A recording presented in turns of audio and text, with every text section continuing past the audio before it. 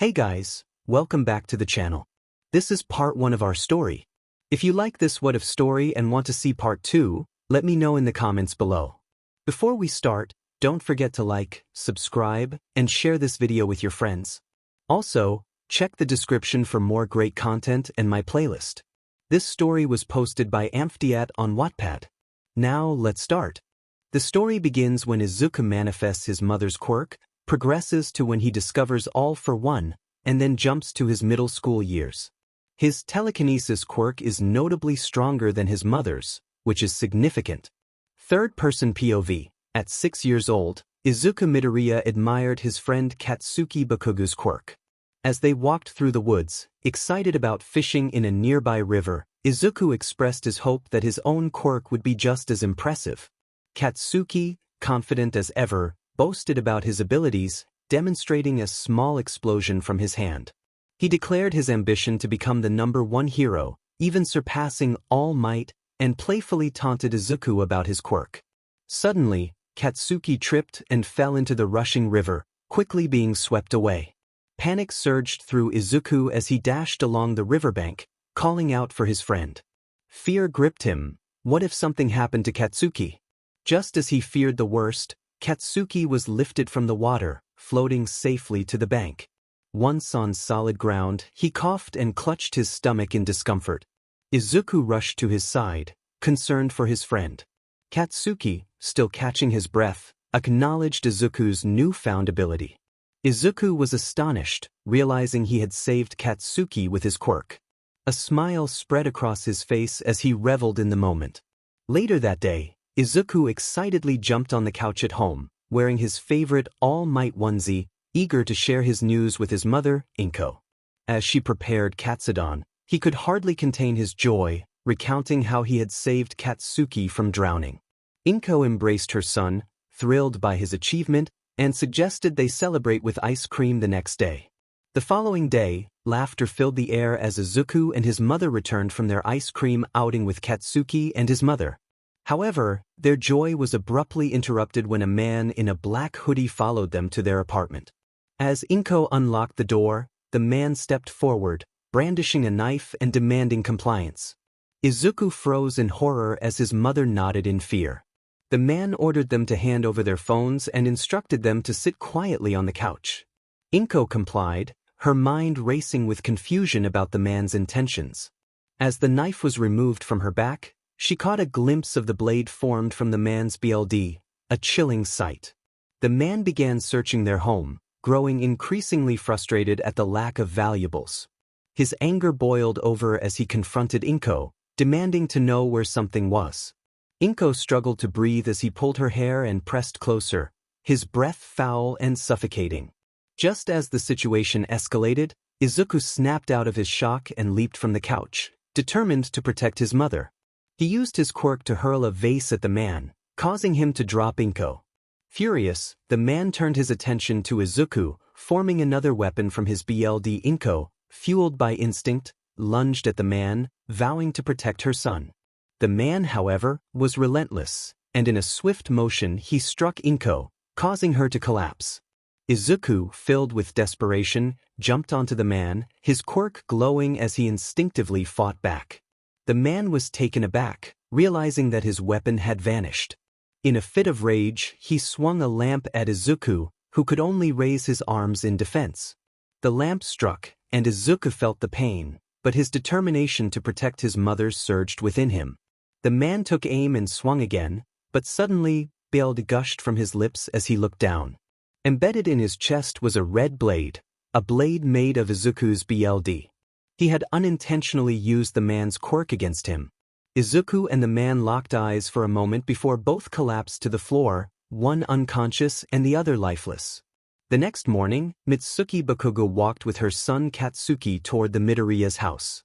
𝗏𝗏𝗘𝗘 had eagerly asked to play with 𝗧𝗜𝗘, and she had agreed, knowing both boys would want to spend time together now that 𝗧𝗜𝗘 had his quirk.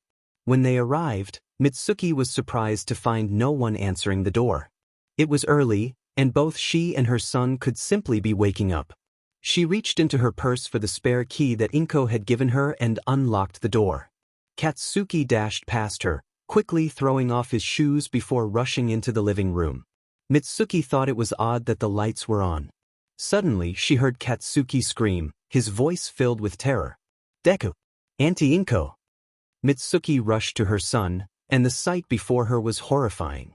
There lay her best friend from high school, lifeless on the floor, with a stranger sprawled on top of a seemingly unconscious Izuku. Katsuki ran to his friend before Mitsuki could stop him. "Deku!" he cried, shaking the green-haired boy. "Kakakin!" Izuku weakly responded before losing consciousness again. "Mom, he's still alive." Mitsuki snapped out of her shock and grabbed her phone to call for help. 8 years later, Izuku sat in his classroom at Aldra Junior High, scribbling notes in hero analysis for the future number 13. The class was rowdy as usual, and the teacher was absent during lunch. Katsuki was perched on his desk, chatting with his small group of friends. After Izuku's mother passed away, Katsuki's family had adopted him. Izuku never felt comfortable calling them Mom and Dad, as it felt wrong to refer to anyone other than his BRTH parents in that way. Not once since the incident had his father reached out, and Izuku began to harbor feelings of resentment toward him. The police had attempted to contact the man multiple times, but it seemed he wanted to remain hidden. After the incident, Izuku was labeled a killer and a freak, with only the Bakugas standing up for him. He was immensely grateful to them. Due to the nature of his quirk, All for One, the police had asked pro-hero Eraserhead to teach Izuku how to control it, as he was the only one capable of canceling the quirk if necessary.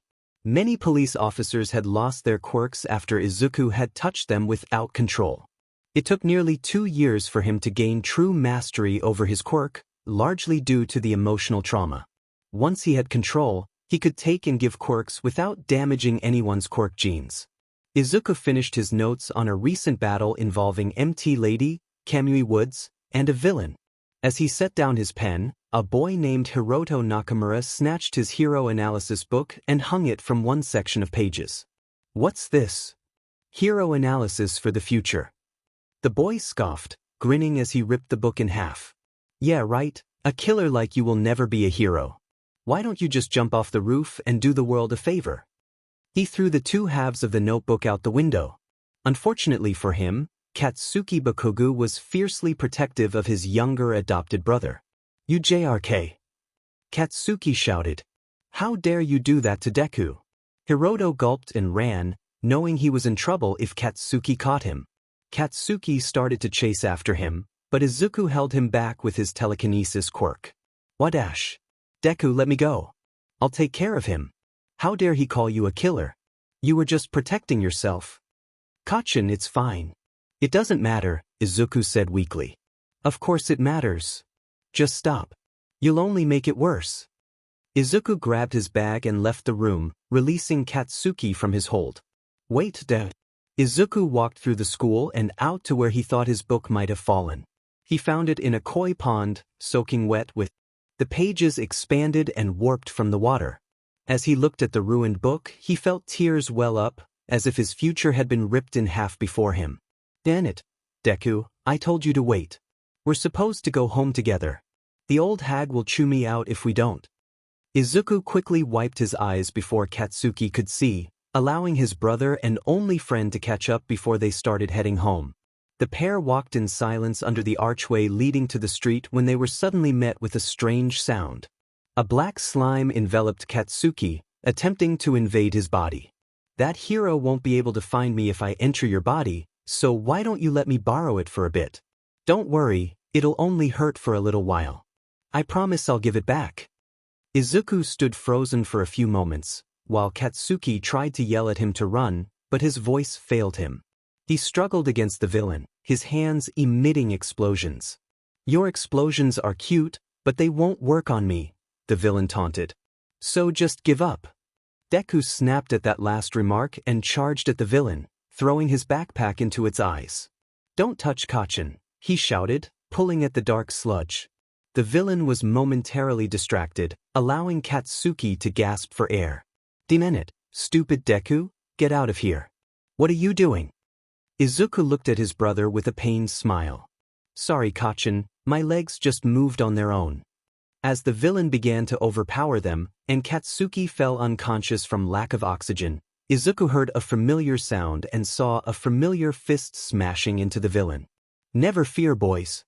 Help has arrived because I am here." The voice and fist belonged to the number 1 hero and symbol of peace, All Might. His powerful punch was enough to free 𝐀𝐮𝐭𝐡𝐨𝐫 from the villain's grip and send him soaring into the air. 𝐒𝐮𝐭𝐡𝐨𝐫 used his telekinesis to gently lower 𝐀𝐮𝐭𝐡𝐨𝐫 to the ground, using his backpack as a pillow. All Might turned to the brothers.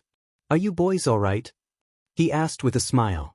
𝐒𝐮𝐭𝐡𝐨𝐫 responded with excitement, expressing his surprise that the number 1 hero wanted to talk to him. He noticed All Might's appearance suddenly change, revealing a skeletal figure. 𝐒𝐮𝐭𝐡𝐨𝐫 was taken aback, raising his arms in shock. All Might, recovering from his surprise, assured 𝐒𝐮𝐭𝐡𝐨𝐫 that he was fine, revealing a large scar on his side. He explained that this injury was a result of a past encounter with a villain, which limited his time as All Might to just a few hours each day. Curious, 𝐒𝐮𝐭𝐡𝐨𝐫 inquired about why All Might was sharing this information.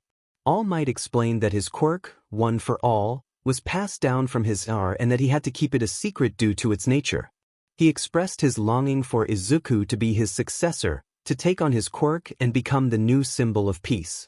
𝐒𝐮𝐭𝐡𝐨𝐫 was hesitant, feeling like a nobody, but All Might reassured him that his bravery in helping others proved he was a hero. He encouraged 𝐒𝐮𝐭𝐡𝐨𝐫 to accept the offer, reminding him of his dreams to prove others wrong and save people with a smile. Just then, 𝐀𝐮𝐭𝐡𝐨𝐫, who had been recovering, urged 𝐒𝐮𝐭𝐡𝐨𝐫 to accept the offer without hesitation. He reminded 𝐒𝐮𝐭𝐡𝐨𝐫 of his aspirations and pushed him to embrace the opportunity. With newfound determination, 𝐒𝐮𝐭𝐡𝐨𝐫 bowed deeply, expressing his commitment to All Might. All Might smiled and extended his hand, welcoming 𝐒𝐮𝐭𝐡𝐨𝐫 into this new chapter of his life. Later, on a bright Saturday morning, 𝐒𝐮𝐭𝐡𝐨𝐫 and 𝐀𝐮𝐭𝐡𝐨𝐫 found themselves on a beach littered with trash, tasked by All Might to clean it up. 𝐀𝐮𝐭𝐡𝐨𝐫 had joined to ensure 𝐒𝐮𝐭𝐡𝐨𝐫 stayed safe. They struggled to move a fridge, but All Might's encouragement motivated them to work harder. As they pulled the fridge from the sand, All Might cheered them on, reminding them of the upcoming entrance exam at 𝐻𝐻. Their efforts paid off, and they successfully cleared the beach, surprising All Might with their determination. On the morning of the 𝐻𝐻 entrance exam, the brothers stood proudly on a pile of the rubbish they had cleared, watching the sunrise. All Might approached, impressed by their hard work and dedication. "You've exceeded my expectations," he declared, affirming his belief that they would become fine heroes. He then plucked a hair from 𝐒𝐮𝐭𝐡𝐨𝐫's head, marking the beginning of their journey together. 𝐒𝐮𝐭𝐡𝐨𝐫 felt a surge of excitement as he looked at his mentor, All Might, ready to fulfill their promise. It was finally time for him to receive the quirk. With determination, he stood at attention, eager to follow instructions. All Might held out a lock of his hair and commanded 𝐒𝐮𝐭𝐡𝐨𝐫 to eat it. After a brief moment, they found themselves outside 𝐻𝐻, walking towards the auditorium for the welcome speech. 𝐒𝐮𝐭𝐡𝐨𝐫 still felt uneasy from the earlier experience. Suddenly, the ground seemed to vanish beneath him, and he began to fall. 𝐀𝐮𝐭𝐡𝐨𝐫 reached out to grab his brother, but a girl with a brown bob cut intervened, using her quirk to levitate 𝐒𝐮𝐿𝐽 just in time. She smiled and apologized for using her power without asking, explaining that it would be unfortunate if he fell. 𝐀𝐮𝐭𝐡𝐨𝐫 and 𝐒𝐮𝐽𝐡 stood in stunned silence, while the girl reassured them that it was nerve-wracking for everyone. 𝐒𝐮𝐽𝐡, feeling shy, struggled to respond, as he was not used to speaking with girls. 𝐀𝐮𝐿𝐽𝐡 scoffed, dismissing the need for nerves, and the girl encouraged them to do their best before walking towards the school. 𝐀𝐮𝐽𝐡 urged 𝐒𝐮𝐽𝐡 to follow. As they arrived at the exam, 𝐒𝐮𝐽𝐡 scanned the crowd and spotted the girl from earlier. He felt compelled to thank her for her help. Just as he began to approach her, a boy who had previously teased him during orientation grabbed his hand, questioning his presence at the exam. 𝐒𝐮𝐽𝐡 felt the weight of the other students' gazes on him, hearing whispers about his earlier stumble. When the signal to start rang out, 𝐒𝐮𝐽𝐡 wasted no time and dashed forward, recalling the lessons of his childhood. He focused intently, biting his thumb to draw BLD, which he used to form a blade. After the loss of his mother, he had trained to wield a sword, determined never to be powerless again. Spotting a three-pointer robot nearby, 𝐒𝐮𝐦𝐦𝐚𝐫𝐲 climbed its metallic frame and swiftly struck, disabling it. Another robot attempted to crush him, but he used his telekinesis to redirect its hand, smashing it against the ground. Despite his efforts, he realized he had only scored a few points while others were excelling. Suddenly, an alarm blared, and the ground shook as the zero-pointer appeared, a massive threat looming over the students. As everyone fled, 𝐒𝐮𝐦𝐴 heard a cry for help. The girl from earlier was trapped beneath debris, and the zero-pointer was closing in. He knew he had to act quickly, even though it seemed impossible. Summoning the power of one for all, 𝐒𝐮𝐴 propelled himself toward the giant robot. He couldn't risk moving the girl, so he prepared to strike with all his might, recalling All Might's advice. With a fierce yell, he launched his fist at the robot's head, shattering its circuits and bringing it down. However, the victory was short-lived as he realized he was falling fast, his body unable to withstand the impact. Just as panic set in, the girl used her quirk to gently lower him to the ground, saving him from injury. Grateful for her help, 𝐒𝐮𝐴 smiled, but his focus quickly returned to the exam. He needed just one more point to pass. As the time ran out, Present Mic announced the end of the exam, and 𝐒𝐮𝐴 collapsed from exhaustion. Whispers among the other students filled the air, speculating about his unusual quirk and the life he must have led to act so bravely. A week later, Mitsuki called out to her sons, Katsuki and 𝐒𝐮𝐴, as they prepared for the next chapter of their journey. The brothers were engrossed in a hero game on the TV, barely registering their mother's words until she exclaimed that the letters had arrived. Both boys immediately dropped their controllers and rushed to her, eager to take the envelopes from her hands. With excitement, they opened them, but Katsuki urged 𝐒𝐮𝐴 to go first, knowing he had been anxious about it all week. 𝐒𝐮𝐴 hesitated, but Katsuki insisted, placing a hand over his mouth to encourage him to proceed. Nodding, 𝐒𝐮𝐴 reached into the envelope and pulled out a small disc along with a letter. As he set the disc down, an image flickered to life in front of them. The booming voice of All Might echoed, announcing his presence as a projection. 𝐒𝐮𝐴 and Katsuki exchanged glances, surprised to see their mentor on the screen. All Might explained that he had been busy with paperwork and had come to their town to work at 𝐸𝐸. Katsuki noted that this was why All Might was delivering the message. Suddenly, a hand appeared on screen, urging All Might to hurry. The hero acknowledged the interruption and continued, revealing that 𝐒𝐮𝐴 had scored only 12 points on the practical exam, which was not enough to pass. A wave of disappointment washed over the family, and 𝐒𝐮𝐴 felt a familiar frustration settle in. All Might then shifted gears, revealing that he was also an entertainer. He directed their attention to a video featuring a girl with a brown bob cut speaking with Present Mic. 𝐒𝐮𝐴 recognized her and was surprised when she expressed her longing to share her points with him, believing he might not have enough. This selfless act touched 𝐒𝐮𝐴 deeply, and he felt a swell of pride as he realized that he had saved someone despite his own struggles. All Might paused the video to emphasize that the entrance exam was not graded solely on villain points, and the judges considered other factors, including the actions of the candidates. As the video resumed, Present Mic explained that it was not possible for the girl to give her points to 𝐒𝐮𝐴, but All Might passionately defended the importance of rescue points in hero work. 𝐒𝐮𝐴's heart raced as he saw the scoreboard reveal his points, 60 for 𝐒𝐮𝐴 Midoriya and 45 for Ochako Uraraka. Both had passed. Overwhelmed with emotion, 𝐒𝐮𝐴 shed tears of joy, while his mother and Katsuki shared in his happiness, patting him on the back. All Might reached out, welcoming 𝐒𝐮𝐴 to his hero academia, and Katsuki was eager to open his own letter, confident he had passed as well. As Katsuki set down his disc, All Might's familiar voice filled the air again, confirming that he had also passed both exams with impressive scores. However, he cautioned Katsuki about the judge's decision regarding rescue points due to his reckless actions during the exam. Despite this, Katsuki's villain points had secured his place at the top of the school, and he celebrated his success with enthusiasm. Mitsuki, filled with pride, announced her plans to prepare a feast in celebration of their achievements. Later that night, the brothers received a message from All Might, instructing them to meet him at the beach.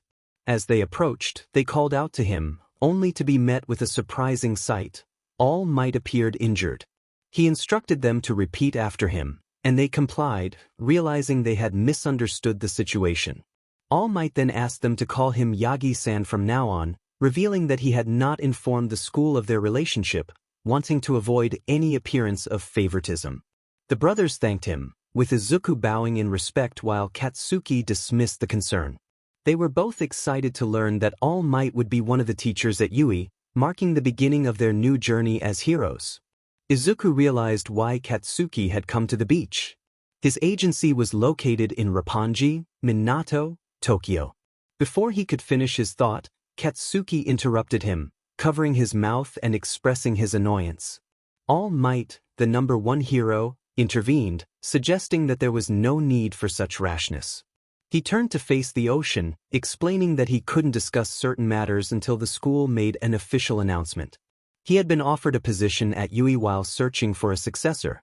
Izuku contemplated this revelation, understanding that All Might had initially intended to choose one of the students, those gifted with remarkable quirks.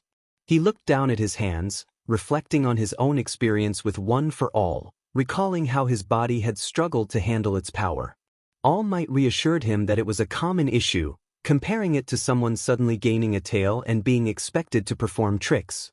Izuku was taken aback, realizing that All Might had anticipated his struggles. All Might acknowledged the situation, indicating that while there hadn't been time to prepare, it had ultimately turned out well. He encouraged Izuku, emphasizing that he would eventually learn to control the power. Katsuki, however, was less optimistic, pointing out that without Recovery Girl's help, Izuku could have ended up in the hospital. All Might laughed lightly, grabbing 2 soda cans and demonstrating how control over power could be achieved through training. He transformed into his muscular form and crushed the cans effortlessly. Suddenly, a voice called out from the pier, recognizing All Might. His companions were astonished at his presence. All Might, feeling the pressure, urged Izuku and Katsuki to follow him as they took off running together. All Might thought about the potential he had passed on to them, envisioning how it would grow over time. Izuku, carrying his large yellow backpack, navigated the expansive halls of Yui, searching for his class. Upon spotting the sign for One, he felt a mix of excitement and apprehension. He recalled the boy who had scolded him during the entrance exam and hoped they wouldn't be in the same class. To his dismay, he found that very person, who was now reprimanding Katsuki for putting his feet on a desk. Katsuki, unfazed, exchanged words with the stern boy, who introduced himself as Ida Tenya from Semi-Private Academy. Ida's formal demeanor contrasted sharply with Katsuki's brashness, and Izuku felt a sense of pride as he observed his brother's restraint. Ida expressed concern about Katsuki's attitude, questioning his aspirations of becoming a hero. Izuku, feeling nervous, introduced himself to Ida, who acknowledged Izuku's capabilities. Just then, Ochako appeared, excitedly congratulating Izuku on his success in the practical exam. Izuku felt flustered by her praise, trying to deflect attention from himself. As the conversation continued, Izuku found himself increasingly anxious about the upcoming entrance ceremony and orientation. His thoughts were interrupted when he spotted Shota Aizawa, the homeroom teacher he had previously encountered. Aizawa's presence filled him with dread, as he remembered their time together while learning to control his quirks. Aizawa wasted no time, announcing that they would skip the entrance ceremony and head straight to the quirk assessment test. The class erupted in disbelief, with Ochako questioning the sudden change in plans. Aizawa, however, remained firm, emphasizing the importance of prioritizing their training over leisurely events. His unique feature was its flexible school traditions, which also influenced how teachers conducted their classes. The students had been familiar with these practices since junior high, particularly the physical exams that required them to refrain from using their quirks. The country still relied on averages derived from results of students not utilizing their abilities, which seemed illogical. Meanwhile, the Ministry of Education was dragging its feet on necessary changes. Aizawa turned his attention to Bakugo, who had excelled in the practical exam. He asked about Bakugo's best result in the softball throw from junior high. Bakugo replied that he had thrown it 67 meters. Aizawa encouraged him to attempt the throw using his quirk. As 𝐾𝐮𝐭𝐡𝐨𝐫 stepped into the designated circle on the field, 𝐒𝐮𝐬𝐽 instructed him to give it everything he had while remaining within the circle. With determination, 𝐾𝐮𝐭𝐡𝐨𝐫 prepared himself, thinking he would enhance his throw with an explosive boost. He pulled his arm back and launched the ball, accompanied by a powerful explosion. The class reacted with surprise at his choice of words, particularly the exclamation he made during the throw. 𝐒𝐮𝐬𝐽 reminded him to first understand his own limits, emphasizing that this was the most logical approach to building a hero's foundation. He revealed the device in his hand, displaying an impressive distance of 705.2 meters. Kaminari Denki expressed disbelief at the result, while Mina Ishido clapped her hands in excitement, eager to join in on the fun. 𝐀𝐮_― chimed in, thrilled that they could use their quirks freely, as expected from the hero course. However, Izuku felt a sense of unease as he observed 𝐒𝐮𝐬𝐽's demeanor. He recognized that tone. It meant the teacher was about to impose a challenging environment on the students. 𝐒𝐮𝐬𝐽 reminded them that they had 3 years to become heroes and questioned whether they would maintain such a carefree attitude throughout that time. 𝐒𝐮𝐬𝐽 smirked, and Izuku felt a chill run down his spine.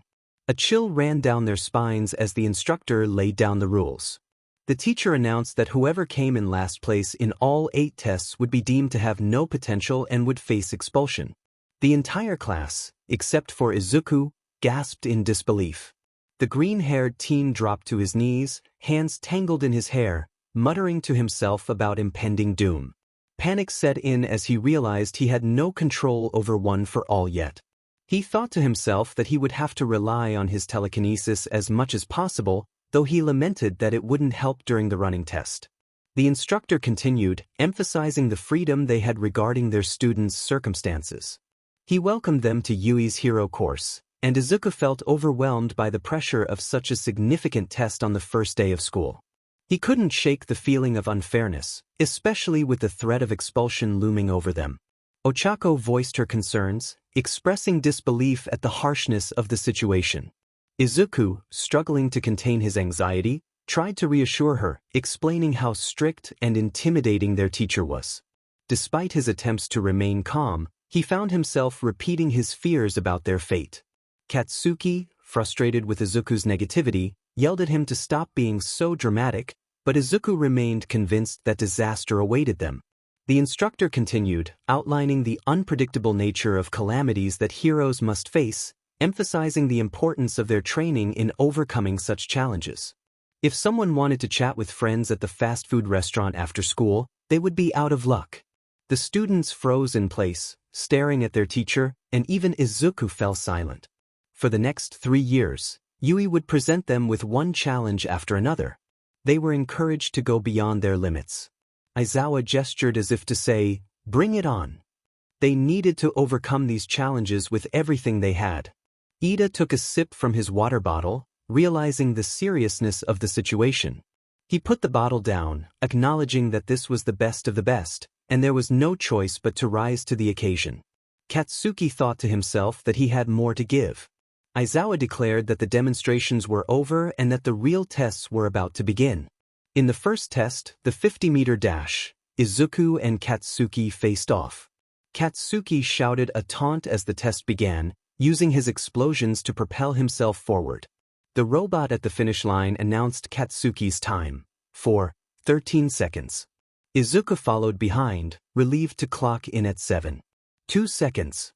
He felt he had improved since middle school, crediting All Might for his progress. He recalled a conversation with his mentor about controlling One for All, muttering to himself about imagining an egg not breaking. During the second test, grip strength, Izuku focused on the idea of the egg not breaking. He squeezed the device, surprised to see a reading of 56 kilograms. His moment of pride was short-lived when he overheard 𝐶𝐻𝐻 exclaiming about a fellow student who achieved 540 kilograms. In the third test, the standing long jump, Katsuki used his explosions to soar over the sand pit, while Izuku only managed to reach halfway. The fourth test involved repeated side steps, where Izuku watched a short boy with grape-like hair bounce effortlessly between 2 clusters of similar hair. Izuku felt a pang of jealousy, wishing he could move like that. The fifth test was the ball throw. 𝐻𝐿𝐿 combined her quirk with the ball and launched it into the air, leaving the entire class in awe as the distance was deemed immeasurable. The class erupted in excitement. Even 𝐻𝐿𝐿 was surprised. Denki Kaminari remarked on how incredible it was that she achieved infinity. 𝐒𝐮𝐭𝐡𝐨𝐫 felt confident about his turn. He wouldn't need to rely on one for all, and he could showcase his telekinesis instead. He took the ball from 𝐒𝐮𝐬𝐻 and stepped into the throwing circle. Focusing his telekinesis, he pulled his arm back and launched the ball, achieving a distance of 47 meters. His surprise was palpable as he exclaimed, questioning 𝐒𝐮𝐬𝐻 about the unexpected outcome. The class, minus Katsuki, looked at him and then back at 𝐒𝐮𝐬𝐻, puzzled by his reaction. Katsuki demanded to know what 𝐒𝐮𝐬𝐻 had done to 𝗧𝗜𝗧𝗟𝗘's quirk. 𝐒𝐮𝐬𝐻 revealed that he had erased it. 𝗧𝗜𝗧𝗟𝗘 was taken aback, confirming that he had intended to use his telekinesis.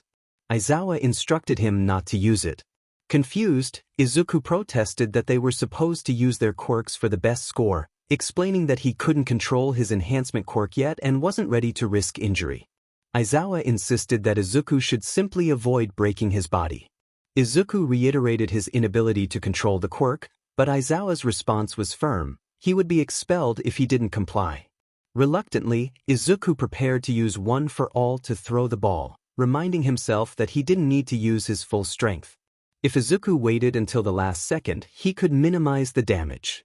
Taking a deep breath, he pulled his arm back and activated one for all. As he released his breath, he launched the ball, channeling the power through just his fingertip. His finger was definitely injured, but the outcome was far better than it could have been. Making a fist, 𝗧𝗜𝗧𝗟𝗘 turned to his teacher, expressing his determination to keep moving. His score displayed 705.3 meters, enough to surpass Katsuki, which meant he wouldn't be at the bottom of the rankings. After the test concluded, 𝗧𝗜𝗧𝗟𝗘 and Katsuki stood side by side in front of 𝐒𝐮𝐬𝐻. 𝐒𝐮𝐬𝐻 asked how they thought they performed, and 𝗧𝗜𝗧𝗟𝗘 sank to the ground, feeling certain he would be expelled. Katsuki shared his own doubts, agreeing with 𝗧𝗜𝗧𝗟𝗘. Ida, ever the optimist, exclaimed that such negativity was no way to encourage a classmate. Katsuki, however, defended 𝗧𝗜𝗧𝗟𝗘 fiercely, claiming him as his brother. Kirishima, excited by the revelation, introduced himself and expressed admiration for their bond. 𝗧𝗜𝗧𝗟𝗘 explained that Katsuki's family had adopted him after his mother passed away, making them true brothers. 𝐒𝐮𝐬𝐻 interrupted, holding out a device that displayed the results. As 𝗧𝗜𝗧𝗟𝗘 scanned the list, he found his name at the bottom, resigning himself to the idea of never becoming a hero. 𝐒𝐮𝐬𝐻 then revealed that his earlier comment about expelling the last place was a tactic to motivate them. The class erupted in disbelief, and 𝗧𝗜𝗧𝗟𝗘 was left in shock, realizing that he had misunderstood the situation. Momo pointed out that it should have been obvious, but 𝗧𝗜𝗧𝗟𝗘 insisted that 𝐒𝐮𝐬𝐻 had never lied before. 𝐒𝐮𝐬𝐻 concluded the session, instructing them to review the curriculum handouts in the classroom. He then advised 𝗧𝗜𝗧𝗟𝗘 to visit the nurse's office and requested a private conversation afterward. Later, 𝗧𝗜𝗧𝗟𝗘 found himself in the teacher's lounge, facing 𝗒𝐮𝐬𝐻, who was wrapped in a sleeping bag and enjoying an applesauce pouch. 𝗒𝐮𝐬𝐻 cautioned him about the importance of keeping his quirk, which allowed him to steal abilities, a secret, especially in school. 𝗧𝗜𝗧𝗟𝗘 nodded, understanding the gravity of the situation. As he left the building, he spotted Ida and 𝗻𝐻𝐿 waiting for him. Ida enthusiastically explained that they were there as friends, which surprised 𝗧𝗜𝗧𝗟𝗘, as no one besides Katsuki had ever waited for him before. Ida inquired about Katsuki's whereabouts, and 𝗻𝐻𝐿 mentioned that a mysterious figure had taken him aside for a conversation. 𝗧𝗜𝗧𝗟𝗘 suspected it was All Might. Ida then turned to 𝗻𝐻𝐿, asking for her name. She introduced herself, and when she referred to 𝗧𝗜𝗧𝗟𝗘 as Deku, he explained that it was a nickname used by Katsuki to tease him. 𝗻𝐻𝐿 found it endearing, noting that it sounded like encouragement. 𝗧𝗜𝗧𝗟𝗘 smiled, recalling a comforting moment from his past when Katsuki had reassured him during a tough time. Just then, Katsuki called out to 𝗧𝗜𝗧𝗟𝗘, insisting he walk home together instead of with Ida and 𝗻𝐻𝐿. Ida protested Katsuki's rudeness, but 𝗧𝗜𝗧𝗟𝗘 intervened, suggesting that continuing the argument would only lead to conflict. Ida reluctantly agreed to let it go, not wanting to cause a scene at school. Katsuki, dismissive, urged 𝐒𝐮𝐭𝐡𝐨𝐫 to follow him home, and 𝐒𝐮𝐭𝐡𝐨𝐫 happily complied, bidding farewell to his friends. The next day in class 1A, All Might burst through the door, announcing his arrival with enthusiasm. The students were in awe, realizing he was their teacher. All Might explained that they would be focusing on trials to build their hero foundations, starting with a battle trial. He revealed the gear they had requested to match their quirks, and excitement filled the room as students prepared to suit up. All Might emphasized the importance of their attire in battle and instructed them to meet him at Battleground Beta, eager to see what they were made of. 𝐒𝐮𝐭𝐡𝐨𝐫 examined the costume he held, feeling the weight of the past few months settle in. It was a tangible reminder that he was on the path to becoming a hero. After slipping into his green jumpsuit and pulling up the hood, he placed the mask over his eyes and secured the mouth guard around his neck. He then put on his shoes, which he had specially designed with compartments for a small blade and lockpicking tools, knowing that as a hero, he needed to be prepared for any situation. He checked the soles and found the blade and tools, relieved they had been approved. Once his shoes were on, 𝐒𝐮𝐭𝐡𝐨𝐫 strapped his utility belt around his waist. It had 3 pouches, 2 for any hero tools he might collect along the way and the last for a selection of blades in case he couldn't use his BLD blade. Next came the arm braces and gloves. 𝐒𝐮𝐭𝐡𝐨𝐫 had decided that with the strain one for all put on his body, it was better to be cautious. Though the braces weren't the most comfortable, they would help him maintain his structural integrity while he learned to control one for all. The gloves were unique, featuring holes over his palms, allowing him to use his BLD quirk without removing them. Finally ready, 𝐒𝐮𝐭𝐡𝐨𝐫 turned to his brother, noticing the grenade-like gauntlets on 𝐀𝐮𝐭𝐡𝐨𝐫's arms. He asked about their purpose, to which 𝐀𝐮𝐭𝐡𝐨𝐫 explained that they stored his sweat, enabling him to unleash a powerful blast without harming himself. He added that they looked cool too. As they exited the locker rooms together, their entire class followed them toward Battleground Beta. All Might greeted them as they entered the battlefield, praising them as fine young heroes. 𝐒𝐮𝐴 raised his hand, inquiring if the battleground was the same mock city from their entrance exam. All Might confirmed this, explaining that while heroes often confront villains outdoors, most villainous activities occur indoors. Therefore, they would be split into teams of 2 for hero versus villain battles. 𝐀𝐮𝐭𝐡𝐨𝐫 questioned the purpose of this training, and All Might clarified that this was indeed foundational training, but they would be facing fellow students instead of robots. Momo asked how winners would be determined, while Bakugo wondered if they could simply blow their opponents away. Ochako questioned whether they would be expelled for losing. 𝐒𝐮𝐴 enthusiastically asked how they would split into groups, but All Might, overwhelmed, urged them to speak one at a time. He then explained the rules. The villain group would guard a nuclear weapon they planned to deploy, winning by keeping it secure until time ran out or by capturing both heroes. The hero's goal was to capture the villains or the weapon, with teams chosen randomly by lottery. 𝐒𝐮𝐴 expressed doubt about this method, but 𝐒𝐮𝐭𝐡𝐨𝐫 reassured him that it made sense, as heroes often teamed up with others from different agencies. All Might then announced the start of the training. As the teams were revealed, 𝐒𝐮𝐭𝐡𝐨𝐫 felt a surge of anxiety upon realizing he would face 𝐀𝐮𝐭𝐡𝐨𝐫. All Might explained that the villains would enter the building first to hide the weapon, and after 5 minutes, the heroes would be released. Everyone else would watch the unfolding events from security cameras. All Might emphasized that this was a practical exercise, encouraging them to go all out, but warned that he would intervene if things became too serious. 𝐀𝐮𝐭𝐡𝐨𝐫 called out to 𝐒𝐮𝐭𝐡𝐨𝐫, insisting he wouldn't hold back just because they were brothers, and 𝐒𝐮𝐭𝐡𝐨𝐫 agreed, turning to his partner with a plan in mind. In the midst of the battle, 𝐀𝐮𝐭𝐡𝐨𝐫 instructed 𝐒𝐮𝐴 to stay behind and defend the bomb, confident that he could handle 𝐒𝐮𝐭𝐡𝐨𝐫 and Ochako alone. 𝐒𝐮𝐴 reluctantly accepted this directive, feeling the pressure of 𝐀𝐮𝐭𝐡𝐨𝐫's intense gaze. Meanwhile, 𝐒𝐮𝐭o𝐡𝐨𝐫 shared his strategy with Ochako, explaining that 𝐀𝐮𝐭𝐡𝐨𝐫 would likely confront them head-on, leaving 𝐒𝐮𝐴 to guard the bomb. 𝐒𝐮𝐴 planned to use his telekinesis to hold 𝐀𝐮𝐭𝐡𝐨𝐫 back while Ochako searched for the weapon. He cautioned her to remain stealthy, as 𝐒𝐮𝐴's quirk could easily overpower her if she was discovered. After dealing with 𝐀𝐮𝐭𝐡𝐨𝐫, he would distract 𝐒𝐮𝐴, allowing her to seize the bomb. Surprised, Ochako learned that 𝐒𝐮𝐴 could use his telekinesis on people, but he warned her that it would exhaust him quickly. As he took his battle stance, he urged her to be quick. 𝐀𝐮𝐭𝐡𝐨𝐫 soon appeared in 𝗧𝗠𝐻𝑢's line of sight, taunting him and questioning where 𝗀𝐻𝐻𝐿 was. 𝗧𝗠𝐻𝑢 activated his quirk, managing to hold 𝐀𝐮𝐭𝐡𝐨𝐫 in place for a brief moment. He encouraged 𝗀𝐻𝐻𝐿 to move quickly, and she sprinted from her hiding spot toward the stairs. 𝐀𝐮𝐭𝐡𝐨𝐫 attempted to blast his brother as 𝗧𝗠𝐻𝐻u dashed past him, but he only managed to block himself by collapsing the stairwell entry. He called out to his brother through his mic, warning him that Round Face was headed his way and to prevent her from reaching the bomb. At that moment, 𝗧𝗠𝐻𝑢's grip on 𝐀𝐮𝐭𝐡𝐨𝐫 loosened, allowing the explosive teen to launch himself at 𝗧𝗠𝐻𝑢. 𝐀𝐮𝐭𝐡𝐨𝐫 taunted his brother, confident that 𝗧𝗠𝐻𝑢 couldn't use his telekinesis without seeing him.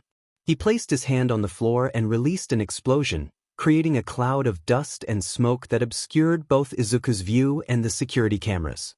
𝗧𝗠𝐻𝑢 struggled to locate his brother through the thick dust. Instead of relying on his quirk, he retrieved a pair of knives from his weapons pouch, preferring not to use BLD blade unless absolutely necessary. He closed his eyes, focusing on the sounds around him. His own heartbeat echoed in his ears, but he could also hear a rougher breathing sound approaching from the right. Preparing for impact, 𝗧𝗠𝐻𝑢 raised his blades to counter 𝐀𝐮𝐭𝐡𝐨𝐫's attack. An explosion erupted, causing 𝗧𝗠𝐻𝑢 to slide backward, yet he kept his eyes shut. Sensing the airflow behind him, he estimated he was only a couple of feet from a wall. Although space was limited, he saw a potential advantage. As 𝐀𝐮𝐭𝐡𝐨𝐫 charged at him again, 𝗧𝗠𝐻𝑢 sheathed his knives and sidestepped. He seized 𝐀𝐮𝐭𝐡𝐨𝐫 by the arm, flipping him into the wall and halting his advance. Only then did 𝗧𝗠𝐻𝑢 open his eyes and use his quirk to immobilize his brother. He quickly pulled capture tape from his utility belt and secured 𝐀𝐮𝐭𝐡𝐨𝐫's hands before his telekinesis faded. 𝗧𝗠𝐻𝑢 knew he couldn't use his quirk again for several hours without risking exhaustion. Controlling humans was far more challenging than manipulating robot arms. He then called out to 𝗬𝗏𝗏, inquiring if she had found 𝗬𝐬𝐷𝐾 yet. She confirmed that he was on the top floor and seemed extremely tense. 𝗧𝗠𝐻𝑢 reassured her that he would be there as soon as he cleared the path. With urgency, he approached the pile of rubble blocking his way to his teammate. He realized he couldn't use telekinesis anymore that day, and BLD blade wouldn't be effective in this situation. His only option was one for all. He assessed the rubble and devised a plan. Extending his arm, he positioned his hand as if flicking a spinner. 𝗧𝗠𝐻𝑢 powered up one for all, concentrating the energy in his fingers, and flicked. A burst of pressurized air shot toward the rubble, clearing the way to the stairwell behind it. He dashed up the stairs, taking them 3 at a time. Upon reaching the top floor, he steadied his breathing before stepping out to face 𝗬𝐷𝐾. Out of the corner of his eye, he spotted 𝗀𝐻𝐻𝐿 hiding behind a pillar. When he turned to 𝗬𝐷𝐾, he noticed that 𝗬𝐷𝐾 was monologuing. Shaking his head, 𝗧𝗠𝐻𝑢 sprinted toward 𝗬𝐷𝐾, drawing 2 throwing knives as he ran. Aware that he couldn't match 𝗬𝐷𝐾's speed, he aimed to distract him long enough for 𝗀𝐻𝐻𝐿 to grab the weapon. As 𝗬𝐷𝐾 launched himself at 𝗧𝗠𝐻𝑢, the green-haired teen threw one of the knives, embedding it into a pillar. The surprise caused 𝗬𝐷𝐾 to halt, giving 𝗧𝗠𝐻𝑢 the chance to throw another knife to divert 𝗬𝗷𝐾's attention, allowing 𝗀𝐻𝐻𝐿 to move out of his line of sight. 𝗧𝗠𝐻𝑢 then charged at 𝗬𝗷𝐾 again, swinging with his right arm. 𝗬𝗷𝐾 raised his arms to block the blow. In that moment, 𝗬𝗷𝐾 noticed 𝗀𝐻𝐻𝐿 approaching the bomb. Quickly, he shifted his focus and snatched the weapon away just before she could reach it, thwarting the hero's victory. He declared that he had anticipated their move, explaining that since both 𝗧𝗠𝐻𝑢 and 𝗀𝐻𝐻𝐿 had quirks involving object manipulation, he had removed everything from the room. 𝗧𝗠𝗻𝑢 and 𝗀𝐻𝐻𝐿 looked around, realizing that 𝗬𝗷𝐾 had indeed done a thorough cleanup. The floor was spotless. 𝗧𝗠𝗻𝑢 called out to 𝗬𝗏𝗏, announcing that he was about to attempt something that would likely leave him incapacitated for a while, but it was their best chance. 𝗬𝗷𝐾 questioned him, but 𝗧𝗠𝗻𝑢 interrupted by smashing his powered-up fist against a pillar. He then used the last of his strength to control the debris with his telekinesis, launching it at 𝗬𝗷𝐾 while ensuring not to hit either of the other teens or the bomb. 𝗬𝗷𝐾, unaware of 𝗧𝗠𝗻𝑢's struggle to manage the rubble, braced himself for the impact. Meanwhile, 𝗀𝐻𝐻𝐿, realizing 𝗧𝗠𝗻𝑢's plan, used her quirk to float herself to the bomb and released it to secure their victory. All Might's voice echoed through the speakers, announcing the hero team's win. As the words rang out, 𝐒𝐮𝐭𝐡𝐨𝐫 collapsed, his energy spent from both his broken arm and the overuse of his telekinesis. 𝐬𝐮 rushed to him, using his quirk to reach 𝐒𝐮𝐭𝐡𝐨𝐫 and catch him before he could hit the ground. He admonished 𝐒𝐮𝐭𝐡𝐨𝐫 for his recklessness, to which 𝐒𝐮𝐭𝐡𝐨𝐫 simply acknowledged before losing consciousness. The next morning, 𝐒𝐮𝐭𝐡𝐴 and 𝐀𝐮𝐭𝐡𝐨𝐫 walked to school alongside 𝐬𝐮 and ochako, whom they had encountered on the way. Reporters crowded the gate, making it nearly impossible to pass through, and their barrage of questions added to the chaos. One reporter moved a microphone into 𝐒𝐮𝐭𝐡𝐨𝐫's face, asking about his experience with All Might as a teacher. 𝐀𝐮𝐭𝐡𝐨𝐫 intervened, demanding the reporter step back while creating small explosions in his hands. 𝐒𝐮𝐭𝐡𝐨𝐫 reassured his brother that it was fine and turned to the reporter, explaining that they likely wouldn't be allowed to answer any questions, and they really needed to get to class. "Please let us through," 𝐀𝐮𝐭𝐡𝐨𝐫 urged as he dragged 𝐒𝐮𝐭𝐡𝐨𝐫 behind him, pushing through the crowd. He was ready to confront anyone who dared to get too close to 𝐒𝐮𝐭𝐡𝐨𝐫. "Come on, kid, we just want to ask a question," someone called out, but 𝐀𝐮𝐭𝐡𝐨𝐫 was having none of it. Finally, they made it through the throng of people, joined by Ochako and 𝐬𝐮. "Now let's get to class. It would be unbefitting of us as UE students to be late," 𝐬𝐮 declared. "Yeah, whatever, glasses," 𝐀𝐮𝐭𝐡𝐨𝐫 replied dismissively. Once seated, Aizawa entered the classroom and faced the students. He expressed his disinterest in the task at hand but insisted they needed to choose a class representative quickly. With that, he wrapped himself in his yellow sleeping bag. "We should vote for our class representative," 𝐬𝐮 suggested, emphasizing fairness. Papers were distributed, and each student wrote down a name. 𝐀𝐮𝐭𝐡𝐨𝐫 confidently voted for himself, while 𝐒𝐮𝐭𝐡𝐨𝐫 chose 𝐬𝐮, believing his leadership qualities made him the ideal candidate. When the votes were tallied, 𝐒𝐮𝐭𝐡𝐨𝐫 was surprised to find he had 4 votes, while 𝐻𝐼ROZU received 3, and others received fewer. 𝐀𝐮𝐭𝐡𝐨𝐫 was the only one to vote for himself. "Did I win?" 𝐒𝐮𝐭𝐡𝐨𝐫 thought, astonished. He had expected either 𝐬𝐮 or 𝐻𝼢ROZU to take the lead. "Why am I the winner? I'm not a good fit for this role." "Come on man, you're great." Kirishima cheered. "All right, that's settled. Midoriya is your class representative, and 𝐻𝼢ROZU will be vice representative. Now, let's start the lesson," Aizawa announced. During lunch, 𝐒𝐮𝐭𝐡𝐨𝐫 confided in his friends about his doubts regarding his new position. "Of course you are," Ochako reassured him. "You'll be fine," 𝐬𝐮 added. "You have courage and sound judgment when it matters. I voted for you because I believe you're the best fit." Ochako glanced at 𝐬𝐮. "But didn't you want to be class rep, 𝐬𝐮? With your glasses, you even have the right look." "I believe it has nothing to do with one's appearance. I simply followed my best judgment," 𝐬𝐮 replied. "You're so proper, 𝐬𝐮," 𝐒𝐮𝐭𝐡𝐨𝐫 remarked. "Yeah, you're always talking about honor and stuff," Ochako said. "I've been wondering, are you from an upper-class family? I don't like to bring it up, but yes. I'm part of a family that has been heroes for generations. I am currently the second son," 𝐬𝐮 explained. "Wow!" Ochako exclaimed. "Do you know the turbo hero, Ingenium?" 𝐬𝐮 asked. 𝐒𝐮𝐭𝐡𝐨𝐫's interest piqued. "Of course. He's a super popular hero. His Tokyo office has 65 sidekicks." "You don't mean?" "Correct. Ingenium is my elder brother. He's a beloved pro-hero who values the rules and guides the people. I aspire to be like him someday," 𝐬𝐮 declared. "For now, I believe Midoriya is the better choice for class representative." 𝐒𝐮𝐭𝐡𝐨𝐫 realized how much Ingenium meant to 𝐬𝐮, similar to how he looked up to All Might.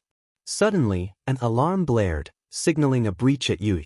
Students surged toward the exits, creating chaos. 𝐬𝐮 peered out the window. "Who on earth would? That's the press." He shouted to the crowd, "Everyone, it's just the press. Calm down." But his voice was drowned out by the panic. "Uraraka," he called. "I need you to make me float." What? Ochako asked, confused. 𝐬𝐮 extended his hand. "Just do it." Ochako nodded and activated her quirk, lifting 𝐬𝐮 above the crowd. He directed himself toward the exit, shouting, "Everyone calm down. There's nothing to panic about. It's just the press."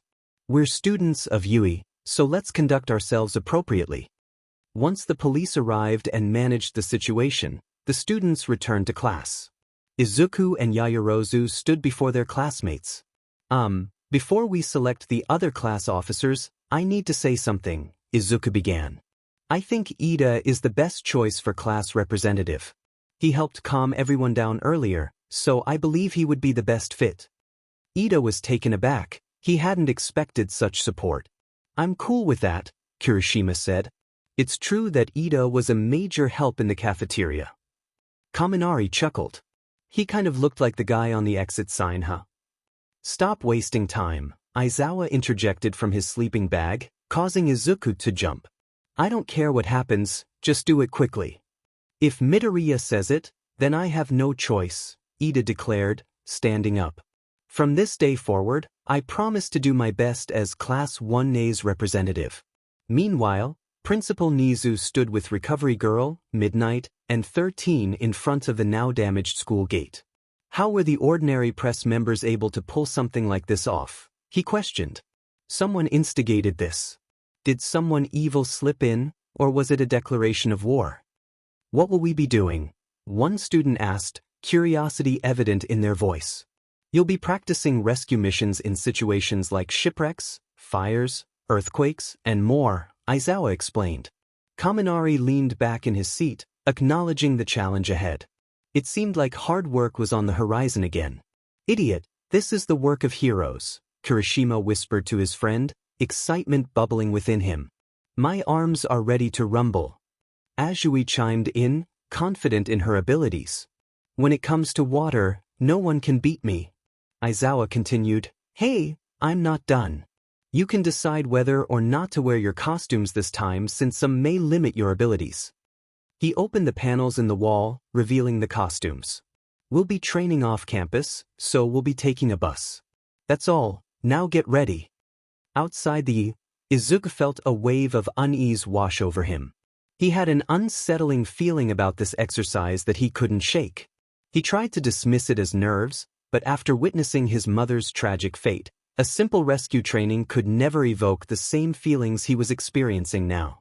When he confided in Katsuki, the explosive teen assured him that everything would be fine as long as he was around. However, that only heightened Izuku's anxiety. As Aizawa led the group into a large building, Izuku pushed his worries aside. Inside, they encountered various disaster zones. Wow, is this the UJ, or something? Kirishima exclaimed. Welcome, a voice greeted them from the front. I've been waiting for you. This facility simulates all kinds of accidents and disasters. I call it the Unforeseen Simulation Joint. Izuku and Ochako immediately began expressing their admiration for the hero before them. 13. Hey, 13, Aizawa interjected. Where's All Might? Shouldn't he be here by now? About that, 13 replied sheepishly. He ended up saving 3 people on the way here and used up all of his time. He's resting in the lounge now, but he should arrive towards the end. I guess we'll have to start without him then, Aizawa said. 13 addressed the students. All right, before we begin, I have a few things to say. I'm sure you all know my quirk, black hole. It allows me to absorb anything nearby into a black hole. Izuku, filled with admiration, thought about how 13 had used it to save many lives. That's true, but my quirk can also be dangerous, 13 continued, surprising the students. Quirk usage is highly restricted in public, and it's easy to forget that many quirks can seriously injure or even kill with just one misstep. During Aizawa's quirk apprehension test, you learn the limits of your powers. In the villain versus hero fights with All Might, you learn that your quirks can hurt others. Today is a fresh start. You'll be learning how to use your quirks to save others rather than to harm. Your powers were given to you to help those around you. I hope today you come to understand that. 13 concluded with a bow, earning admiration from Izuku. All right then, let's get started. Aizawa began, but was interrupted as the lights flickered and the fountain in the center sputtered. A dark purple mist began to form in front of them, taking on a humanoid shape with glowing yellow eyes. A hand emerged from the mist, followed by a pale face and blue hair, obscured by a severed hand. A bealed red eye glinted with madness between the fingers of the hand. Huddle together and stay put. 𝐻𝐮𝐬𝐴 commanded. 13. Protect the students. A crowd of villains emerged from the mist, their presence ominous. Wow, is this part of the training? Kirishima asked, stepping forward slightly. I said don't move. 𝐻𝐻𝐴 warned. Those are villains. He pulled down his goggles and prepared his capture weapon. Suddenly, the mist revealed a pair of eyes that began to speak. 𝐴𝐻𝐴 and 13. Based on the lesson plan we obtained yesterday, All Might should be here as well. Well, I suppose you just proved my theory correct, 𝐻𝐻𝐴 replied. Where is he? The man covered in hands yelled, his voice dripping with insanity. We went through all the trouble of gathering allies and breaking in, so don't tell me that All Might isn't here. He turned his gaze toward Izuku. Will he show up if we take out a few of the students? Why haven't any alarms gone off? Do have them, don't you? Yaoyorozu asked 13. Of course we do, they should have gone off. 13 responded. There's a large crowd of villains, Todoroki observed. One of them must have a quirk that cancels the alarms. They attacked here specifically, away from the main campus, at a time when a class was scheduled. This wasn't done on impulse, they must have a plan. 13. 𝐻𝐻𝐴 called. Evacuate the students and try contacting the school. These villains have something that can cancel the sensors. It's possible someone with radio wave-type powers is interfering. Kaminari, use your quirk and try to reach the school as well. Yes, sir. Kaminari replied, placing his hand over the device on his ear in an attempt to connect with the main campus. Izuku felt a surge of panic. He worried for 𝐻𝐻𝐴's safety. Sensei, what about you? Even if you fight, you won't last long. There are too many of them. You should know me by now, Midoriya. I always have a plan, 𝐻𝐻𝐴 assured him. 13. Get them out of here. With that, 𝐻𝐻𝐴 leaped toward the crowd of villains, his scarf billowing behind him. Shoot, squad, let's get them, shouted a man with a strange mask and gun barrels for fingertips. A woman with long, rope-like hair responded to her teammate. Wasn't there supposed to be just All Might and 13? Who's that? A large green man with bull horns stepped forward. I don't know, but if he thinks he can take us on by himself, then he's a huge fool. The trio charged forward, ready to attack. 𝐻𝐻𝐴's eyes flashed, and suddenly, they found themselves unable to use their quirks. He swiftly wrapped them in his scarf and flung them into the air before slamming them to the ground, effectively incapacitating them. Fool! One villain exclaimed. He's 𝐻𝐴.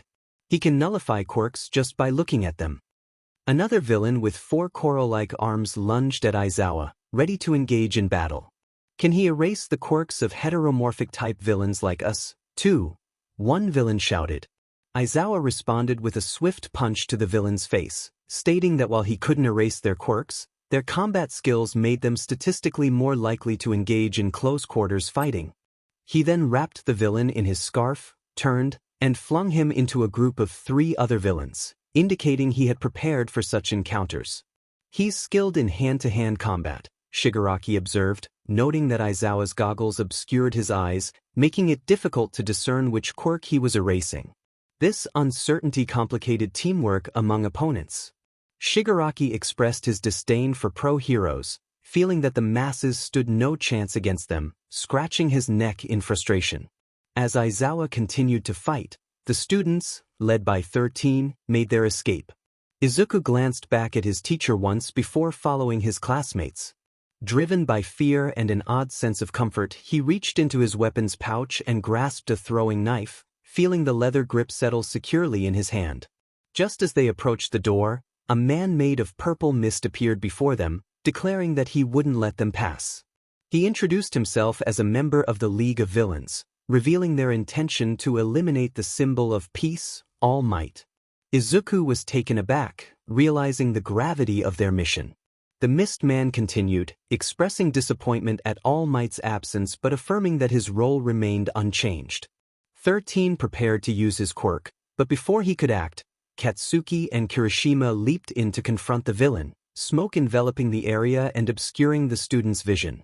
Kirishima challenged the villain, asserting that they might defeat him before he could achieve his goal. The villain, revealing a metal neck guard through the mist, acknowledged their potential even as students in training. 𝗀 urged everyone to move back as he extended his hand to activate his quirk. The villain proclaimed his intent to scatter the students, and suddenly, they were engulfed in dark purple mist. Kirishima and Bakugo struggled against the overwhelming force, while some students, including Ida and Ochako, were pushed outside the mist, leaving the majority trapped within. Izuku felt himself falling into the mist, bracing for impact as he landed in a body of water in the shipwreck zone. Confused, he wondered if the villain's quirk involved warping and why they wanted to kill All Might. As he swam to the surface, he was startled by a shark-like villain approaching him, causing him to release a breath of air.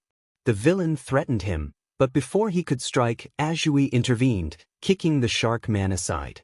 She quickly wrapped Izuku in her tongue and swam to the surface, carrying an unconscious Mayonetta in her other arm.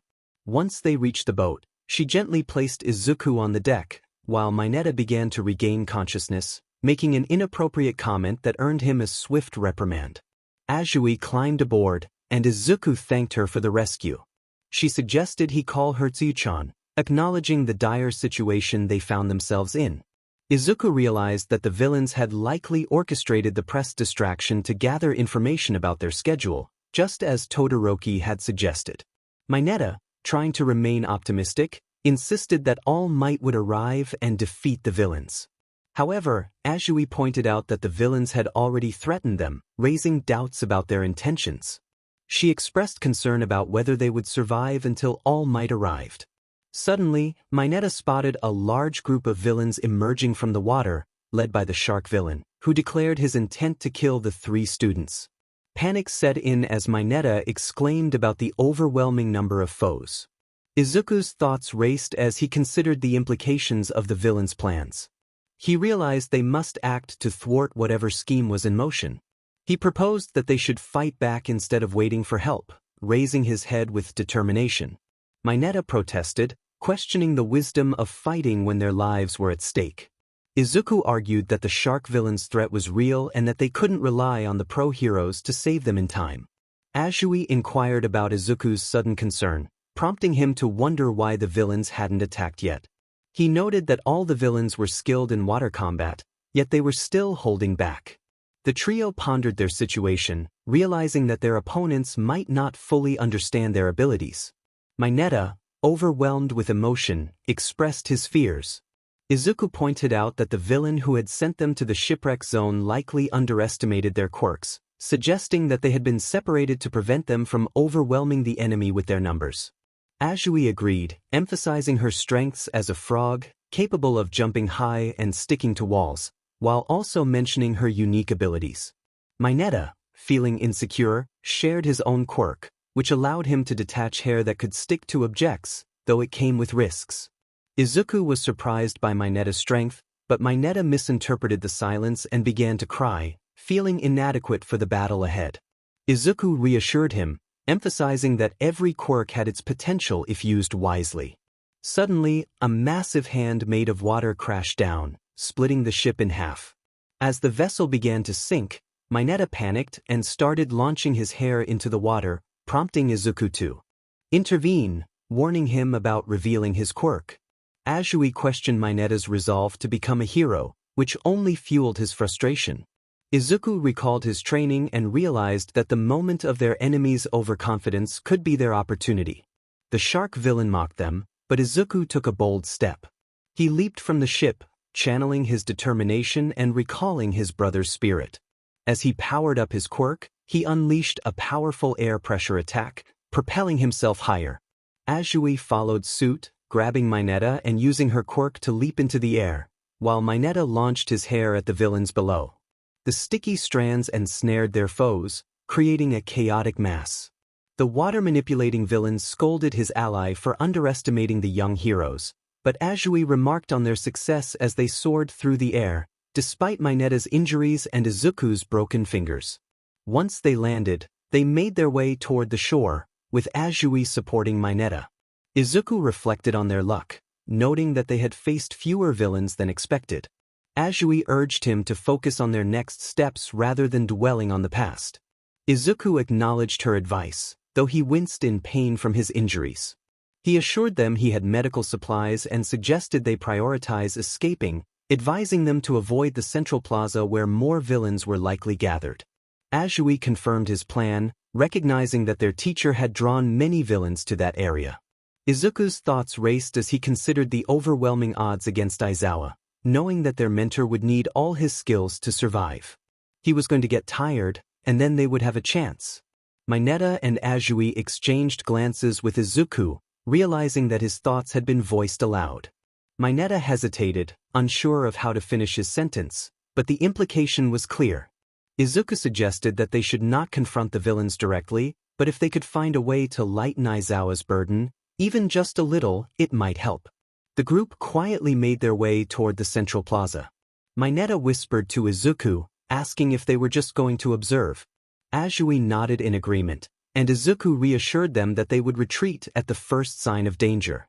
They watched as 𝐼𝐻𝐿 skillfully erased quirks and used his scarf to capture villains one by one. Suddenly, a villain covered in hands charged at 𝐼𝐻𝐿, counting down as he approached.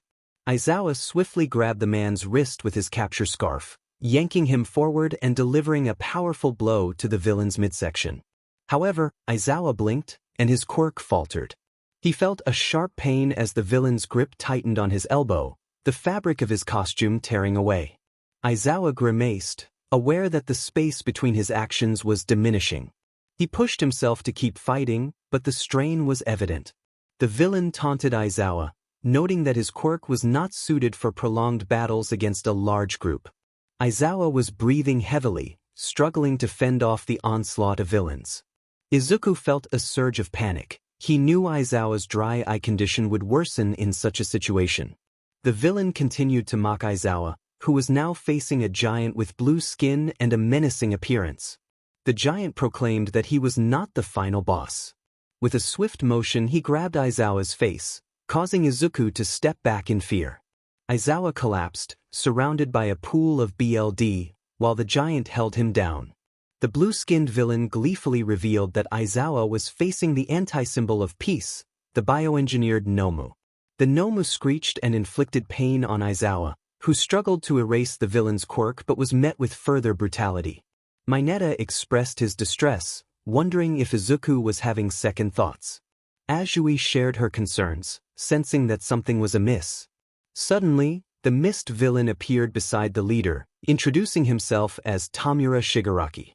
Shigaraki expressed frustration at 𝐀𝐮𝐭𝐡𝐵 for failing to eliminate all the students, realizing they were outmatched. He declared it was time to retreat, leaving 𝐼𝐻𝐿 and 𝐻𝐿 in disbelief.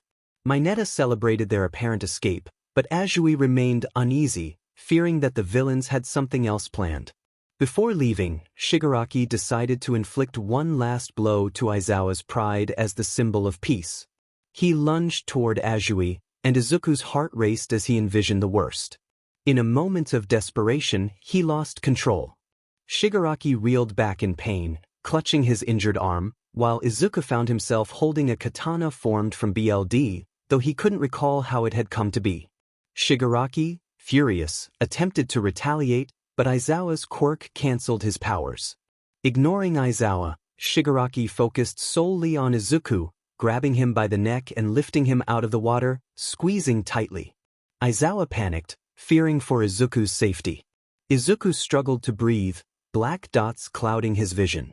He refused to pass out again. With a surge of determination, he activated One for All and delivered a punch to Shigaraki's head, breaking free from the villain's grip. Gasping for air, 𝐒𝐮𝐿 realized that his arm was intact, somehow managing to control his power despite the circumstances. Prepared for the fight ahead, 𝐒𝐮𝐿 steeled himself, knowing that Shigaraki would not back down easily. Probably until he killed him. He never got the chance, however, as at that moment, all might smash through the doors of the 𝐒𝐮𝐿. He proclaimed his arrival with confidence, but 𝐒𝐮𝐿 noticed that his teacher, mentor, and hero wasn't smiling. 𝐼𝐻𝐿 cheered when he saw All Might make his proclamation. 𝐒𝐮𝐿 struggled to speak, his throat damaged. 𝗀𝐻𝐿 appeared beside Shigaraki, who was now missing a hand, and urged him to leave, warning that he was bleeding too heavily. Shigaraki, however, was determined to ensure that Izuku would not escape. He called for the Nomu, which had been occupied with Aizawa, to target Izuku instead. As the Nomu charged at incredible speed, Izuku panicked, raising his arms to defend himself. It was too late.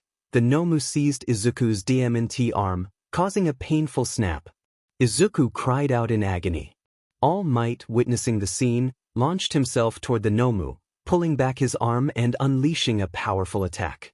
The Nomu barely flinched, instead throwing Izuku to the ground and stomping on him, causing him to cough up blood. Izuku struggled to breathe, likely suffering from several broken ribs and damage to his throat.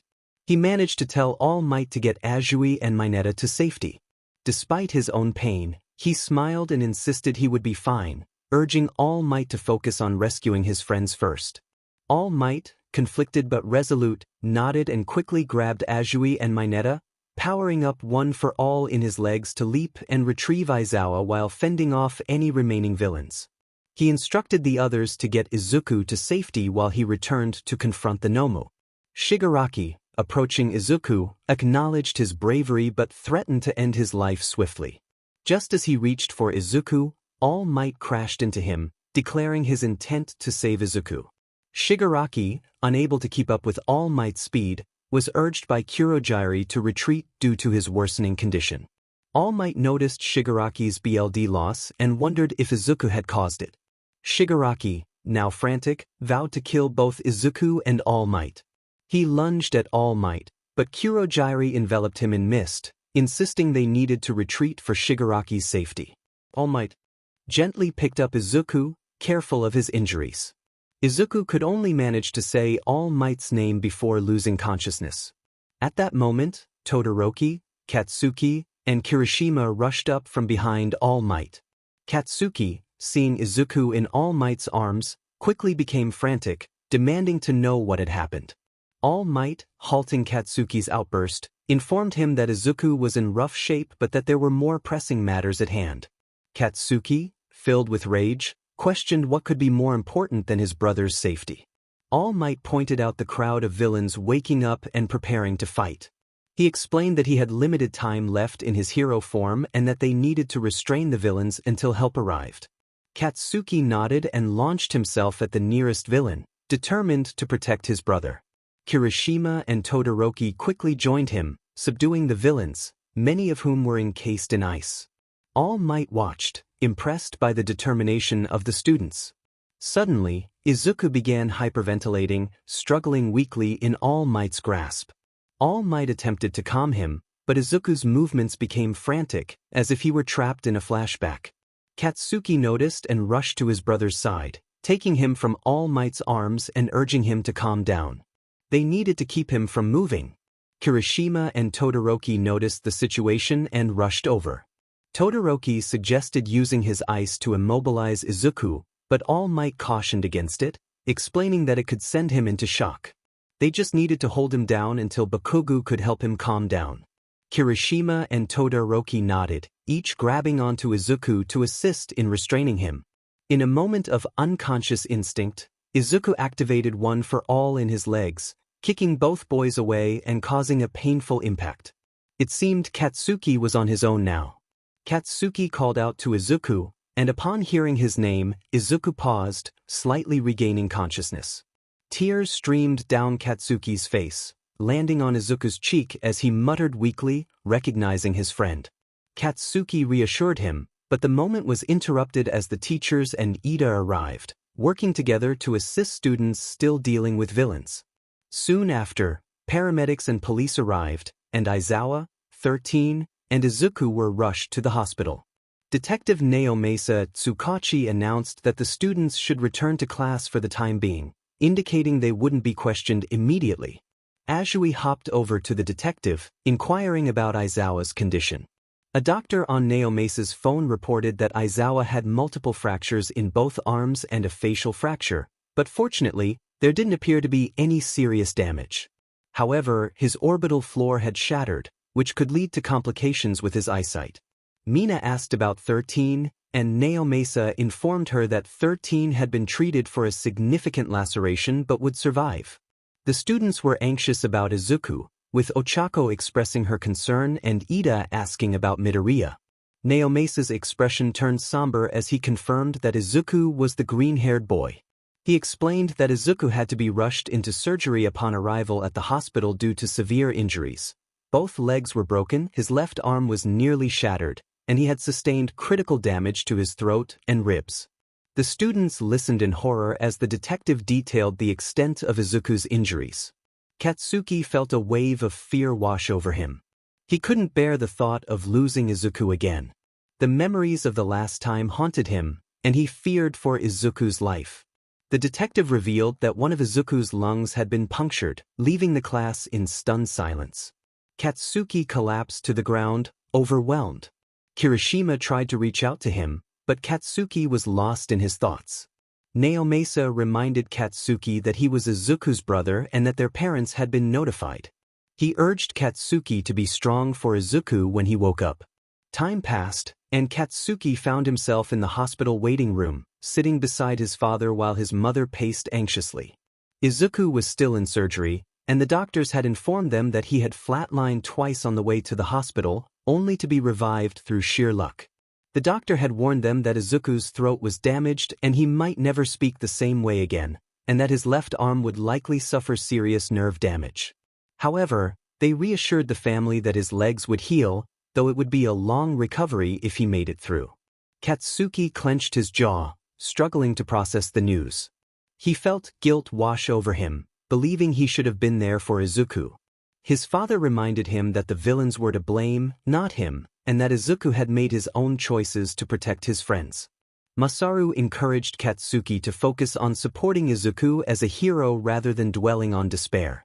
Suddenly, the doors to the emergency room opened, and the surgeon emerged, asking for 𝗧𝗬's family.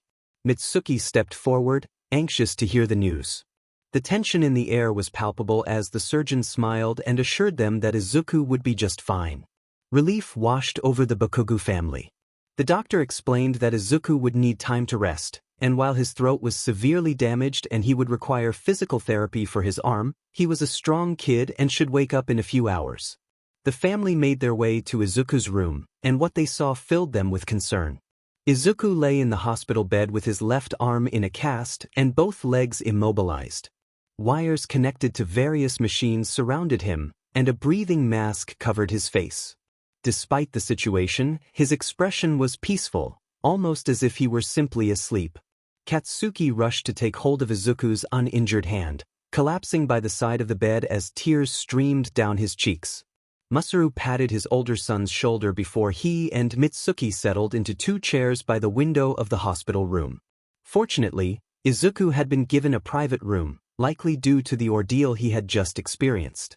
The family sat in silence, broken only by Katsuki's quiet sobs. An hour passed, then two. Mitsuki left to get food for the family. When she returned 40 minutes later, the only change was that Katsuki had fallen asleep, a blanket draped around his shoulders. Mitsuki handed her husband a dish of yakisoba and a pair of chopsticks, asking where the blanket had come from. Masaru explained that the nurse had offered it when she checked on 𝗧𝗬. He mentioned he had two more if she wanted one, noting how exhausting the day had been. Mitsuki agreed, placing the rest of the food in a small mini-fridge in the hospital room before sitting next to Masaru and digging into her meal. They decided to let Katsuki sleep for a while, acknowledging how worn out he was. They finished their meal in silence, and a few minutes later, Katsuki woke up. Mitsuki greeted him with a smile, but Katsuki shot her a glare, indicating it was too soon for jokes. Masaru intervened, reminding them they were in a hospital, but neither calmed down until 𝗧𝗬, with a muffled voice due to his breathing mask, spoke up. He expressed his discomfort, prompting both Mitsuki and Katsuki to rush to his side, hugging him tightly until he gasped for air. They quickly released him, realizing 𝗧𝗬 had called Mitsuki Mom, which brought tears to her eyes. 𝗧𝗬 acknowledged his slip, rubbing the back of his head and glancing at his injuries. He remarked that recovery would be challenging. Katsuki, wiping away tears, agreed. Masaru stepped out to fetch the doctor, who ran a few tests. The doctor was pleasantly surprised by the results, explaining that the damage to Izuku's throat was not as severe as initially thought. While it would still be painful for a while, he believed Recovery Girl's quirk would help him heal completely. Izuku's stomach growled, revealing his hunger, and he thanked the doctor, who assured him a nurse would bring something to eat soon. The next hour and a half passed with laughter as the Bakugo family enjoyed their time together. When it was time to leave, Izuku waved them off with a smile, but once they were gone, he broke down in tears, crying into his uninjured hand until he eventually fell asleep. The next afternoon, Katsuki sat with a group of his classmates from Class 1A, including Kirishima, Todoroki, Ochako, Ida, Mineta, and Azui, with All Might present as well. They were discussing plans for their time off from school, which had been temporarily closed to allow students to rest and teachers to strategize. At Katsuki's request, they avoided mentioning Izuku's mother's passing. Kirishima excitedly asked Izuku when he would be leaving the hospital, suggesting they throw a party to celebrate. Mina chimed in, proposing cake and games, which made Izuku laugh at their enthusiasm. He informed them that the doctor had said he could leave in a week, as long as he continued to improve. He explained that he needed to be observed for a while due to his lung.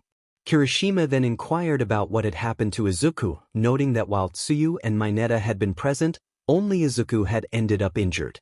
Izuku began to recount his injuries, mentioning how he had broken his fingers while escaping from villains. He explained that the rest of his injuries were inflicted by Shigaraki or the Nomu. All Might, sensing something deeper, asked why Shigaraki had targeted Izuku so fiercely. Izuku hesitated before admitting he had cut off Shigaraki's hand in a moment of panic while trying to protect Tsuyu. The revelation shocked everyone except those who had witnessed it. As the conversation continued, Izuku felt overwhelmed, especially when Mineta mentioned Bakugo's past actions, which caused him to retreat into himself, hyperventilating. Katsuki noticed his brother's distress and rushed to his side, pulling him into a hug. However, Izuku reacted by lashing out, feeling betrayed that Katsuki had shared his secret. As Izuku passed out, Azui hurried to get the doctor, while All Might instructed the others to leave so he could speak with Katsuki privately. Once they were alone, All Might pressed Katsuki about why he had revealed Izuku's secret. Katsuki explained that it had slipped out in a moment of panic, and he had intended to tell Izuku himself before the others arrived. He expressed his frustration at the situation. Just then, the doctor entered, confirming that Izuku was fine. Katsuki suggested that they avoid any potential triggers in the future, as it would significantly impact Izuku's healing. Katsuki felt defeated, believing that everything he did was wrong. He expressed his remorse, feeling deeply sorry for what had happened. Izuku, waking up, assured him that he forgave him, understanding that Katsuki hadn't meant to reveal anything. Katsuki affirmed that he would never do it again, and Izuku smiled, feeling relieved. All Might observed the scene with a smile, confident that the boys would be just fine. As the first day of school approached, Izuku stood before the building, reflecting on how just a week ago he had feared he would never return. He glanced at his hands, one still wrapped in bandages, and the other free from injury. Next to him, Katsuki encouraged him, assuring him that he would be fine. Izuku's anxiety about potentially losing control again weighed heavily on him, but Katsuki promised to intervene if needed. Despite Izuku's quiet protests, Katsuki took his hand, urging him to keep moving forward. Izuku felt grateful for his brother's support, even as he tried to ignore the sympathetic looks from other students. The weight of their gazes reminded him of the harsh treatment he had faced in middle school. As they entered the classroom, Katsuki's loud greeting startled everyone. Izuku, following behind, was quickly surrounded by classmates concerned for his well-being. He noticed that Mineta was absent and learned from Mina that Aizawa had expelled him for his inappropriate comments. Izuku agreed with Mina's sentiment about Mineta. As class was about to start, Aizawa entered, covered in bandages, and acknowledged Izuku's recovery. The class expressed their surprise at Aizawa's condition, and he explained that the upcoming Yui Sports Festival was a crucial event for the school, aimed at showcasing their strength and boosting morale despite recent challenges. Excitement filled the room as students discussed the festival and the opportunities it presented. Aizawa emphasized the importance of training and not slacking off, reminding them that this was a once-a-year chance to gain experience and recognition. During lunch, Ida inquired about their motivations for becoming heroes. Ochako candidly admitted that her reason was financial, which surprised both Ida and Izuku. She explained her longing to support her family and help them enjoy life. Izuku then shared his own aspiration to become a hero, driven by a wish to prevent others from experiencing the pain he had endured. His heartfelt declaration moved both his friends, who recognized the strength of his resolve. Suddenly, All Might's booming voice interrupted their conversation, startling Izuku, who was thrilled to see his idol. Izuku felt a mix of excitement and apprehension as he approached All Might, who had just pulled out a bento wrapped in a pale blue cloth. All Might invited him to share lunch, and after checking with his friends, Izuku eagerly accepted and followed his mentor to the teacher's lounge. Once inside, All Might transformed back to his normal form, and Izuku settled onto a green couch while All Might poured 2 cups of tea. All Might expressed his concern for Izuku, acknowledging the difficult experiences he had faced. Izuku reassured him that he was okay, having endured worse challenges in the past. All Might mentioned hearing about Izuku's mother from Aizawa, and while he expressed sympathy, he emphasized that those experiences had made Izuku stronger. Izuku was surprised to learn that he had voiced his thoughts aloud, but All Might encouraged him to focus on the upcoming sports festival, a major event that would be closely watched by pro heroes and the entire country. All Might passionately urged Izuku to embrace the opportunity and confidently declare his presence to the world. Izuku felt a mix of determination and anxiety, recalling his fears of losing control during the competition, especially after a past incident. All Might reassured him, recognizing his hard work and potential, and encouraged him to showcase his abilities. After school, as the students of Class 1A prepared to leave, they encountered a crowd of first-year students outside their classroom. Ochako inquired about the situation, while Ida questioned the intentions of the other students. Katsuki, unfazed, approached the crowd, asserting that they were scouting the competition after surviving a villain attack. A boy with purple-blue hair challenged Katsuki's arrogance, pointing out that not all students in the hero course shared his attitude. He explained that students in general studies had the opportunity to transfer into the hero course based on their performance in the sports festival. The boy declared his intent to compete fiercely, creating a tense atmosphere between him and Katsuki. As the confrontation escalated, a boy with white hair from Class 1B joined the fray, expressing his interest in the recent villain encounter. Katsuki dismissed him, but the boy persisted, insisting that overconfidence would lead to embarrassment in the actual competition. Katsuki shrugged off the remarks and urged Izuku to follow him, ignoring the challenges posed by the other students. Kirishima intervened, questioning Katsuki's attitude and reminding him of the impact his behavior had on their class. Katsuki remained indifferent, focusing on their goal to rise to the top. Izuku felt a sense of pride for his friend's determination, even amidst the tension. In the weeks leading up to the sports festival, Izuku, Katsuki, and the rest of Class 1A trained diligently. Izuku worked hard to strengthen his body, hoping to avoid injuries when using his quirk, One for All. As the day of the festival approached, time seemed to fly by. Mitsuki, Katsuki's mother, wished them both luck, reminding them to take care of themselves. Izuku promised to be careful, while Katsuki's response was typical of his fiery personality. With excitement and nerves building, the two boys set out for the festival, ready to face the challenges ahead. As they waited in their designated room before the festival began, Mina expressed her disappointment at not being able to wear her costume, and the anticipation in the air was palpable as Class 1A prepared for the event. To keep everything fair, we can't. Ida burst into the room, announcing that it was almost time to enter the stadium. Everyone, are you ready? Izuku practiced his breathing techniques to calm his nerves when Todoroki approached him. He acknowledged Izuku with a serious expression, stating that he believed he was stronger. Izuku hesitated, unsure how to respond, but acknowledged Todoroki's strength. However, Todoroki pointed out that All Might had his eye on Izuku, which caught both Izuku and Katsuki's attention. Todoroki wasn't trying to pry but declared his intention to win against Izuku, leaving him in shock. Kaminari leaned back in his chair, teasing that it sounded like a declaration of war. Kirishima stepped in, placing a hand on Todoroki's shoulder, urging him not to pick a fight just before the competition began. Todoroki shrugged off Kirishima's hand, insisting they weren't there to pretend to be friends. Izuku took a moment before expressing his thoughts. He acknowledged Todoroki's capabilities but emphasized that everyone, including students from other courses, was aiming for the top. He felt a surge of determination, stating he would give it everything he had. The festival commenced with Present Mix's enthusiastic introduction, energizing the crowd as they prepared for the Yui Sports Festival. The first-year students, including Izuku, stepped onto the stage, greeted by cheers. Izuku felt a mix of excitement and anxiety, wondering if the crowd would still cheer if they knew his past actions against the villains. Katsuki noticed Izuku's unease and reassured him. Present Mic continued to introduce the classes, building anticipation among the audience. Midnight, the R-rated hero, took the stage, dressed in a striking outfit that caught everyone's attention. She called Katsuki to represent Class 1A, and he confidently declared his intention to win, provoking mixed reactions from the crowd.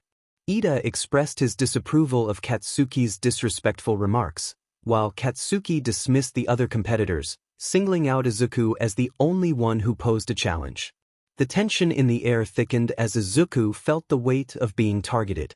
Midnight announced the first event, an obstacle race that would test the students' abilities. The course stretched around the stadium, and excitement buzzed through the crowd. As the countdown began, the students surged forward, eager to start the race. Izuku found himself jostled among his peers, but he quickly spotted Todoroki using his quirk to freeze the students ahead. Seizing the moment, Izuku leaped over the crowd, landing on shoulders and heads, making his way out of the tunnel before many others. Upon exiting, he faced the 0-pointers from the entrance exam, but this time he felt ready. Having trained to enhance his telekinesis, he confidently controlled one of the giant robots, using it to navigate the chaos and clear a path for himself while obstructing others. As debris flew through the air, Izuku fashioned a makeshift weapon from a piece of metal, preparing himself for the challenges ahead. He approached a chasm with rocky pillars creating narrow platforms, eyeing the single rope that would allow him to cross. Izuku hoped there was water at the bottom, as the plan forming in his mind might leave any students behind him in need of it. He adjusted the makeshift shield on his back and crossed the rope upside down. It was slow, but at least it was safe. Upon reaching the other side, he used his telekinesis to release the rope, causing any student still on it to tumble into the abyss. Thankfully, he heard a splash of water below. The green-haired teen resumed running, passing many students along the way. However, he came to a sudden halt at the sight of a minefield ahead. At the front of the field stood Todoroki, with Katsuki not far behind. In a split second, Izuku decided to dig up some of the mines, being careful not to trigger them. He noticed the stares of his classmates but brushed them off. He was used to it by now. Once he had gathered a sufficient pile of mines, Izuku removed the scrap metal from his back, grabbed the cord, and jumped onto the pile of landmines. The explosion propelled him over the other students, soaring above Todoroki and Katsuki. However, he knew he would soon fall to the ground, allowing them to overtake him. In a moment of determination, Izuku shifted the metal in his hands and slammed it onto the ground, just before landing on a landmine. The resulting explosion sent him forward while knocking Katsuki and Todoroki back. As soon as he landed, he dashed straight for the tunnel and crossed the finish line, winning the first event. The second round was announced by Midnight, who declared it a cavalry battle. All 42 remaining students expressed their surprise at the news. Midnight explained that they would split into teams of 2 to 4 students, each wearing headbands with points based on their performance in the obstacle race. The top scorer would earn a staggering 10 million points. Izuku struggled to concentrate on the explanation, feeling the intense stares of his peers, including Katsuki. Once the announcement concluded, he found himself isolated, as no one wanted to team up with what they perceived as the biggest liability. Ochako called out to him, eager to form a team. Overwhelmed with emotion, Izuku felt tears welling up in his eyes. He hesitated, asking if she was sure about teaming up with him. Ochako, full of enthusiasm, reassured him that if they focused on evasion, they could win. Just then, a voice from behind caught his attention. A girl with pink hair and red and gold goggles introduced herself as 𝐴𝐻𝐿 from the Hero Support Course. She excitedly offered Izuku a jetpack and Ochako a pair of boots that could launch them into the air. With newfound hope, Izuku realized he had a plan. He looked around and spotted Tokoyami standing alone. He called out to him, inviting him to join their team. After explaining his strategy, Tokoyami agreed. Present Mike announced that after 15 minutes of team selection, there were now 12 teams on the battlefield. Izuku tied the headband around his head, expressing his determination to his teammates. As the signal to start sounded, the groups of students charged toward them. Without hesitation, Izuku activated the jetpack, sending them soaring into the air while Ochako used her quirk to keep them aloft. He instructed Tokoyami to use his quirk to fend off the other teams. Dark shadow emerged, lashing out at the students below. Izuku focused on the riders, using his telekinesis to snatch the headbands from 6 competitors. He secured them around his neck, not bothering to count how many he had collected. With a swift maneuver, Ochako and 𝐻𝐿 redirected their flight, landing away from the mass of students. As they regrouped, Tokoyami reminded them to remain vigilant, as their opponents would still pursue them. Suddenly, a tongue lashed out from behind, revealing Shoji with Azui inside his tent-like arms. Dark Shadow quickly intercepted the attack. Tokoyami urged Dark Shadow to keep watch over their blind spots. For a while, the team evaded their classmates by jumping and maneuvering, with Izuku continuing to steal headbands from those who got too close. However, the situation took a turn when Todoroki froze them in place, along with the other teams, with only 5 minutes remaining. Feeling the pressure, Izuku realized they needed to rely on Dark Shadow. However, Tokoyami warned that Kaminari's electricity could weaken Dark Shadow. Izuku pondered how many people were aware of this weakness, recalling that Tokoyami had only mentioned it to Koda, who was known for being quiet. Seizing the opportunity, Izuku decided to take a risk. He bit his thumb, drawing more BLD than usual. Despite feeling weak, he focused on the task at hand, creating a large sword with a 2-handed grip, the blade as wide as his body. His teammates were astonished by his quirk, wondering what it was. Izuku simply called it the BLD blade. It allows Izuku to turn his BLD into any kind of blade, but he preferred not to use it much.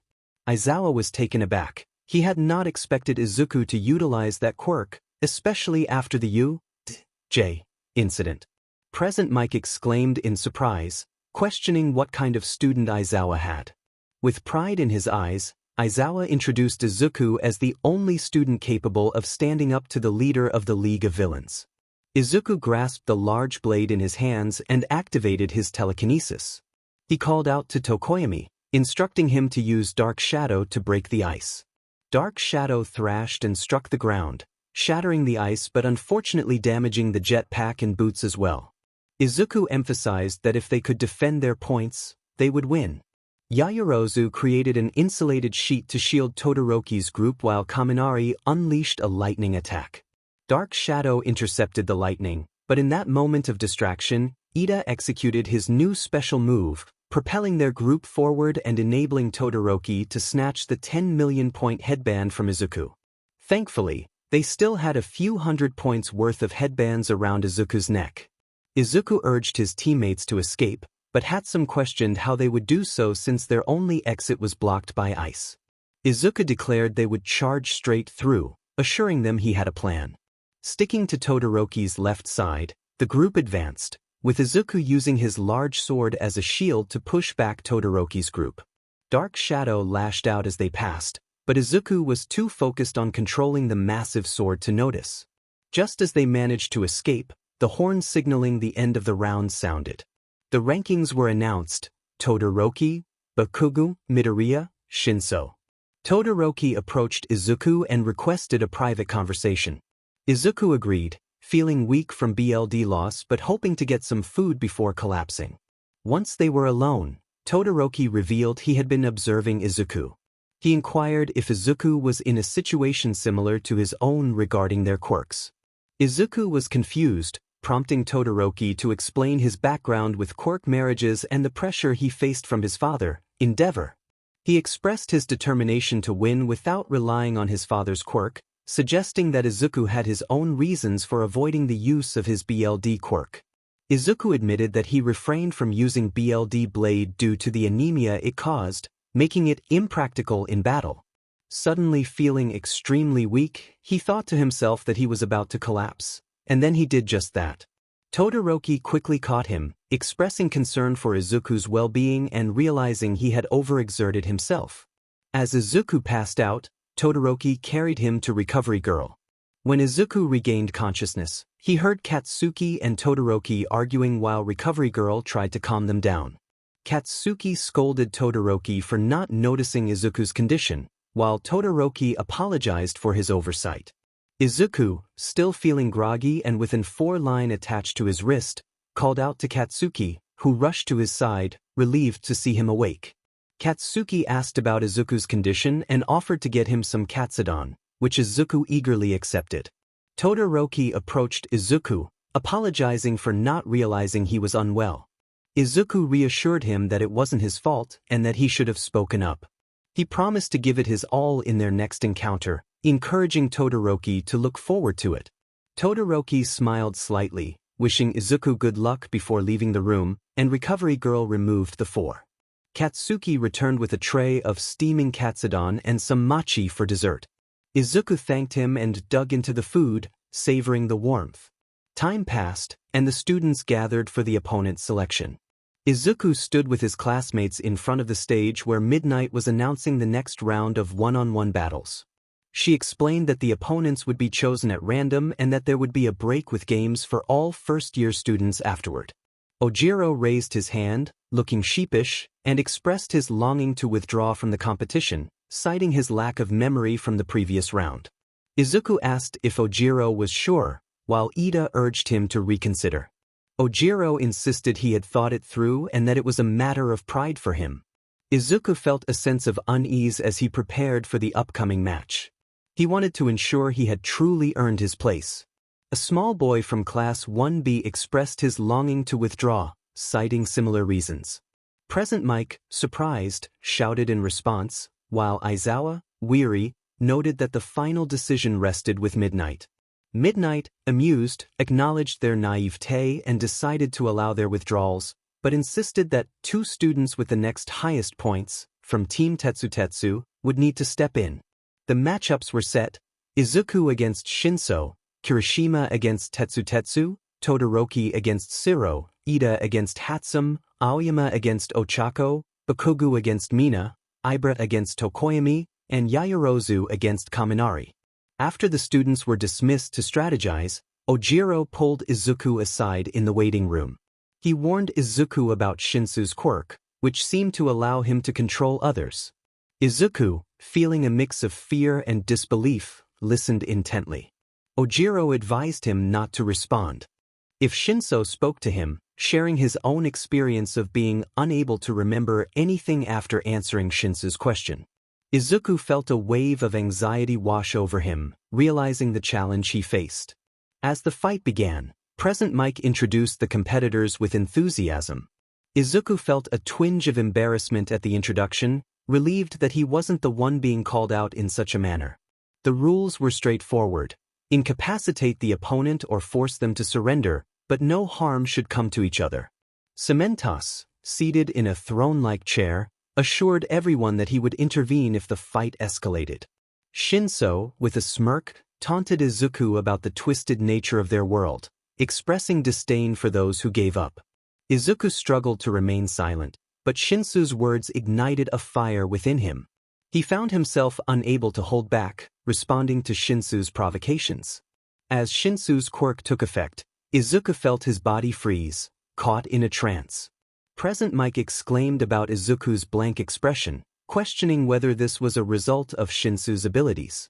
Shinso commanded 𝐒𝐮𝐽o𝐡𝐨𝐫 to walk out of bounds, and despite his internal struggle, 𝐒𝐮𝐽o𝐡𝐨𝐫's body began to comply. Desperation surged within him as he recalled the support of All Might and Katsuki, urging him to resist. Suddenly, the power of One for All surged through him, breaking the hold 𝗀𝐿 had on him. 𝐒𝐮𝐭𝐡𝐨𝐫 bent down, breathing heavily, and the crowd reacted with surprise as he halted just before crossing the boundary. 𝗀𝐿, taken aback, questioned how 𝗂𝐮𝐭𝐡𝐨 had managed to break free. 𝗂𝐮𝐭𝐡𝐨 remained focused, determined not to let 𝗀𝐿 regain control.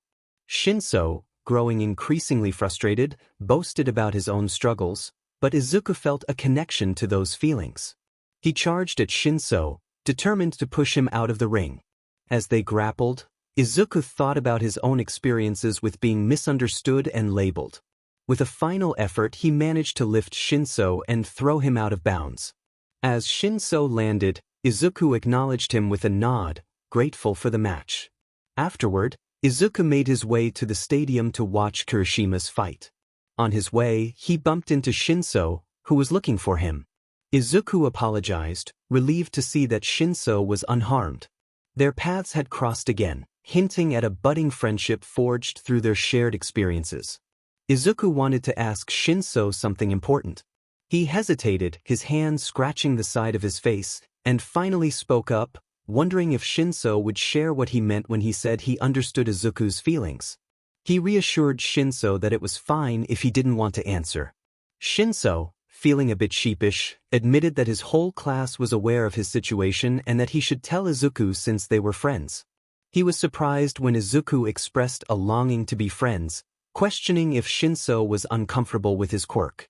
𝗂𝐭𝐡𝐨 responded that he had a quirk that allowed him to turn his BLD into blades, so he wasn't bothered by 𝗀𝐿's ability to brainwash others.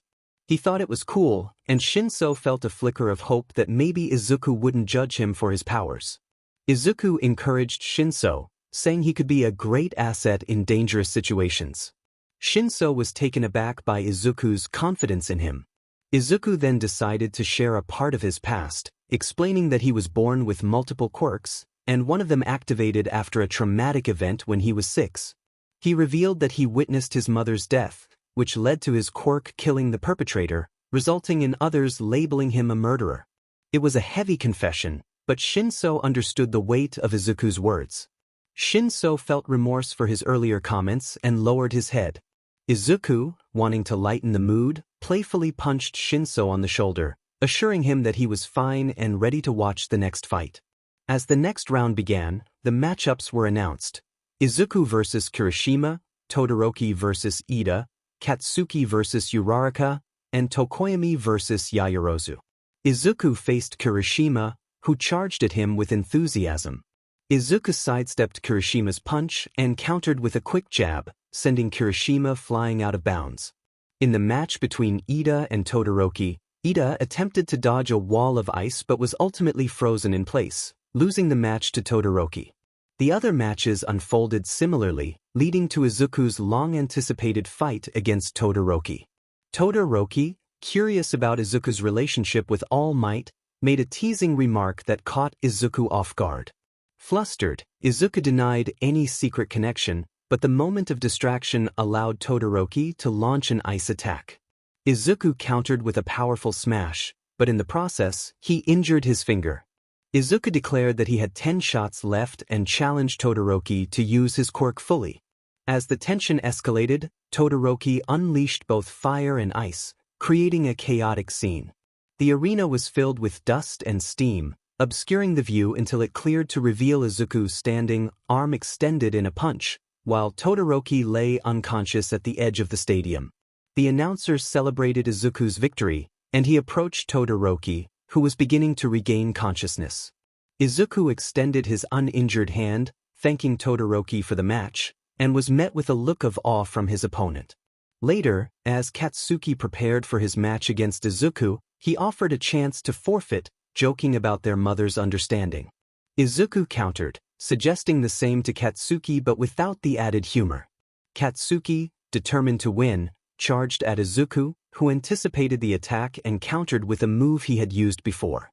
Katsuki, however, had prepared for this and unleashed an explosion that temporarily blinded 𝗂𝐭𝐡𝐨. In that moment, 𝗂𝐭𝐡𝐨 focused, blocking out the noise of the audience and centering himself for the battle ahead. It was just him and Katsuki, ready to face off in a clash of their abilities. Izuku could just barely make out Katsuki's breathing not far to his right. He thought that maybe Katsuki had learned a little. Izuku powered one for all into his left fist, pulling back his arm to take aim and punched Katsuki right in the chest, sending him flying. Katsuki used his explosions to keep himself from going out of bounds, then used the momentum to fly back at Izuku. He declared that he was delivering his favorite right hook as he swung. Izuku raised his arms to block the blow, his eyes opening as he did so. He could see again, and before Katsuki could react, he froze him midair and attempted to fling him out of bounds with his telekinesis. However, Katsuki managed to save himself just before landing. Izuku charged at his brother, determined not to lose now that he was so close. He pegged back his already injured arm and fired up one for all, delivering a punch that Katsuki blocked by raising his own arm. Izuku only managed to push Katsuki back slightly. Katsuki prepared another blast from his hands but was interrupted by the announcement that 𝐀𝐮𝐭𝐡𝐨𝐫 had stepped out of bounds, declaring 𝗧𝗜𝗓𝗏 the winner. Both boys looked down to see that Katsuki's heel was just over the stark white line. After a visit to Recovery Girl, Izuku and Katsuki stood on the winner's pedestal alongside Todoroki and Tokoyami.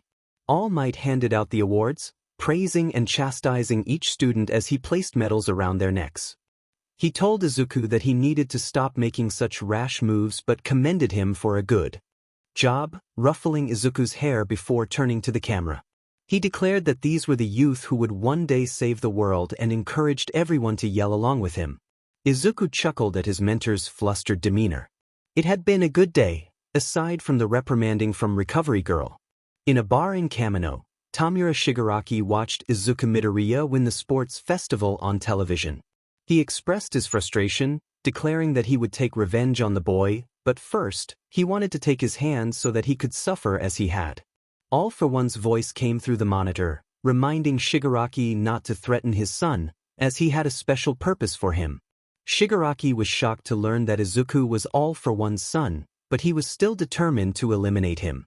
All for One suggested that they could use Izuku to break All Might, the symbol of peace, which Shigaraki found to be a clever idea. After the festival, Mitsuki excitedly announced that they should go out for barbecue to celebrate, raising her arm in the air. Both of her sons followed suit, with Katsuki enthusiastically agreeing. Masaru looked fondly at his family as they enjoyed a lively dinner. Many people approached them to congratulate Katsuki and share their thoughts on his performance, with some suggesting he would do better next year. Others asked for autographs, and while some expressed concern about Izuku's reckless fighting style, most acknowledged his skill, especially since he had won.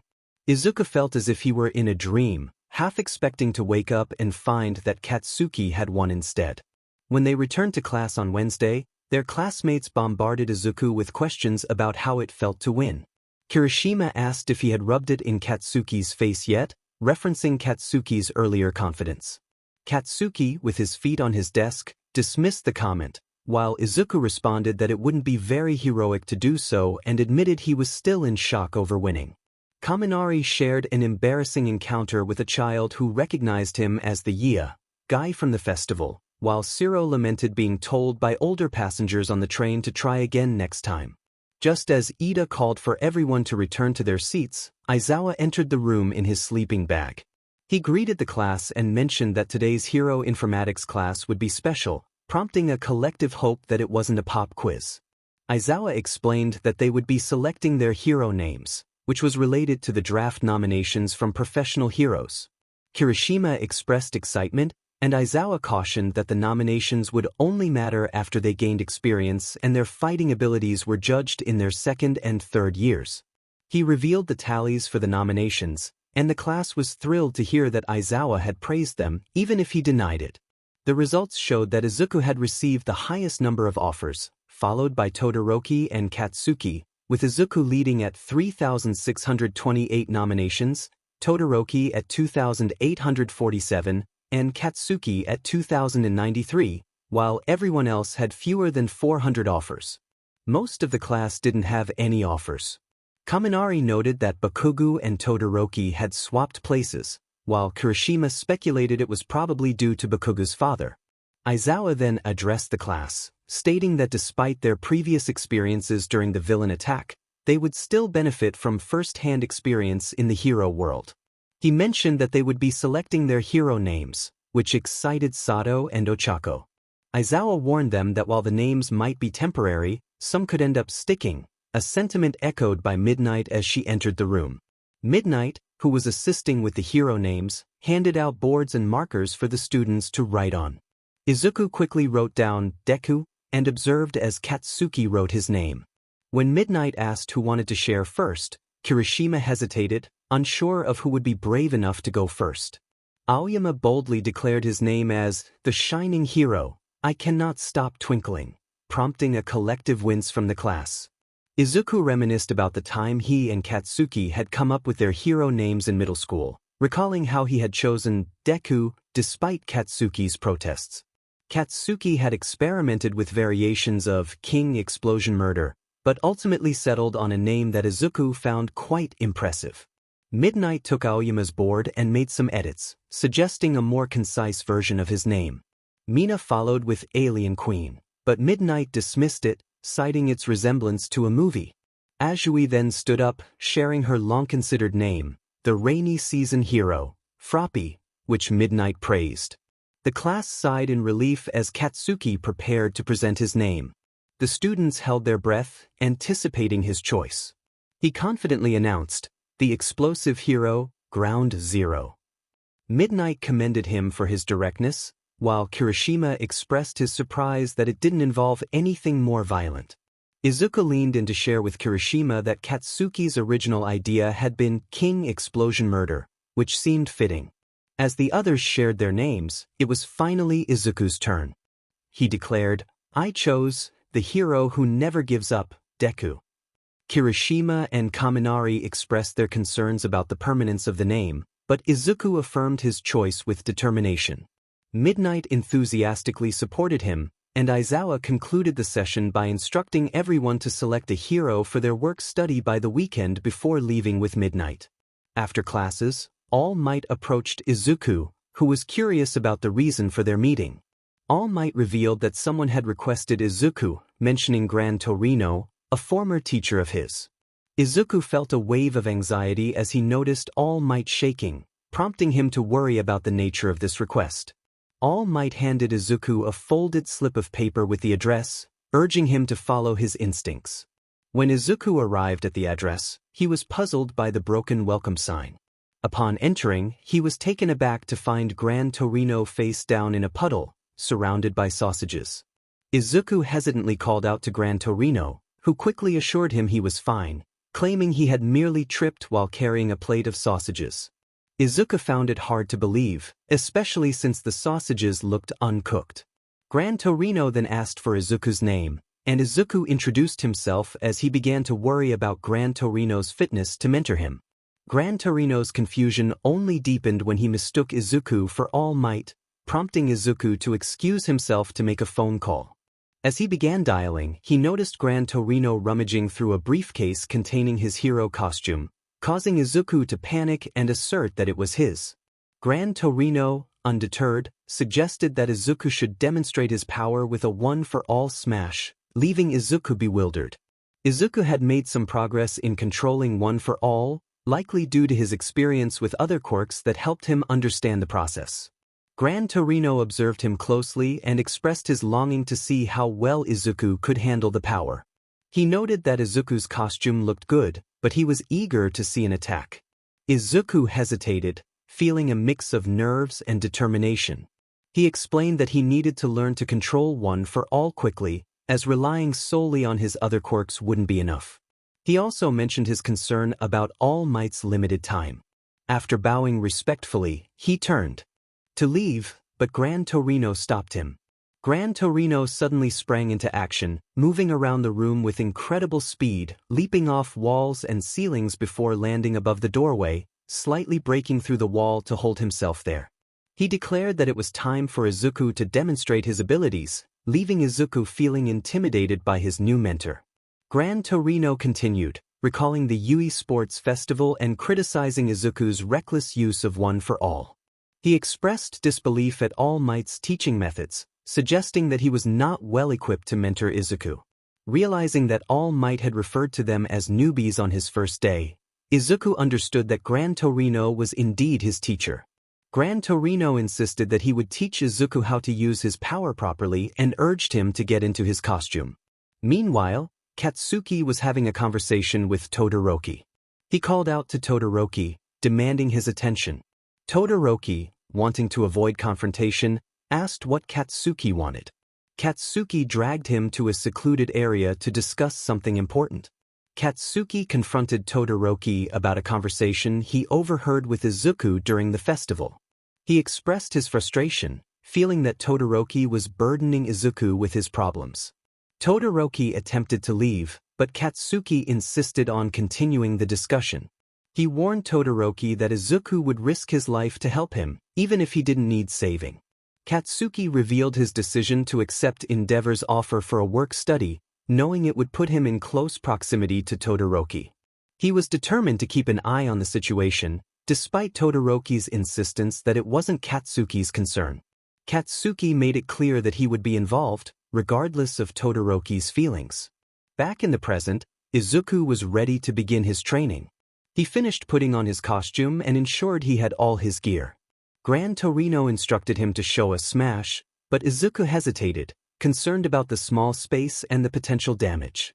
𝗀𝐃𝐿, impatient, launched himself around the room, expressing his frustration with 𝐒𝐮𝐭𝐡𝐨𝐫's hesitation.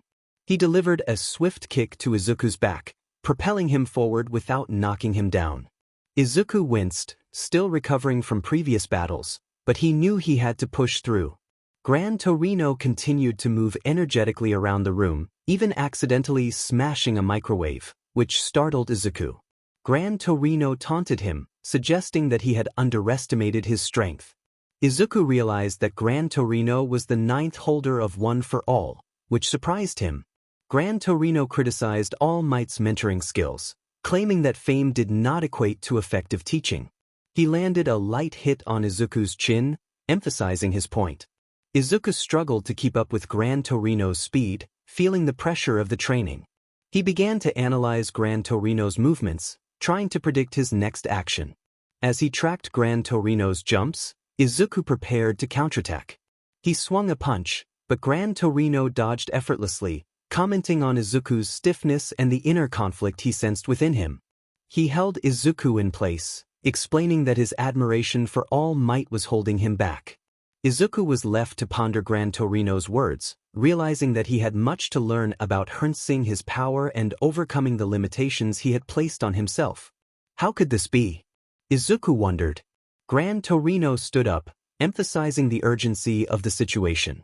He explained that 𝐒𝐮𝐿 needed to grow stronger quickly, as time was not on his side. Real villains would not wait for him to reach his full potential. 𝗀𝗃𝐿 also pointed out that 𝐒𝐮𝐿's perception of One for All was skewed, suggesting it was not as special as he believed.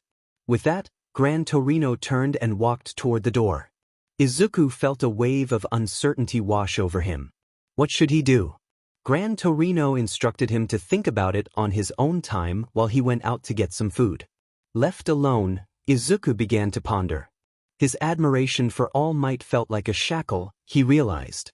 As 𝗀𝗃𝐿 was gone, 𝐒𝐮𝐿 busied himself with cleaning, muttering to himself. He understood the basics of his quirk, but there was a discord in his mind. He believed he was overestimating One for All, which might be causing his movements to feel stiff. Suddenly, he had a breakthrough. He had been thinking of One for All as something to summon, but it was a part of him, just like when he trained with Aizawa. He needed to use it that way. Later that evening, after 𝗀𝗃𝐿 returned and promptly fell asleep, 𝐒𝐮𝐿 decided to use the time for training. He needed to stop thinking about One for All in the same way. It was a part of him, and he had to use it naturally. He looked up at the 4-story buildings surrounding him, determined to improve. He needed to activate One for All instantly, rather than waiting for it to kick in. With determination, he activated One for All in his legs and leaped toward the bottom of the 2nd story of a nearby building, only to crash into a pile of trash bags. He had anticipated this outcome. He needed to switch from his arms to his legs quickly. He couldn't afford to waste time or risk injury. He tried again, this time channeling one for all into his arms as he made contact with the wall, but it still didn't work. Again and again he attempted to master the technique until exhaustion finally overtook him, and he headed inside to rest. The next morning, 𝐻𝐿 descended the stairs and noticed 𝐒𝐿𝐿's haggard appearance, dark bags under his eyes. 𝐻𝐿 greeted him cheerfully, inquiring about his well-being. 𝐒𝐿𝐿 explained that he had pushed himself too hard during his solo training, trying to implement 𝐻𝐿's advice, but it hadn't gone well.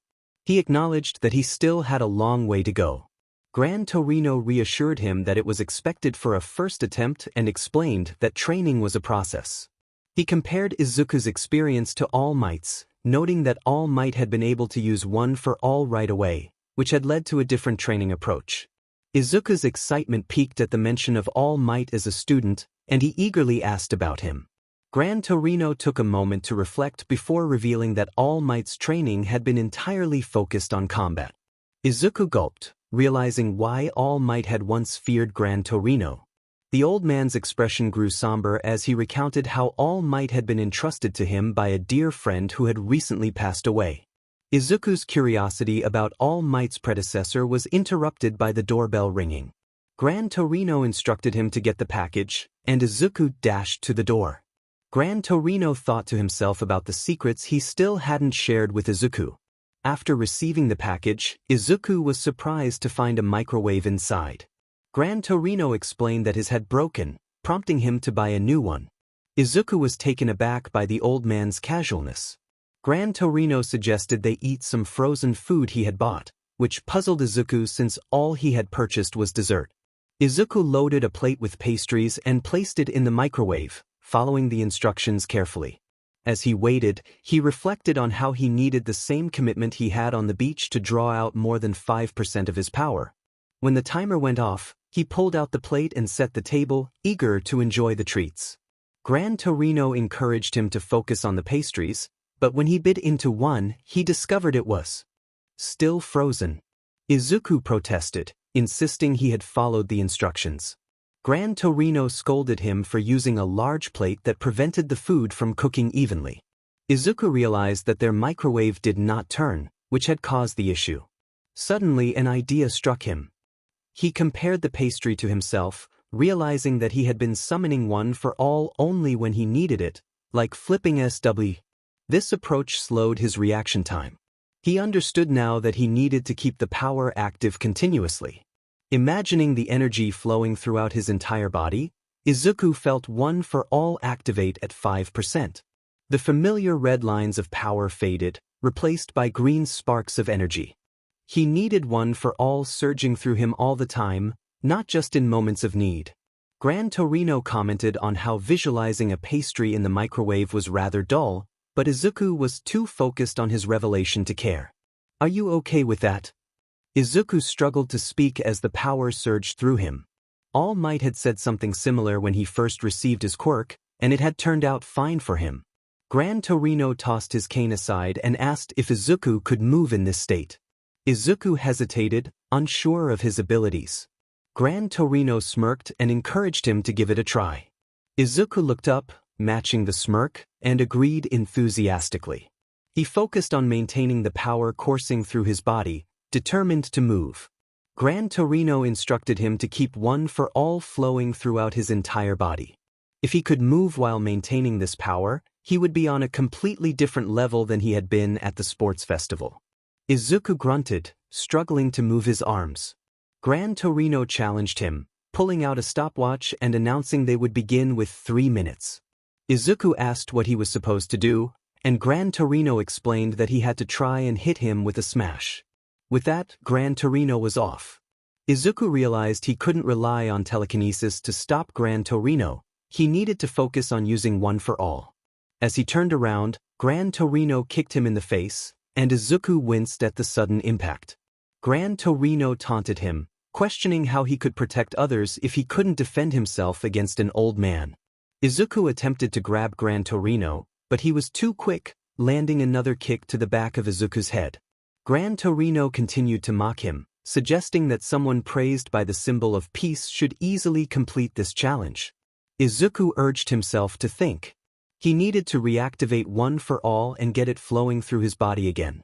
He realized that while a single hit from 𝐻𝐮𝐭𝐡𝐨𝐫 didn't carry much power, the old hero was far too fast for him to track. Spotting a couch, Izuku dove underneath it, hoping to find a moment of respite. 𝐻𝐮𝐭𝐡𝐨𝐫 commented that Izuku's hiding was futile, as he could still see him. Izuku quickly pulled his limbs under the couch, flipped over and concentrated on powering up one for all. 𝐻𝐮𝐭𝐡𝐨𝐫 noted that Izuku was merely trying to buy time. With renewed determination, Izuku powered the quirk through his entire body while 𝐻𝐮𝐭𝐡𝐨𝐫 hovered in the air. Izuku leaped up, fueled by his newfound strength, and attempted to grab 𝐻𝐮𝐭𝐡𝐨𝐫 but missed, crashing to the ground. He could sense 𝐻𝐮𝐭𝐡𝐨𝐫's position now. As 𝐻𝐮𝐭𝐡𝐨𝐫 dove toward him, Izuku jumped up, ready to counter. He pushed off the ceiling, launching himself downward and shouted, "Smash!" Confident he had the upper hand, he was dismayed when 𝐻𝐮𝐭𝐡𝐨𝐫 dodged effortlessly, springing off the kitchen wall and kicking Izuku into the wall, disrupting his flow of power. 𝐻𝐮𝐭𝐡𝐨𝐫 announced that time was up as he grabbed the timer. Izuku sat up, rubbing his back and expressing his frustration about maintaining the power. 𝐻𝐮𝐭𝐡𝐨𝐫 praised him for managing to attack while he had his guard down, acknowledging Izuku's strategic thinking. He noted that Izuku had already improved since their last training session. Izuku muttered to himself, contemplating how to move better and faster while using full cowling. 𝐻𝐮𝐭𝐡𝐨𝐫 interrupted, stating there was no time for rest and it was time to return to training. Izuku agreed, eager to know what was next. 𝐻𝐮𝐭𝐡𝐨𝐫 revealed that they hadn't had breakfast yet. Izuku realized the pastries had been knocked over and were ruined. Determined, he offered to go buy more.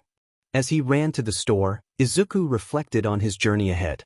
He could see his goal clearly. Mastering one for all full cowling was the next step to making this quirk his own. On the third day of the internships, Izuku found himself flung into a wall by 𝐻𝐮𝐭𝐡𝐨𝐫's kick.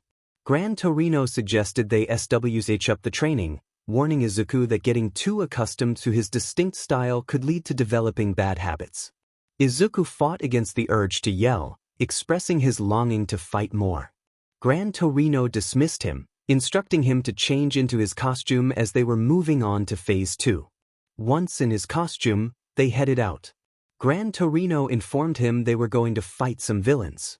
Izuku was taken aback, questioning the suddenness of it all.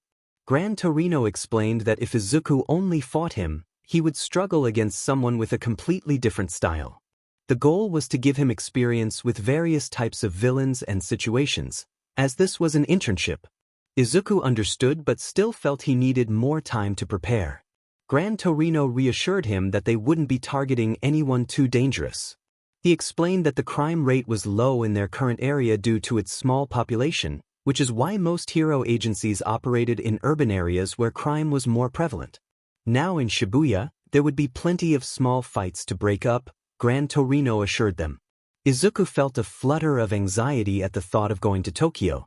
He wondered if his costume was cool enough for the occasion. 𝐻𝐮𝐴 encouraged him, saying that his costume showed he was a hero and that he should be proud to wear it in such a vibrant setting. As they prepared for their journey, Izuku asked if they would be taking the bullet train toward Shinjuku. 𝐻𝐮𝐴 confirmed, and Izuku's thoughts drifted to his friend Ida, who was in Hosu. He planned to message him later. During the train ride, Izuku expressed concern about the train's late arrival. 𝐻𝐮𝐴 explained that it would lead to more skirmishes, making it more exciting. Izuku, however, felt they had different definitions of fun. He pulled out his phone to text Ida but noticed he hadn't replied yet, which was unusual for him. Suddenly, a passenger alerted everyone to an explosion outside. 𝐻𝐮𝐴 leaned into the aisle to investigate. Izuku suggested it might be a fire, and just then, an announcement urged passengers to hold onto their seats as the train lurched violently. Izuku was thrown forward, witnessing a hero being pushed through the train wall, injured but determined to rise. A creature with 4 eyes emerged, tearing through the train wall, and Izuku recognized it as a 𝐻𝐿. 𝐻𝐿 instructed Izuku to stay back, but the hero rushed to confront the 𝐻𝐿, taking flight out of the train. Izuku, worried about 𝐻𝐿, jumped onto the tracks, ignoring the conductor's calls for him to return. He thought about the creature's resemblance to the 𝗏𝗡 they had fought before and realized the gravity of the situation. He activated one for all full cowling and leaped over the barrier, landing on the roof of an office building. The chaos below was overwhelming, with flames consuming parts of the city. He knew he had to act quickly, not just for 𝗀𝗚𝗏 but for 𝗧𝗏, who was interning in the city. As he ran, he heard a voice calling for 𝗀𝗏. Just then, a semi-truck exploded nearby, and he spotted the 𝗏𝗏 from the previous attack, along with 2 others. A hero was trying to control the chaos, and 𝗧𝗠 recognized Manuel, 𝗧𝗏's mentor. Manuel shouted for 𝗀𝗏, and 𝗧𝗠 felt a pang of concern. He couldn't believe 𝗧𝗏 would venture off alone in such a dangerous situation. Suddenly, it clicked for 𝗧𝗠, the connection between the 𝗏𝗡, the 𝐀𝐮𝐭𝐡𝐨𝐫, and the hero killer's past attacks. He had to find 𝗧𝗏. Navigating through the alleys, he spotted a figure with a BLD red scarf holding a katana over someone on the ground. It was 𝗧𝗏. 𝗧𝗠 rushed forward, using his powers to knock the villain away from his friend. 𝗧𝗏 looked up, surprised to see 𝗧𝗠. He struggled to explain that he couldn't move, paralyzed by the hero killer's quirk. 𝗧𝗠 realized the danger they were in and knew they needed to escape and find help. 𝗧𝗓, the hero killer, confronted them, declaring his intent to eliminate 𝗧𝗏 and the pro-hero. 𝗧𝗠 sensed a fanaticism in 𝗧𝗓's eyes that was different from the villains they had faced before. He quickly sent his location to someone, hoping for backup, knowing he had to protect 𝗧𝗏 and the unconscious hero beside him while stalling for time. 𝗧𝗏 urged him to leave, but 𝗧𝗠 was determined to stay and fight for his friends. "Stand down and run away. This has nothing to do with you." 𝗧𝗠 questioned the villain's intentions, pondering why he was trying to become a hero if he truly believed that. He had many things to say but chose to hold back. However, he recalled All Might's words about the essence of being a hero, interfering when necessary. With determination, 𝗧𝗠 retrieved one of his longer knives from his weapon pouch, ready for a confrontation. He charged forward, the villain swinging his sword. 𝗧𝗠 focused on avoiding the blade as he noticed another knife appear in the man's hand. 𝗧𝗏 shouted a warning, urging him not to get cut. 𝗧𝗠 dodged the sword and the knife, sliding under the villain's legs with full cowling activated. He leaped over the villain, delivering a powerful strike before jumping back to assess the situation. As he landed, 𝗧𝗠 felt a sudden weakness and struggled to stay upright. Had the hero killer managed to cut him?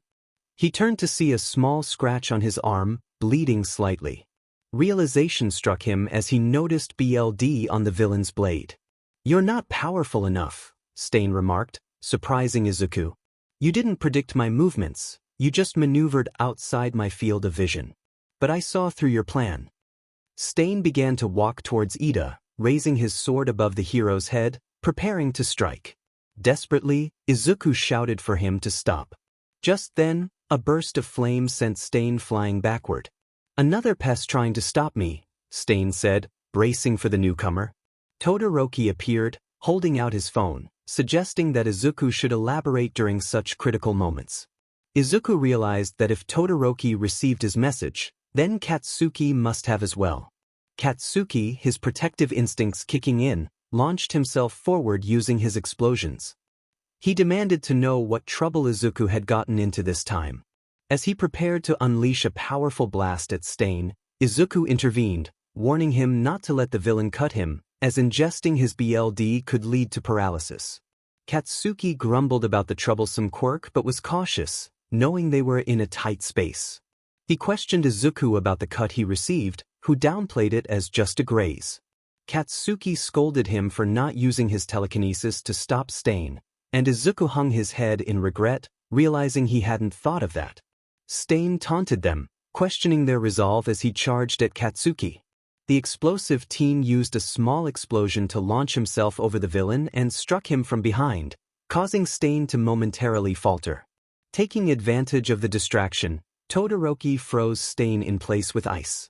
𝗀𝗓, however, was quick to recover, breaking free from the ice and dismissing their efforts. 𝗧𝗏 urged them to leave, insisting it wasn't their fight, but 𝗀𝗓 retorted that he was there because 𝗧𝗠 had gotten into trouble. Todoroki reassured them that help would arrive soon, and they just needed to hold out. Katsuki, frustrated, urged them to focus on the fight. 𝐀𝐮𝐿 retaliated by throwing a knife at Todoroki, grazing his cheek, before leaping toward him with his sword drawn. Todoroki managed to erect a wall of ice just in time to block the attack. "I'm the one who inherited my brother's name. I should be the one to stop him," Ida declared, determined to take down the villain. Todoroki and Katsuki joined forces, launching their attacks at 𝐀𝐮, who was caught off guard. Izuku, feeling a surge of energy, jumped in to protect his friends, landing a punch on 𝐀𝐮's side. "Don't touch them," he shouted, fueled by a newfound strength. His friends called out to him, surprised by his sudden ability to move. Izuku realized that he could fight back now. He landed another blow on 𝐀𝐮, dodging the villain's attempts to counter. Todoroki speculated that 𝐀𝐮's quirk had a time limit, while Native pointed out that Izuku's earlier freedom didn't align with that theory. Ida struggled to move, still affected by 𝐀𝐮's quirk. Katsuki, frustrated, urged Izuku to get out of the way as he prepared a larger explosion. Izuku warned him about the danger of 𝐀𝐮's BLD, theorizing that the villain's control over them depended on how much BLD he consumed. 𝐀𝐮, sensing the tension, grabbed Katsuki and cut his cheek, liking the BLD. The explosive teen froze in place, realizing the gravity of the situation. Izuku rushed forward, determined to protect his brother, demanding that 𝐀𝐮 not touch him. 𝐀𝐮, intrigued by the bond, questioned Izuku's connection to Katsuki. Izuku felt a surge of determination as he faced the hero killer, who taunted him about their differences. Izuku shouted back, refusing to back down. The hero killer swung his sword, but Izuku managed to block it with a sword of his own, formed from his unique quirk. He declared that he wouldn't allow any harm to come to his friends. The hero killer, annoyed by Izuku's bravery, struck him across the face, leaving a painful mark. Izuku staggered back, feeling the warmth of his own BLD.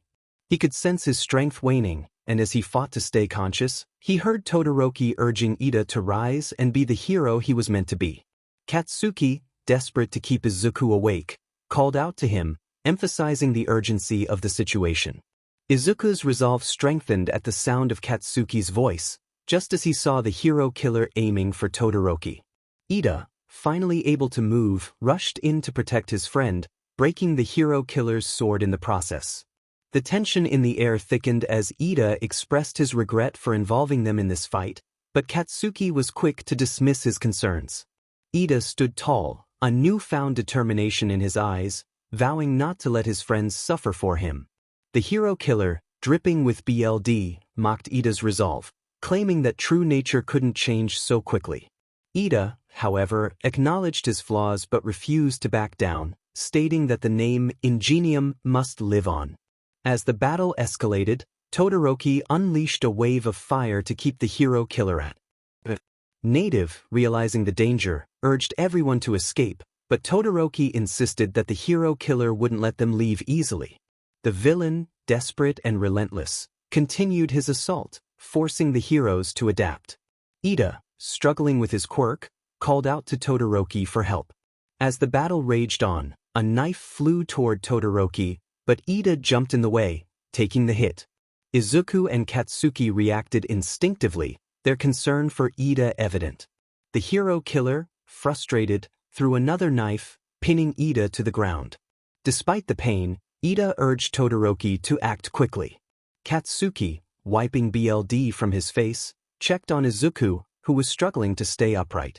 Izuku, aware of his injuries, pushed through the pain, determined to fight back. With their combined strength, they launched a coordinated attack on the hero killer. Ida kicked, Izuku punched, and Katsuki unleashed a powerful blast from above. Todoroki created an ice slide to keep 𝐀𝐮 at bay, and as they landed their blows, they realized the villain had finally succumbed.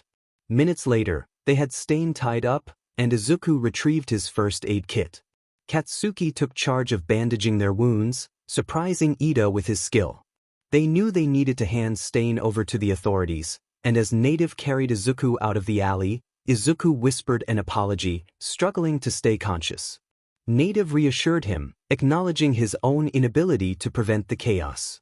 𝐒𝐮𝐭𝐡𝐨𝐫, despite his injuries, understood that in a one-on-one fight against the hero killer, there had been little anyone could have done. 𝐒𝐮𝐭𝐡𝐨𝐫 felt overwhelmed by the strength of their opponent. Even with 4 of them working together, they had barely managed to win, largely due to the mistakes made by the man they faced.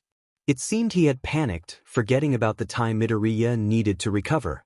If they excluded Bakugo and Ida's attacks, he struggled against 𝗧𝗱𝗏's moves.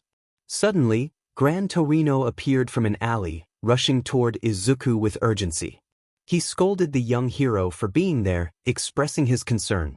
𝐒𝐮𝐭𝐡𝐨𝐫, still weak, acknowledged 𝗀𝗱𝗏's presence. 𝗀𝗱𝗏, frustrated, reminded him to stay put but was relieved to see him safe. Katsuki, unable to contain his frustration, questioned what 𝗀𝗱𝗏 considered all right. More heroes arrived, explaining that Endeavor had sent them because they lacked the quirks necessary to combat the 𝗏𝗏s. A female hero gasped in shock upon realizing that the tied-up man was the infamous hero killer. Native gently set 𝐒𝐮𝐭𝐡𝐨𝐫 down, allowing him to regain some strength. 𝐒𝐮𝐭𝐡𝐨𝐫 felt a flicker of energy returning, even if just a little. Ida, bowing deeply, expressed his sorrow for the injuries his friends had sustained because of him. He lamented his inability to see the danger due to his own brooding. 𝐒𝐮𝐭𝐡𝐨𝐫 apologized for not noticing Ida's struggles, acknowledging their friendship. Todoroki, with a blunt tone, urged Ida to pull himself together, reminding him of his responsibilities as class president. Suddenly, 𝗀𝗱𝗏 shouted for everyone to duck as a flying 𝗏𝗏 headed straight for them. Unfortunately, it was too late. The beast swooped down and grabbed 𝐒𝐮𝐭𝐡𝐨𝐫, its claws digging into his stomach and ribs, worsening his injuries. As his friends called out to him, the female hero questioned if the 𝗏𝗏 had fled after sustaining injuries. Out of nowhere, Stain emerged, retrieving a hidden knife from his sleeve. He liked the BLD from the hero's cheek and leaped into the air, cutting through his bonds. He declared his mission to purge society of the phonies and criminals who misused their power. With determination, he plunged the knife into the 𝗏𝗏's exposed brain as it fell from the sky, inadvertently crushing 𝐒𝐮𝐭𝐡𝐨𝐫 beneath it. The adrenaline that had kept 𝐒𝐮𝐭𝐡𝐨𝐫 awake faded, and he fell unconscious. Endeavor's booming voice broke the tension, urging everyone to move. Stain, hearing Endeavor, acknowledged him. The two clashed ideologies, with Stain proclaiming that only the true hero, All Might, had the right to defeat him. As he made his declaration, he fell silent, collapsing on his feet, leaving everyone frozen in place. Later, at Hosu General Hospital, 𝐒𝐮𝐭𝐡𝐨𝐫 held his hand in front of him, cringing at the pain. The doctors had removed his damaged eye to prevent infection, leaving him heartbroken. He had already faced pitying looks after the incident with Shigaraki, but now it would be even worse. Monoma's relentless taunts added to his anxiety, but thankfully, Kendo often intervened. 𝐒𝐮𝐭𝐡𝐨𝐫 feared that people would see him as a monster with his scar and missing eye. How could he ever be a hero like this? Katsuki interrupted his thoughts, telling him to stop worrying, as his muttering was becoming annoying. 𝐒𝐮𝐭𝐡𝐨𝐫 hadn't realized he was doing it and apologized. Todoroki asked if 𝐒𝐮𝐭𝐡𝐨𝐫 was genuinely concerned about others' opinions. 𝐒𝐮𝐭𝐡𝐨𝐫 hung his head in shame, knowing that heroes should save people, not worry about their appearance. Ida reassured him that no one would think he was a monster, citing other heroes who had faced disfigurement without judgment. He encouraged 𝐒𝐮𝐭𝐡𝐨𝐫 to rely on his friends for support. Katsuki, in his typical fiery manner, declared that anyone who dared to insult 𝐒𝐮𝐭𝐡𝐨𝐫 would face his wrath. Todoroki reminded him that heroes couldn't resort to violence. Ida thanked Todoroki for his input, while Todoroki added that it was acceptable to defend oneself. Ida was exasperated by their banter, but 𝐒𝐮𝐭𝐡𝐨𝐫 found himself chuckling quietly, unaware of the supportive looks from his classmates. As time passed, 𝐒𝐮𝐭𝐡𝐨𝐫 and Ida had to stay in the hospital longer than Todoroki and Katsuki. However, 𝐒𝐮𝐭𝐡𝐨𝐫 was granted a few hours to practice using full cowling. He noticed that his reactions felt slower since losing his eye, and he was determined to train his other senses as well. When the hospital staff offered him an eye patch, 𝐒𝐮𝐭𝐡𝐨𝐫 declined, stating that this was a consequence of his own foolishness, and he would bear it with pride. The doctors and nurses were touched by his resilience. 𝐒𝐮𝐦𝐦𝐚𝐫𝐲 accepted the offer of a glass eye, not wanting to leave the empty socket exposed. It made him look a little more normal, which was a relief. When everyone returned to class, he felt a wave of anxiety wash over him, but he found comfort in knowing that his brother and friends would support him through anything. As he and 𝐀𝐮𝐭𝐡𝐨𝐫 entered the classroom, they took their seats, and 𝐸𝐸𝐿 and 𝗏𝗏𝗏 approached them to chat. The conversation buzzed with excitement as everyone shared their work-study experiences. 𝗧𝗜𝐿 was surprised to see 𝗧𝗏𝗏 brimming with enthusiasm. 𝗀𝐻𝐿 pointed at the boys and remarked that they were the ones who had undergone the most changes. 𝗂𝗏 chimed in, mentioning the hero killer, while Momo expressed her concern for their safety. Kirishima emphasized how relieved he was that they were alive, noting that they had been rescued by Endeavor, the number 2 hero. 𝗧𝗜𝐿 turned to 𝗏𝗏𝗏, who seemed a bit down, and offered a supportive pat on the back. Ojiro brought up the news about the connection between the hero killer and the League of Villains, shuddering at the thought of how much worse the 𝗂𝐮𝐦𝐦𝐚𝐫𝐲 attack could have been if someone like him had been involved. Kaminari, despite the fear, admitted that he found the hero killers somewhat impressive. Katsuki, not pleased with the conversation, shouted at Kaminari to be quiet. The sudden attention made Kaminari realize his mistake, especially when he noticed 𝗧𝗜𝐿's hand hovering over his empty eye socket. 𝗧𝗜𝐿 reassured him it was fine, while 𝐸𝐸𝐿 spoke up, acknowledging the hero killer's conviction but firmly stating that his methods were wrong. He declared his commitment to becoming a hero with renewed determination, leaving 𝗧𝗜𝐿 in awe of his friend's resolve. As class began, they changed into their costumes and met All Might at Training Field Gamma. All Might greeted them with his usual enthusiasm but quickly shifted to the day's agenda, a rescue training race. He explained that the exercise would take place in a complex labyrinth-like construction site, emphasizing the importance of minimizing damage to the surroundings. After forming groups, All Might called for the first team to take their positions. As soon as the signal was given, 𝗧𝗜𝐿 activated full cowling and sprang into action, navigating the field with agility. He was careful to avoid obstacles, keeping everything in sight with his remaining eye. Thanks to the tips 𝗀𝐿 had given him during their hospital stay, he felt more confident. 𝗧𝗜𝐿 swiftly passed his classmates, quickly taking the lead. He spotted All Might ahead, holding a prize banner. Before long, he reached the finish line first, and All Might draped the sash over his shoulder, thanking him for his efforts. He then whispered that he needed to speak with 𝗧𝗜𝐿 and 𝗀𝐿 in the break room after training. As 𝗧𝗜𝐿 walked back to join his classmates, Kaminari approached him, impressed by his speed and comparing him to Bakugo. Flattered, 𝗧𝗜𝐿 admitted he had learned those skills during his work-study. Kirishima then asked about the scar on 𝗧𝗜𝐿's face and the difference in color between his eyes. 𝗧𝗜𝐿 hesitated, unsure how to respond. 𝗬𝐸𝐿 intervened, suggesting that it wasn't the right moment for such questions. 𝗧𝗜𝐿 reassured his friend that he was okay with it, though he felt caught off guard. Uraraka expressed her curiosity as well, asking how he had managed to keep his eye. 𝗧𝗜𝐿 revealed that he had lost his eye during an encounter with Stain while trying to protect 𝗬𝐸𝐿. The classroom fell silent until 𝗀𝐿's group completed their exercise. 𝗀𝐿, noticing his brother's expression, threatened to unleash his anger on whoever had upset him, even though 𝗧𝗜𝐿 had not actually cried. After the exercise, 𝗧𝗜𝐿 and 𝗀𝐿 entered the room and closed the door behind them. All Might, in his deflated form, instructed them to lock the door. 𝗧𝗜𝐿 pondered the atmosphere around him. All Might expressed his regret for not being by their side during difficult times. 𝗧𝗜𝐿, attempting to reassure his mentor, insisted that All Might didn't need to apologize. 𝗀𝐿, with a hint of annoyance, inquired about One for All. All Might informed them that he had heard about the hero killer liking 𝗧𝗜𝐿's BLD. 𝗧𝗜𝐿 explained that the quirk could freeze anyone whose BLD he swallowed, but he was curious about its implications. All Might asked if 𝗧𝗜𝐿 remembered what he had said when granting him One for All. 𝗀𝐿 and 𝗧𝗜𝐿, sharing a moment of camaraderie, mimicked All Might's iconic phrase, but All Might clarified that he had meant something different, something about taking in his DNA. A wave of realization washed over 𝗧𝗜𝐿 as he connected the dots. He wondered if Stain had somehow acquired One for All. All Might reassured him that One for All wouldn't be transferred unless the user wished it, emphasizing that it couldn't be forcibly taken, although it could be given. He explained that One for All had a unique origin. All Might elaborated on the history of One for All, tracing it back to a quirk known as All for One, which had the power to steal quirks and grant them to others.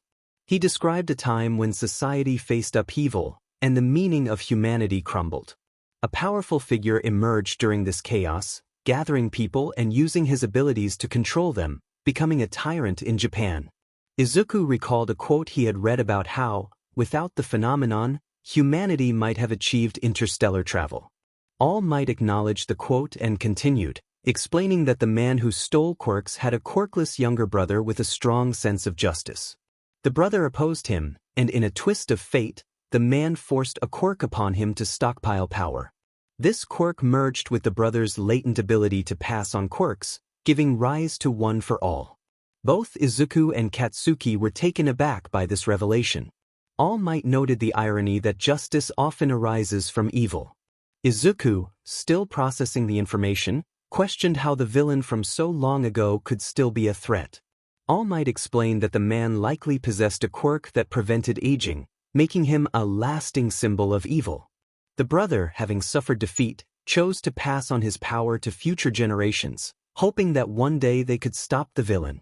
Izuku resolved to do his best, standing tall and declaring that he could accomplish anything with All Might by his side. All Might thanked him, but after Izuku left the room, Katsuki remained behind, looking All Might in the eye. He expressed his concern that if Izuku faced the villain, it would mean All Might was no longer there. All Might sighed and confirmed Katsuki's fears. As the chapter concluded, the next one would focus on the finals and the upcoming summer camp, hinting at a shift in the storyline. The next day, Class 1A sat in their seats, eagerly awaiting Aizawa to begin homeroom. Aizawa stood before them, announcing that they would be welcoming a new student into the class. He explained that the student had previously interned with him and was moving up to replace Mineta. He instructed the new student to introduce himself and then promptly wrapped himself in his sleeping bag, dozing off in the corner. Hitoshi Shinso entered the classroom, and the students erupted in surprise. Katsuki, standing on his chair, exclaimed his disbelief at Shinso's presence. Ida quickly reprimanded Katsuki for his behavior. Shinso explained that he had performed well in the sports festival and, with Mineta's expulsion, had been moved to Class 1A. He introduced himself, stating that he wasn't there to make friends, and took his seat behind Midoriya. The Deku squad, minus Izuku, shared a collective thought about Shinso's reluctance to make friends, especially given the bright smile on Izuku's face. Aizawa then shifted the topic to summer break, revealing that they would be going to a summer lodge. Kirishima cheered in excitement, while Izuku felt a sense of foreboding about the upcoming trip. Mina suggested they give each other dares, and Azui chimed in with the idea of fireworks. Ida mentioned curry, while Aizawa warned that anyone who failed their final exams would face remedial classes. Kirishima encouraged everyone to do their best, but Katsuki dismissed the excitement. After class, some students panicked about their lack of preparation for the finals. Kaminari and Mina expressed their worries, while Izuku approached Shinso to ask if he was ready for the exams. Shinso revealed that he was feeling overwhelmed, prompting Izuku to share his own struggles from living with Aizawa after his mother's passing. Shinso was shocked to learn about Izuku's experience and questioned how he managed to stay sane. As they discussed study groups, Izuku invited Shinso to join them, and despite his initial reluctance, Shinso agreed. During lunch, the Deku squad, now including Shinso, was discussing the tests when Monoma rudely elbowed Izuku from the side. Reacting instinctively, Izuku grabbed Monoma and flipped him onto the ground, only to realize what he had done and hurriedly apologized. The surrounding students watched in stunned silence. Monoma, rubbing his head, taunted Izuku about their class's reputation. He then directed his ire at Shinso, questioning why he was associating with Class 1A. Shinso calmly continued eating, stating that he had transferred to their class. Monoma's insults were abruptly silenced when Kendo intervened, knocking him out with a swift chop to the neck. She apologized to the Deku squad for Monoma's behavior and shared some insider information about the upcoming practical test, which would be similar to the entrance exam. As 𝗚𝐻𝐼𝐼 regained consciousness, he complained about Kendo revealing their strategy, but she quickly knocked him out again, insisting that they didn't hate Class 1A. Afterward, 𝗀𝐮𝐭𝐡𝐨𝐫 asked if 𝗚𝐻𝐼𝐼 was always like that, and the others confirmed his annoying reputation. They then inquired about 𝗀𝐻𝐭𝐡𝐴's hero name, to which he proudly announced that he would be known as the Mind Control Hero, Persona. The entire Deku squad expressed their admiration for 𝗀𝐻𝐭𝐡𝐴, who rubbed the back of his neck in embarrassment. Ochako assured him that he would become a great hero someday. Over the next several days, Class 1A dove into intense study and training. 𝗀𝐻𝐭𝐡𝐴 kept his promise and trained alongside Izuku, engaging in physical combat without using their quirks to strengthen their bodies, as 𝗀𝐻𝐴 couldn't use his quirk on robots. Izuku was pleasantly surprised to discover that 𝗀𝐻𝐴 had a capture scarf from Aizawa, though he was still learning to use it. He also had a voice-changing face guard created by 𝗏𝗡. Kirishima and Katsuki often joined their training sessions, which turned into spirited contests of strength and determination. As the test approached, Izuku felt confident. He performed well in the written portion, but the practical test was a different challenge altogether. Instead of battling robots, the students found themselves facing their teachers. Izuku felt a wave of dread wash over him at the thought of fighting All Might.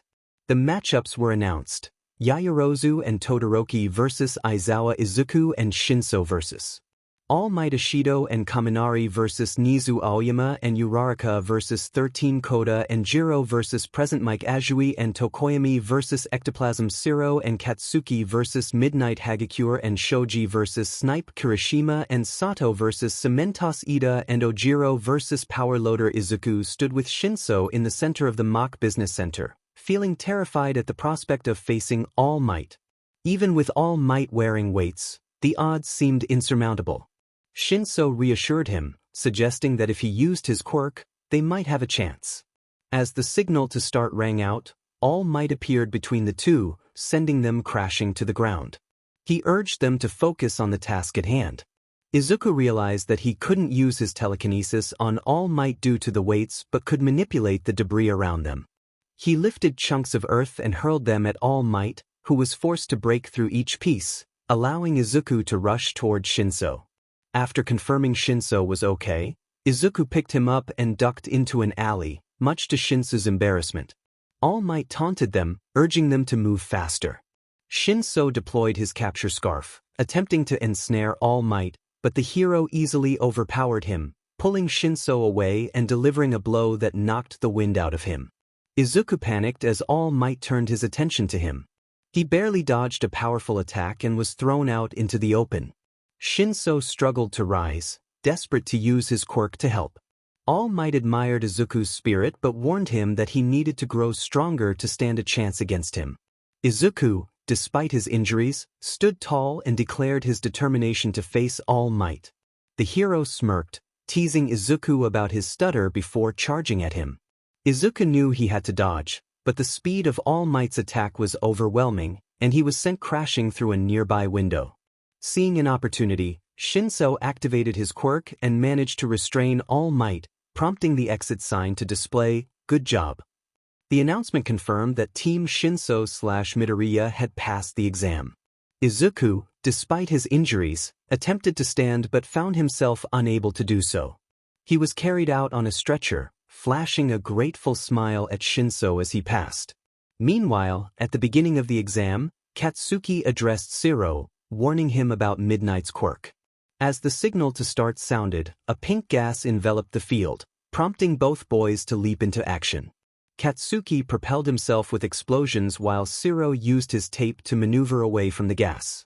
Midnight taunted them, revealing that she had covered the area with her quirk. Katsuki, frustrated, began using his explosions to clear the gas and distract her. Seizing the moment, Zero bound her arms with his tape, prompting Katsuki to charge in, determined to take down their teacher. As soon as he reached the hero, he took out the HNDCFFS and secured them over her wrists. He questioned whether this was truly a good matchup for their training. The announcement came through that Team Bakugo and Zero were the first team to pass the exam. Katsuki celebrated their victory, shouting with enthusiasm at the students who were too far away to hear him. Time passed, and 4 students from Class 1A were in a state of panic over their exam results. 𝐒𝐮𝐬𝐽 attempted to calm them down but ended up getting a playful jab in the eye for his efforts. When class began, 𝐒𝐮𝐬𝐽 entered the room and instructed everyone to take their seats. 𝗧𝗟𝗘 inquired about their exam results, to which 𝐒𝐮𝐬𝐽 reluctantly informed them that 4 students had not passed. The 4 individuals exchanged glances, knowing exactly who they were, their expressions turning somber. 𝐒𝐮𝐬𝐽 then announced that they would be going to the lodge, explaining that it was a boot camp designed for those who needed the extra time the most. The 4 students cheered at the prospect, though 𝐒𝐮𝐬𝐽 quickly added that they would be taking extra remedial classes, ensuring they were not off the hook. After another time skip, the students excitedly shouted about their rest stop as they disembarked from the bus, realizing that Class 1B was missing. 𝐒𝐮𝐬𝐽 hinted that there was more to their trip than met the eye. Amid the chatter, a female voice exclaimed about their excitement, while another added a playful comment. Together, they introduced themselves as the Wild and Wild PP Cats, which sent 𝐒𝐮𝐽 into a fanboy frenzy. He found himself covering his mouth with a white cat's paw when he tried to guess the ages of the women. 𝗏𝐿𝐴 informed the students that they were in their territory and pointed out the lodge at the base of a distant mountain. Some students voiced their confusion about their location, but 𝐒𝐮𝐽 and ‡ familiar with 𝐒𝐮𝐬𝐽's methods, braced themselves for what was to come. 𝗏𝐿𝐴 mentioned the time, indicating that if they hurried, they would reach their destination by noon. Suddenly, the ground beneath the students gave way, catching them off guard. 𝐒𝐮𝐽 screamed as he fell through the air. He may have known how it was going to end, but that did not make it any less terrifying to plummet down a cliff. 𝗏𝐿𝐴 yelled down to the students, reminding them that they could use their quirks freely since they were on private property and wishing them good luck with their 3-hour challenge. As 𝐒𝐮𝐽 turned towards the forest, he spotted a massive creature with giant tusks and horns all over its body charging at them. Activating full cowling, he leaped toward the beast alongside 𝐸𝐸𝐷 and Katsuki. Todoroki quickly froze the monster's legs, and their combined efforts caused the creature to disintegrate into dust. 𝐒𝐮𝐽 noted that it must have been Pixie Bob's quirk at work. Katsuki scoffed, suggesting that if that was the case, Pixie Bob wasn't very strong. Todoroki cautioned him to look around, revealing that more of the earthen giants were emerging from the forest. 𝐸𝐸𝐷 suggested they fight their way through, despite his reluctance. 𝐒𝐮𝐽 nodded in agreement, powering up full cowling once more as he observed his classmates preparing for battle. ‡ had his capture scarf ready. Several hours later, well past noon, the students of Class 1A finally arrived at the lodge, looking utterly exhausted. 𝐒𝐮𝐽 appeared the worst off. He had used his telekinesis to save several classmates from being crushed by the monsters, and at one point, he had accidentally summoned a BLD blade, leaving him both drained and weak. He needed food urgently. 𝗏𝐿𝐴 and Pixie Bob welcomed them to the lodge, with Pixie Bob showing particular interest in 𝐒𝐮𝐽, Katsuki, 𝐸𝐸𝐷, and Todoroki. Out of the corner of his eye, 𝐒𝐮𝐽 noticed a little boy, perhaps 7 or 8 years old, and approached him. He introduced himself, but the boy unexpectedly punched him in the stomach before walking away, causing 𝐒𝐮𝐽 to collapse. The boy declared that he didn't talk to wannabe heroes. Katsuki rushed over to confront his brother, while 𝐸𝐸𝐷 expressed his disapproval of such a low blow. 𝗏𝐿𝐴 apologized, explaining that the boy was her cousin's son, 𝐀𝐮𝐭𝐡𝐨, who was currently living with them. 𝐒𝐮𝐽 reassured her that it was okay. After a delicious dinner, the students went to bathe in the hot spring, and 𝐀𝐮𝐴 joined them after some encouragement from 𝗏𝐿𝐴. She reminded everyone to ensure that none of the boys peeked at the girls. While the students relaxed in the water, 𝐀𝐮𝐴 approached the shallow edge of the hot spring but slipped on a towel left behind. He went flying, and 𝐒𝐮𝐽 quickly used full cowling to catch him before he could hit the ground. 𝐀𝐮𝐴 was unconscious. 𝐒𝐮𝐽 decided to take him to 𝗏𝐿𝐴. Later, 𝗏𝐿𝐴 thanked him for catching 𝐀𝐮𝐴, explaining that the sudden fall must have caused him to faint. 𝐒𝐮𝐽 expressed his relief that 𝐀𝐮𝐴 was alright, but the boy's earlier words echoed in his mind. He hesitated before asking 𝗏𝐿𝐴 why 𝐀𝐮𝐴 hated heroes so much, noting that most kids admired them. 𝗏𝐿𝐴 reflected that perhaps if 𝐀𝐮𝐴 had a normal childhood, he would have felt the same way. Pixie Bob entered the room and answered Izuku's question. She revealed that Koda's parents had also been heroes, but they were murdered by a villain 2 years ago while protecting citizens. Mandalay spoke with visible pain, explaining how difficult it was to explain to a child that his parents had died honorably. To Koda, they had left him behind, and while their sacrifice was praised, it only deepened his sense of loss. Izuku felt a connection to Koda, realizing they shared a similar pain. The next morning, Aizawa greeted his class of yawning students, announcing the start of a training camp designed to enhance their strength. Their goal was to improve their skills significantly so that each of them could earn a provisional license to face the dangers lurking in the shadows. He instructed Katsuki to throw the ball from their fitness test, reminding him of his previous record. As Katsuki prepared to throw, his classmates cheered him on, eager to see how much he had improved. With a powerful throw, Katsuki shouted an exclamation, and the ball soared into the distance. Aizawa announced the distance, and the class was shocked by the result. However, Aizawa explained that while they had improved in mental prowess and technical skill, their quirks had not grown significantly stronger. He warned them that the upcoming training would be incredibly challenging, and they would need to push themselves to their limits. Izuku couldn't shake the feeling that the training would be more difficult than any of them anticipated. Izuku was being pushed to lift incredibly heavy weights, a method intended to enhance his strength. This would enable him to lift heavier objects with his telekinesis and fortify his body, allowing him to utilize a greater percentage of one for all. Meanwhile, Shinso was compelled to spar with Tiger to increase his muscle mass, as his quirk did not have a means of growing stronger. His ability relied solely on verbal commands, where the enemy responded and was controlled. He needed to become stronger to fight without depending on his quirk, a realization that had come swiftly during his encounter with All Might. By the time dinner arrived, the students were thoroughly exhausted, only to discover they had to prepare their own meals. Izuku noticed Koda walking away toward the forest and decided to grab a plate of curry to follow him. Izuku felt he had made the right choice when he heard the growls emanating from Koda's stomach. They soon stood before a cave on a cliff overlooking the forest. He approached Koda and remarked on his apparent hunger, offering him some curry. Koda was surprised, asking how Izuku had found the place. Izuku explained that he had followed Koda's footsteps, thinking he might appreciate some food before it got cold. Koda, however, was dismissive, insisting he was fine and ordering Izuku to leave, claiming he didn't want to hang out with him and to forget about his secret hideout. Izuku looked around, realizing it was indeed a secret hideout. Koda scoffed at the idea of spending his life trying to improve his quirk, calling it foolish and accusing Izuku of wanting to show off. Izuku, recalling Koda's parents, inquired if they had been the water hose heroes. Koda reacted angrily, demanding to know how Izuku had found out. Izuku stammered that he had read about it years ago and expressed sympathy for what had happened to them. Koda turned away, expressing his disdain for society's labels like hero and villain, and lamented the violence that arose from such distinctions.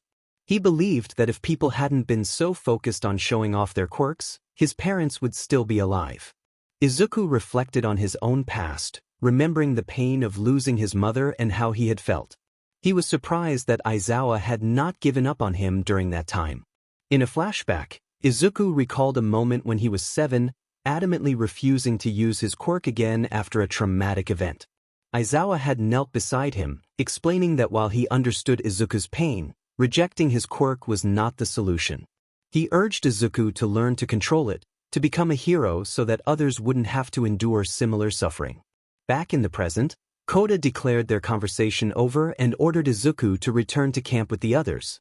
Izuku, feeling compelled to share, revealed that he had once felt just like Koda. He recounted the loss of his mother and how he had regretted his actions, believing that a world without quirks would have saved her. However, someone had told him that bad things happen regardless of quirks, and it was the people who wielded them that mattered. Koda, frustrated, demanded that Izuku leave him alone. Apologizing for rambling, Izuku set the curry down and walked away. After dinner, the students participated in a test of courage, excluding the remedial students.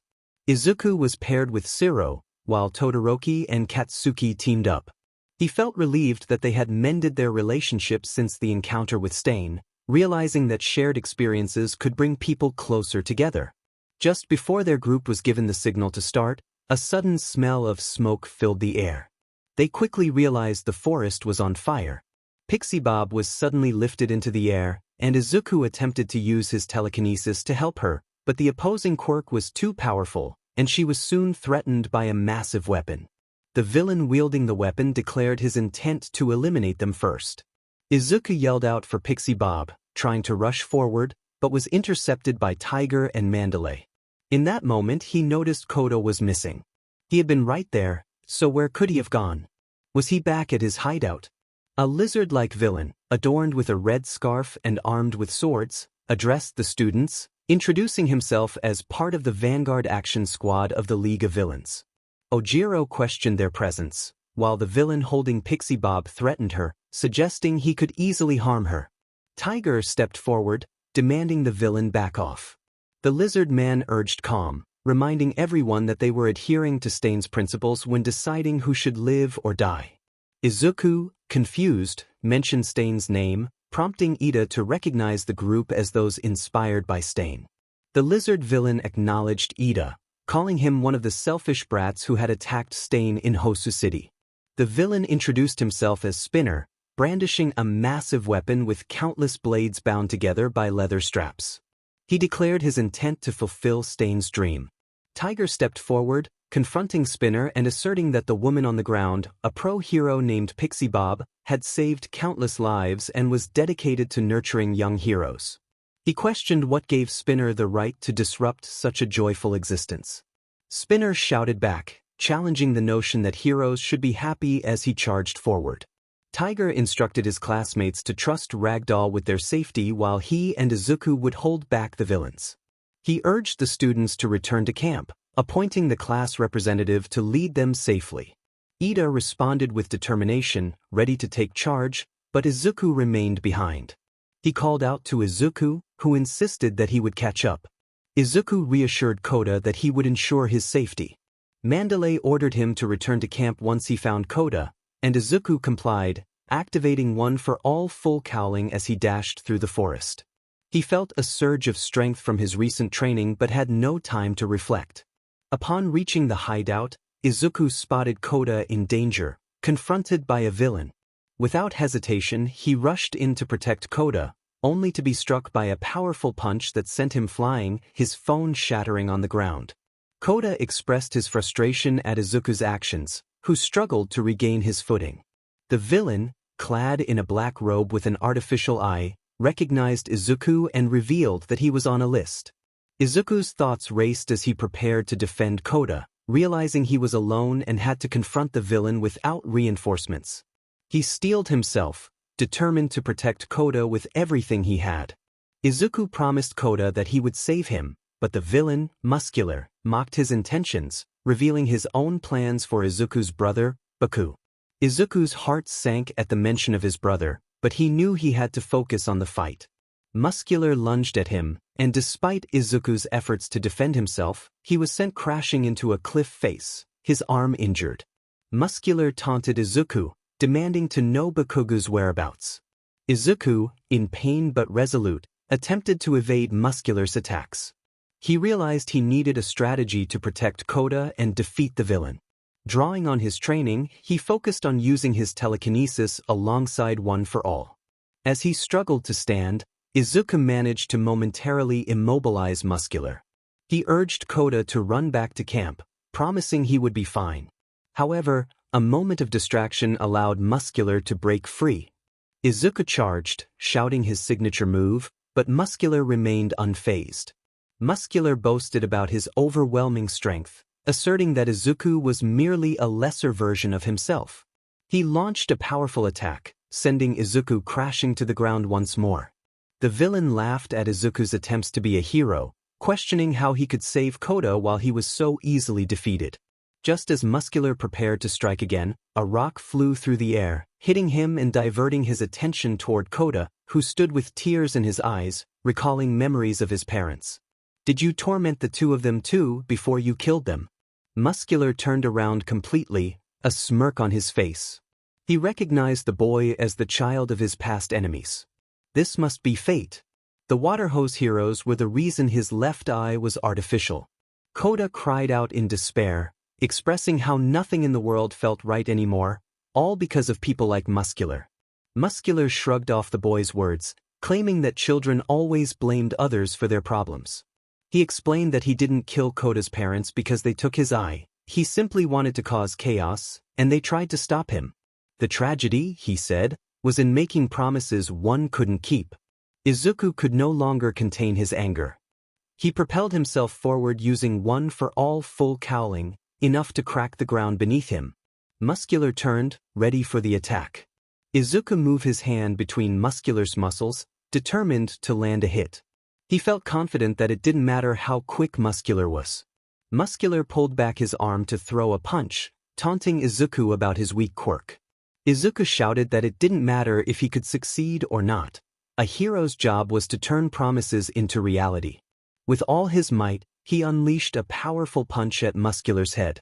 The force of the blow sent 𝐀𝐮𝐴 flying off the cliff, but 𝗧𝗜𝗓 managed to catch him with his teeth. 𝐀𝐮𝐴 thanked 𝗧𝗜𝗓, but then noticed his broken arms. Adrenaline coursed through 𝗧𝗜𝗓, masking the pain he felt. He urged 𝐀𝐮𝐴 to hurry back to camp, but 𝗏𝗡𝐿𝐴 interrupted, revealing that the punch hadn't stopped him. He had absorbed the impact and was now ready to retaliate. 𝗧𝗜𝗓 felt a wave of disbelief wash over him. He had given it his all, and yet 𝗏𝗡𝗿𝐿𝐴 was still standing.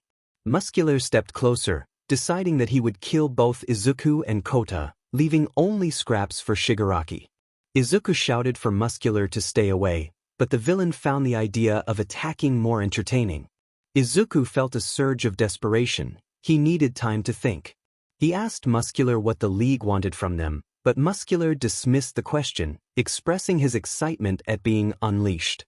He prepared to get serious, replacing his destroyed eye with a fake one. 𝐀𝐮𝐴 clung to 𝗧𝗜𝗓's neck as they jumped away from 𝗏𝗡𝗿𝐿𝐴's charge, which shattered the ground where they had just been.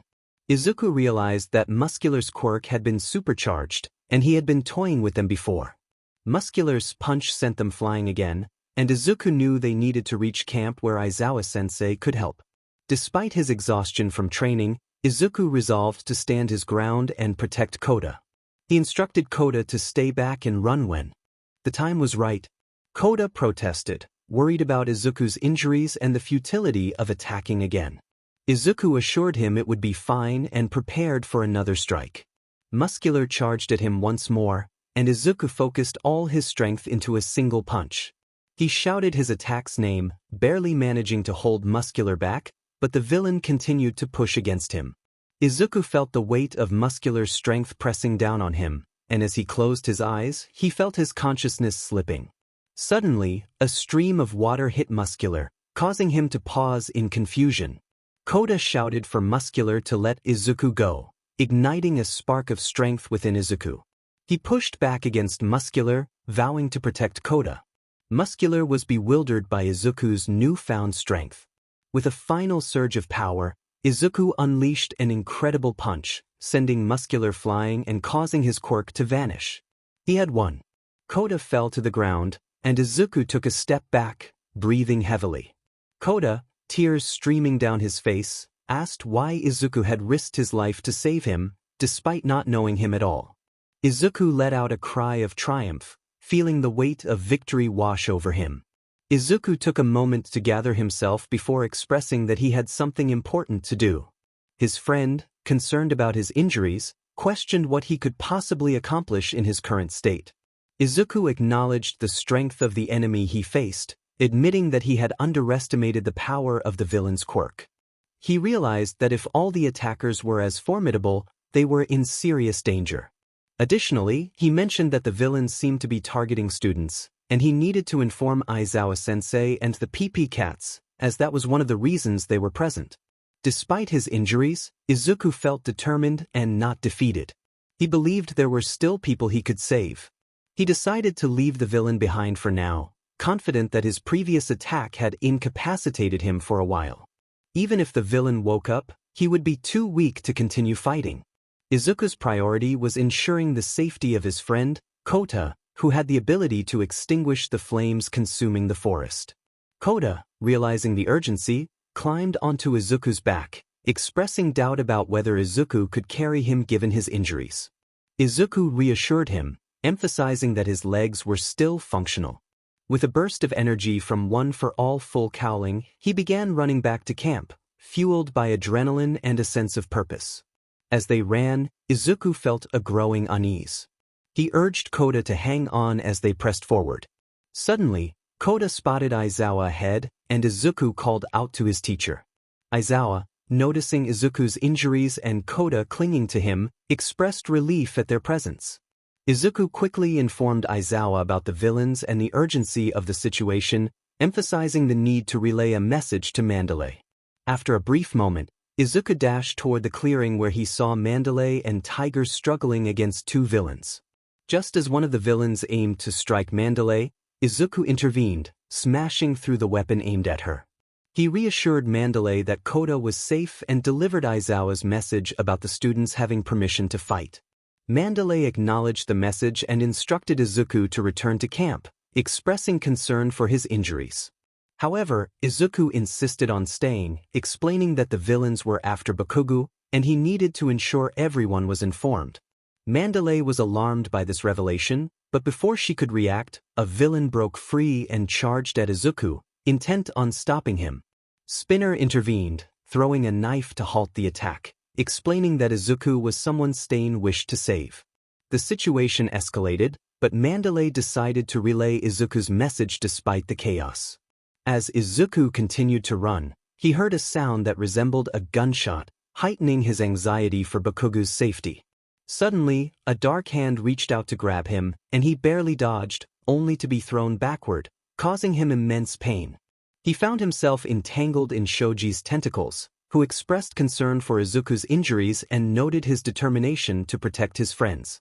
Izuku learned that a powerful entity had lost control during the fight, and they would need to strategize to overcome the threat. He proposed a plan to lead the dark creature into a well-lit area where they could confront it. Shoji agreed to create duplicates to assist, and they set off, determined to find Bakugo and Todoroki. As they approached the sound of fighting, Izuku called out for Bakugo and Todoroki to provide light. Katsuki held back Todoroki, realizing that Dark Shadow was handling the villain, and once the threat was neutralized, they charged forward, ready to fight. Katsuki remarked on their mismatched abilities, while Tokoyami expressed gratitude for being saved. Todoroki urged them to focus on escaping, revealing that Bakugo was a target of the villains. Izuku explained that the villains had a specific purpose for Bakugo, suggesting that they did not intend to kill him. With urgency, they formulated a plan to move quickly, knowing they were vulnerable if they remained in one place. Shoji positioned himself behind Izuku, while Shinso and Tokoyami stayed close to Bakugo, ready to face whatever challenges lay ahead. If they moved like this, they should be okay. The group continued to formulate a plan while Katsuki stood there, confused. He expressed his frustration, insisting he didn't need protection. The group ran swiftly until they encountered Ochako and Azui, who had just managed to fend off Toga. Ochako called out to Izuku, concerned about his condition. Izuku reassured her that he was fine and explained they were running back to camp while protecting Katsuki. Azui inquired about Katsuki's whereabouts, prompting Izuku to look around and realize that Shinso, Tokoyami, and Bakugo were missing. Panic set in as they searched for their friends. A voice echoed from the treetops, claiming to have taken them away. The speaker revealed that Bakugo was the primary target, but the others had piqued his interest as well. Izuku demanded the return of his friends, but the villain dismissed his concerns, stating he was merely providing them with a better stage. With that, he leaped through the air, evading capture. Todoroki unleashed his ice, covering the area to block the villain's escape. The students pursued, but the villain was too quick. Izuku quickly devised a plan and called for Ochako to help them float. She used her quirk to bind his broken arms with nearby sticks and lifted the boys into the air, while Azui propelled them toward the villain, with Shoji holding on to the others. They caught up to the villain and managed to tackle him, right in front of the rest of the Vanguard Action Squad. Twice, confused by their sudden appearance, questioned who they were. Dabi, on the other hand, unleashed a blast of blue fire, sending the boys flying back.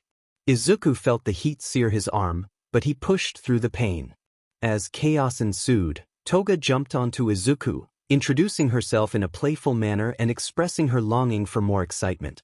In a swift motion, she attacked him, causing him to cry out in surprise.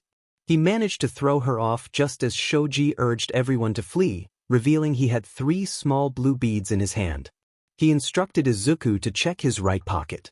Izuku was taken aback but quickly activated his telekinesis, moving the beads from the villain's mouth to Todoroki, who was closest. The beads released the stunned teens, but the villain was not deterred, insisting he could still capture one target today. Before Izuku could react, Toga lunged at him again, and Dabi unleashed more flames, separating him from his friends.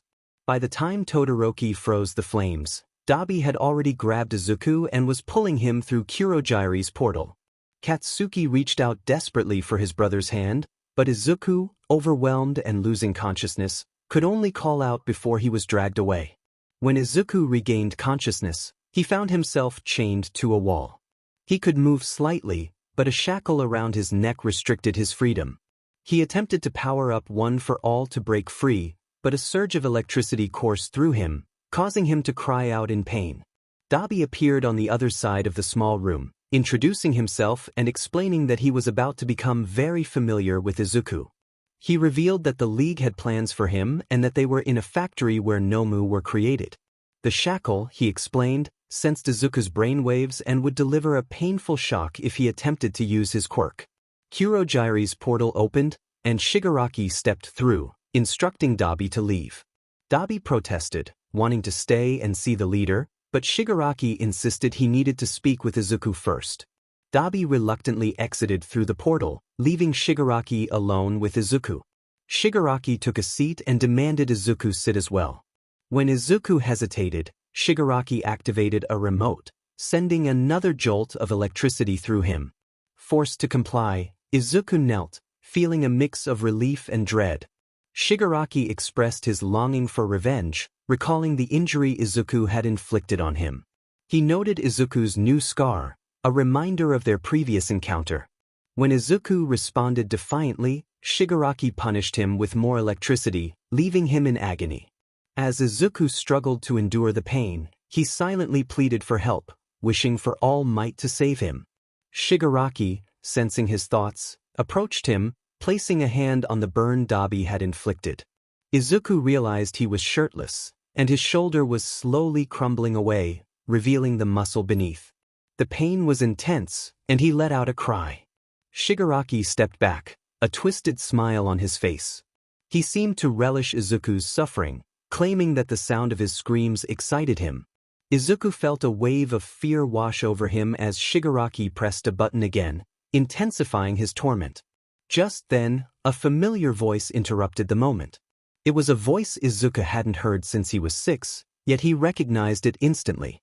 "Sensei," Shigaraki said, retreating as Izuku's father emerged from 𝐀𝐮𝐭𝐡𝐨𝐫's portal. However, he looked nothing like the man Izuku remembered. Gone were the curly white hair and gentle eyes. Instead, this man appeared almost monstrous, lacking both eyes and hair. "It's been a while, Izuku," the man said. "Are you surprised? You shouldn't be, after all. It was your dear mentor who put me in this state." Izuku's heart raced as he processed the implications. His mind raced with panic as he thought of All Might. "That's right, I'm all for one," his father continued. "Honestly, where did you think that quirk of yours came from?" Izuku felt as if his world had shattered. The shackle around his throat tugged painfully, making it hard to breathe. "Why?" Izuku managed to ask, his voice trembling. "Why can't a father see his son?" All for One replied, dismissing Izuku's pain. Izuku felt a surge of anger. "Not when they want to torture them." "Oh come now, Izuku. That was 𝗏𝗏. I never did anything to you." "Then what did you want with Bakugo? He was one of the targets, right?" "You must mean that Bakugo kid. 𝗏𝗏 wanted him, not me. Everything I do is for 𝗏𝗏's sake. He is my masterpiece." "Is he why you left?" "Yes. I had to focus all my efforts on teaching him, getting him to this point." "Why?" "Because I wanted to. When I met your mother, I was planning to take her quirk, but it was too weak. Then I thought, what if I had a child with her? Would the child inherit my quirk, hers, or perhaps something entirely new? So, I deceived her into thinking I was in love, and she gave birth to you. The most perfect son I could have asked for. And now you're ripe for the picking. Izuku felt confusion and terror wash over him. What do you mean? You see, I've been creating the 𝗏𝐽𝐽 for quite some time, but many lose their minds after receiving multiple quirks. You, however, are different. Your body is built to hold multiple quirks. In fact, you even made my job easier by taking All Might's quirk. I didn't. Oh, I know. It can't be taken by force. But don't worry, Izuku. That's not why you're here. You're here to become what you were born to be.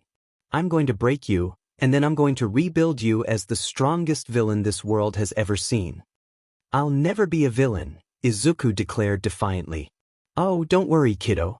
Give it a month or two, and you'll change your mind.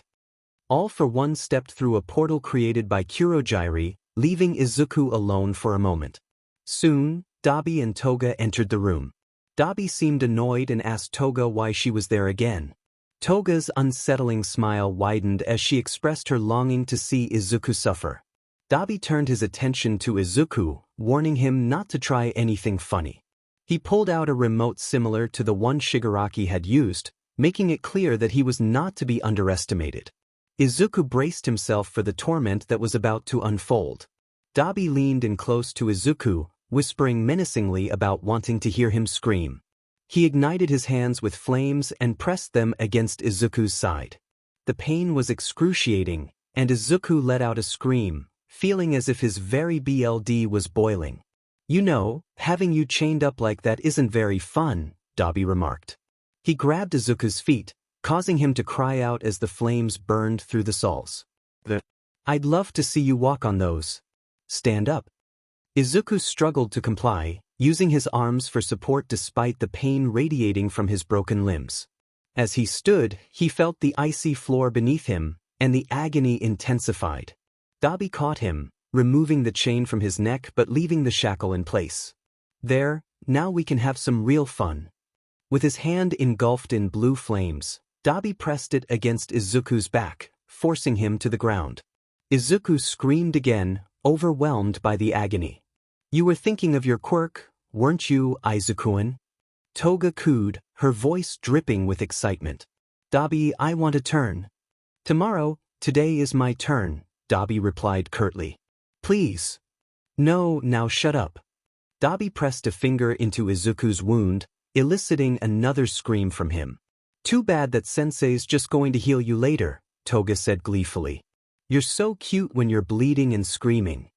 You are so creepy, Toga, Dabi remarked. I know.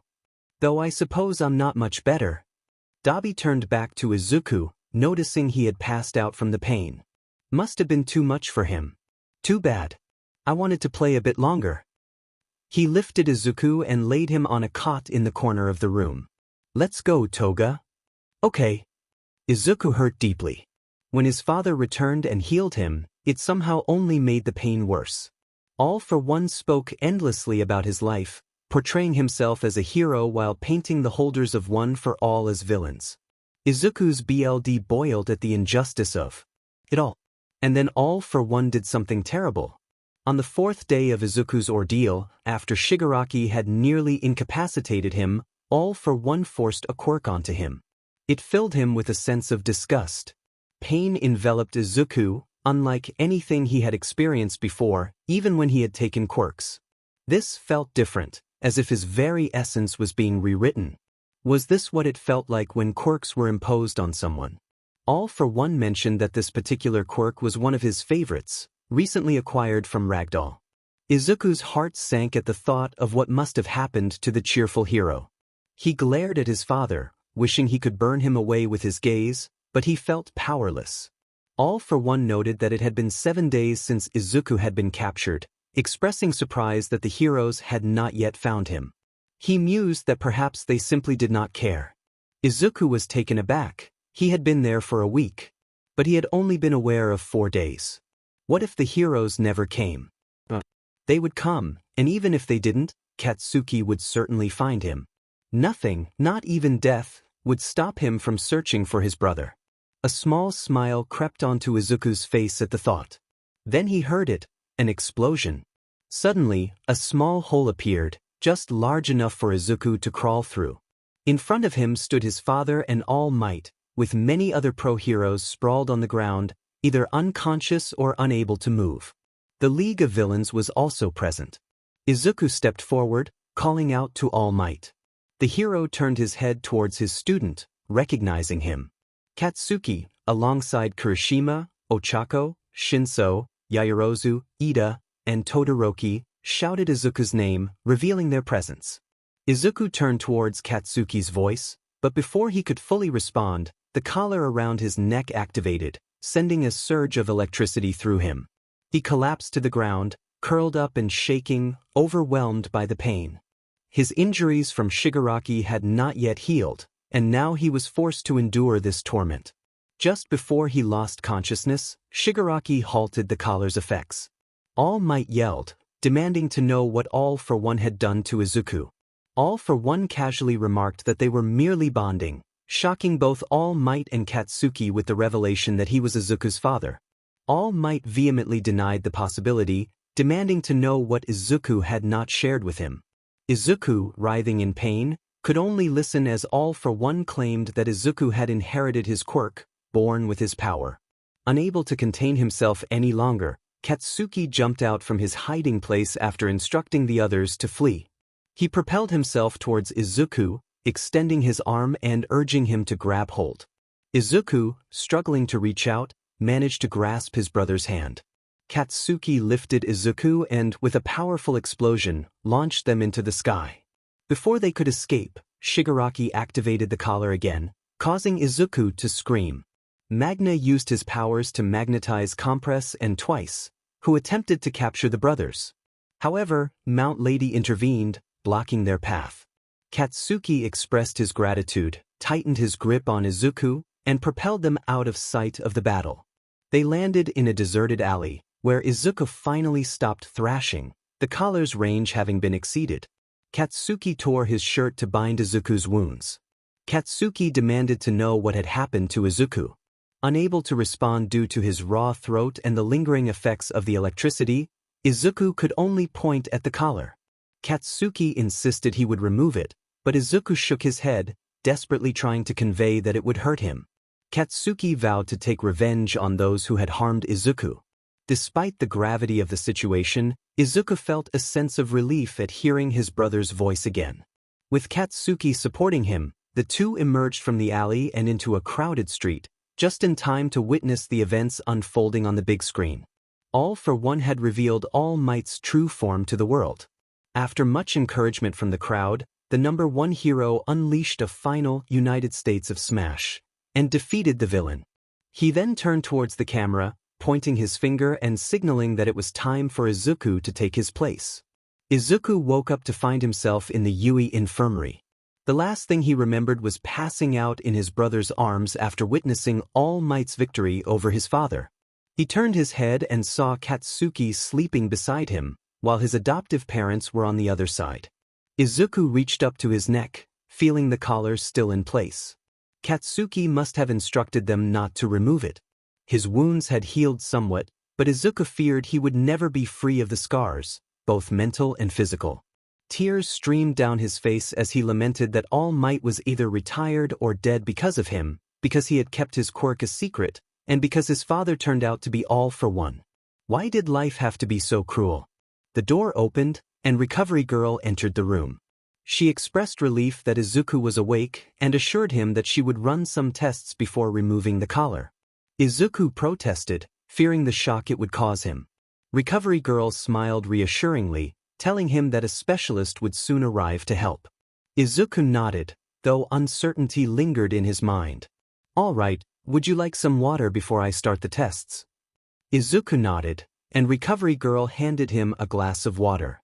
Unlike the metallic and dusty taste of the water he had received while in the League's custody, this water felt soothing and refreshing on his throat. He expressed his gratitude as he returned the cup to Recovery Girl. "There's no need to thank me," she replied, placing the cup down and retrieving a stethoscope and BLD pressure cuff. I'm just doing my job.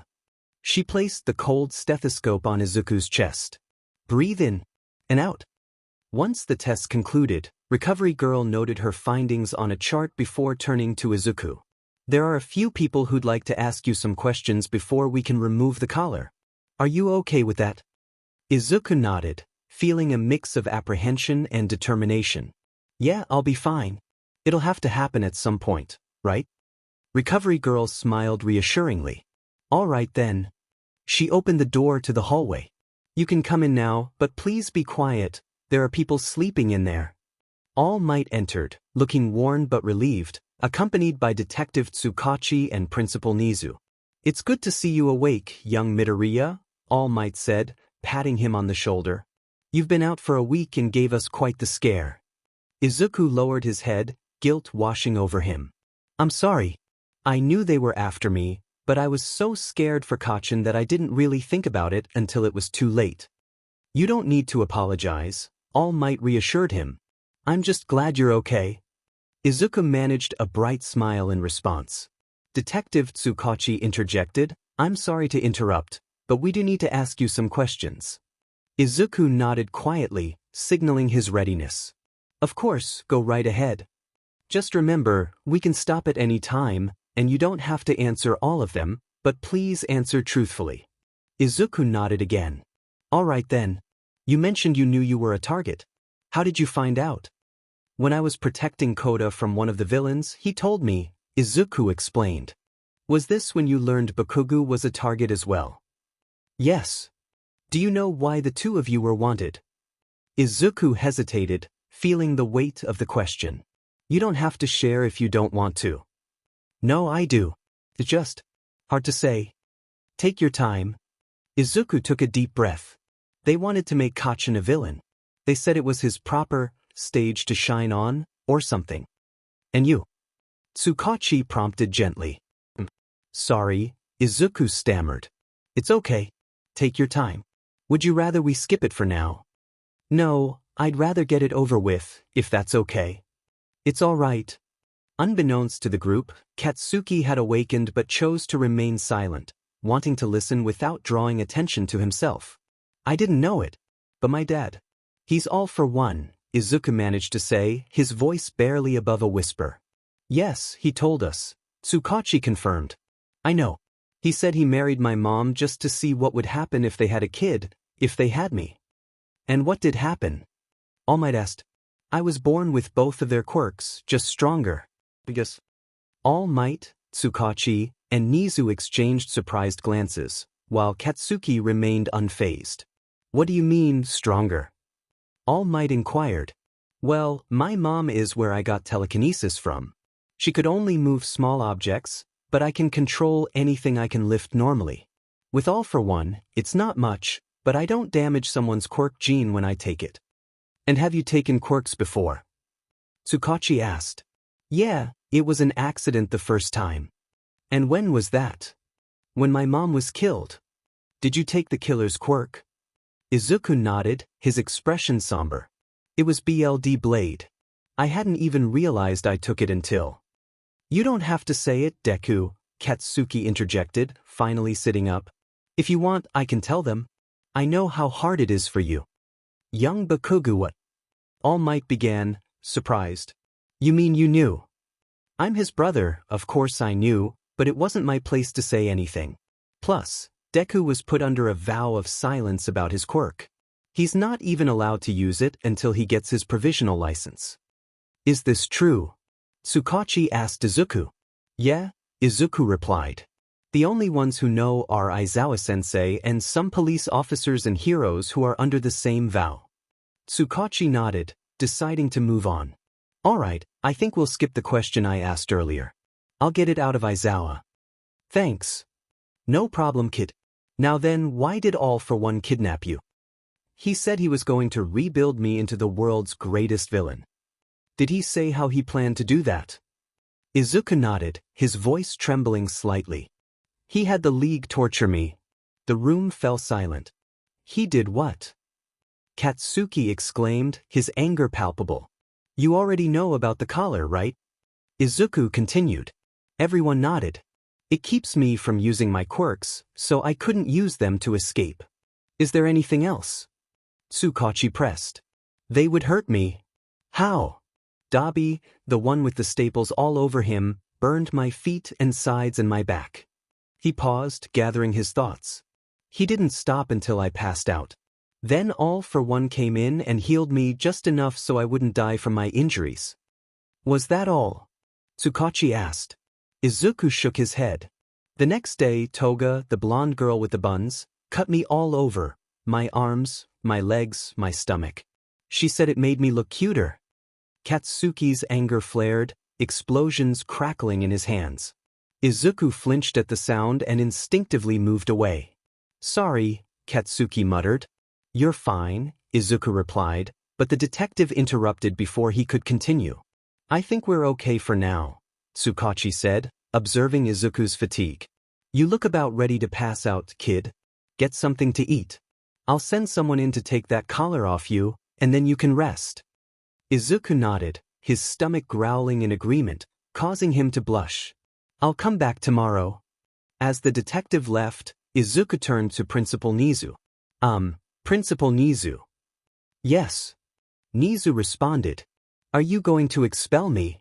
Katsuki's head whipped around, but Nizu spoke before he could interject. Whatever would I do that for? Because I'm his son.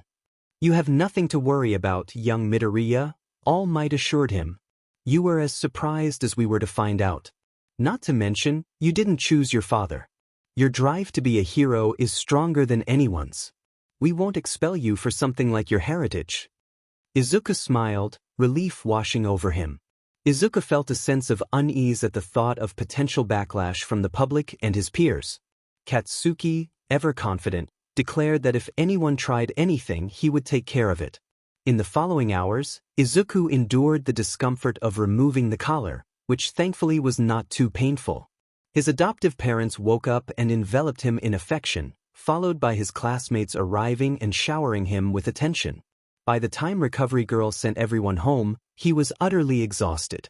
Recovery Girl informed him that he could stay for the night but would be free to go the next day, urging him to enjoy the remainder of his summer break.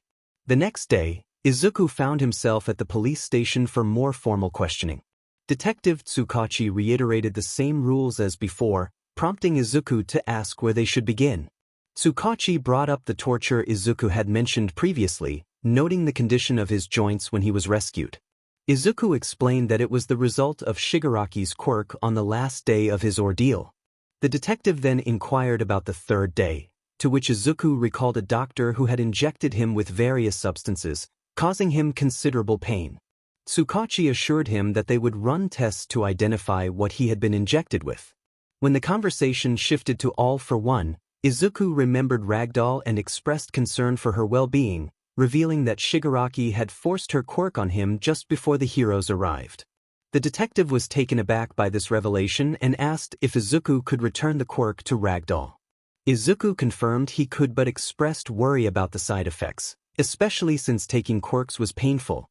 Tsukachi reassured him that Ragdoll was unconscious but would recover. After a few more standard questions, Izuku was allowed to leave. An officer drove him home, where he was surprised to find Aizawa and All Might sitting with his family. Confused, he asked if something was wrong, but Mitsuki quickly reassured him that they were there to discuss changes at the school. Aizawa explained that they would be moving students into dorms for safety reasons following the recent villain attacks. Izuku thought it was a great idea, but Katsuki, ever the protector, insisted he would join to keep an eye on Izuku. Aizawa reminded Katsuki that he had gone against orders during the rescue, which led to a brief argument about the consequences. Izuku felt a wave of panic wash over him, realizing the risk his brother had taken for him.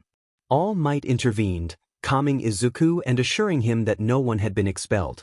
As the conversation continued, Izuku learned that several classmates had gone to find him, and he sank to his knees, feeling overwhelmed by the thought that they had heard about his ordeal firsthand. With a change of topic, All Might announced a celebratory dinner, promising to make hot pot before leaving with Aizawa, leaving the family in peace. On the day of the move-in, Mitsuki reminded her sons to stay out of trouble and keep up with their homework as they arrived at the UE campus.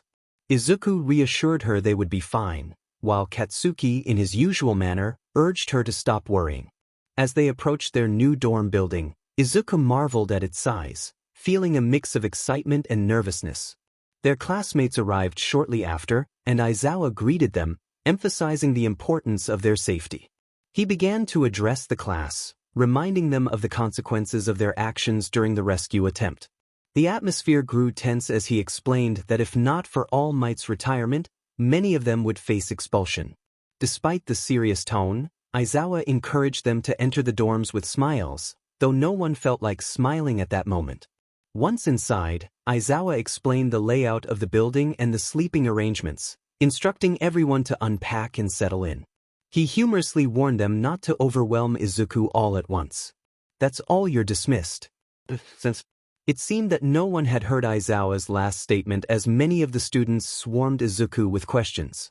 They were curious about what had happened when he was taken, why he hadn't revealed who his father was, and whether he possessed his father's quirk. The barrage of inquiries overwhelmed the boy.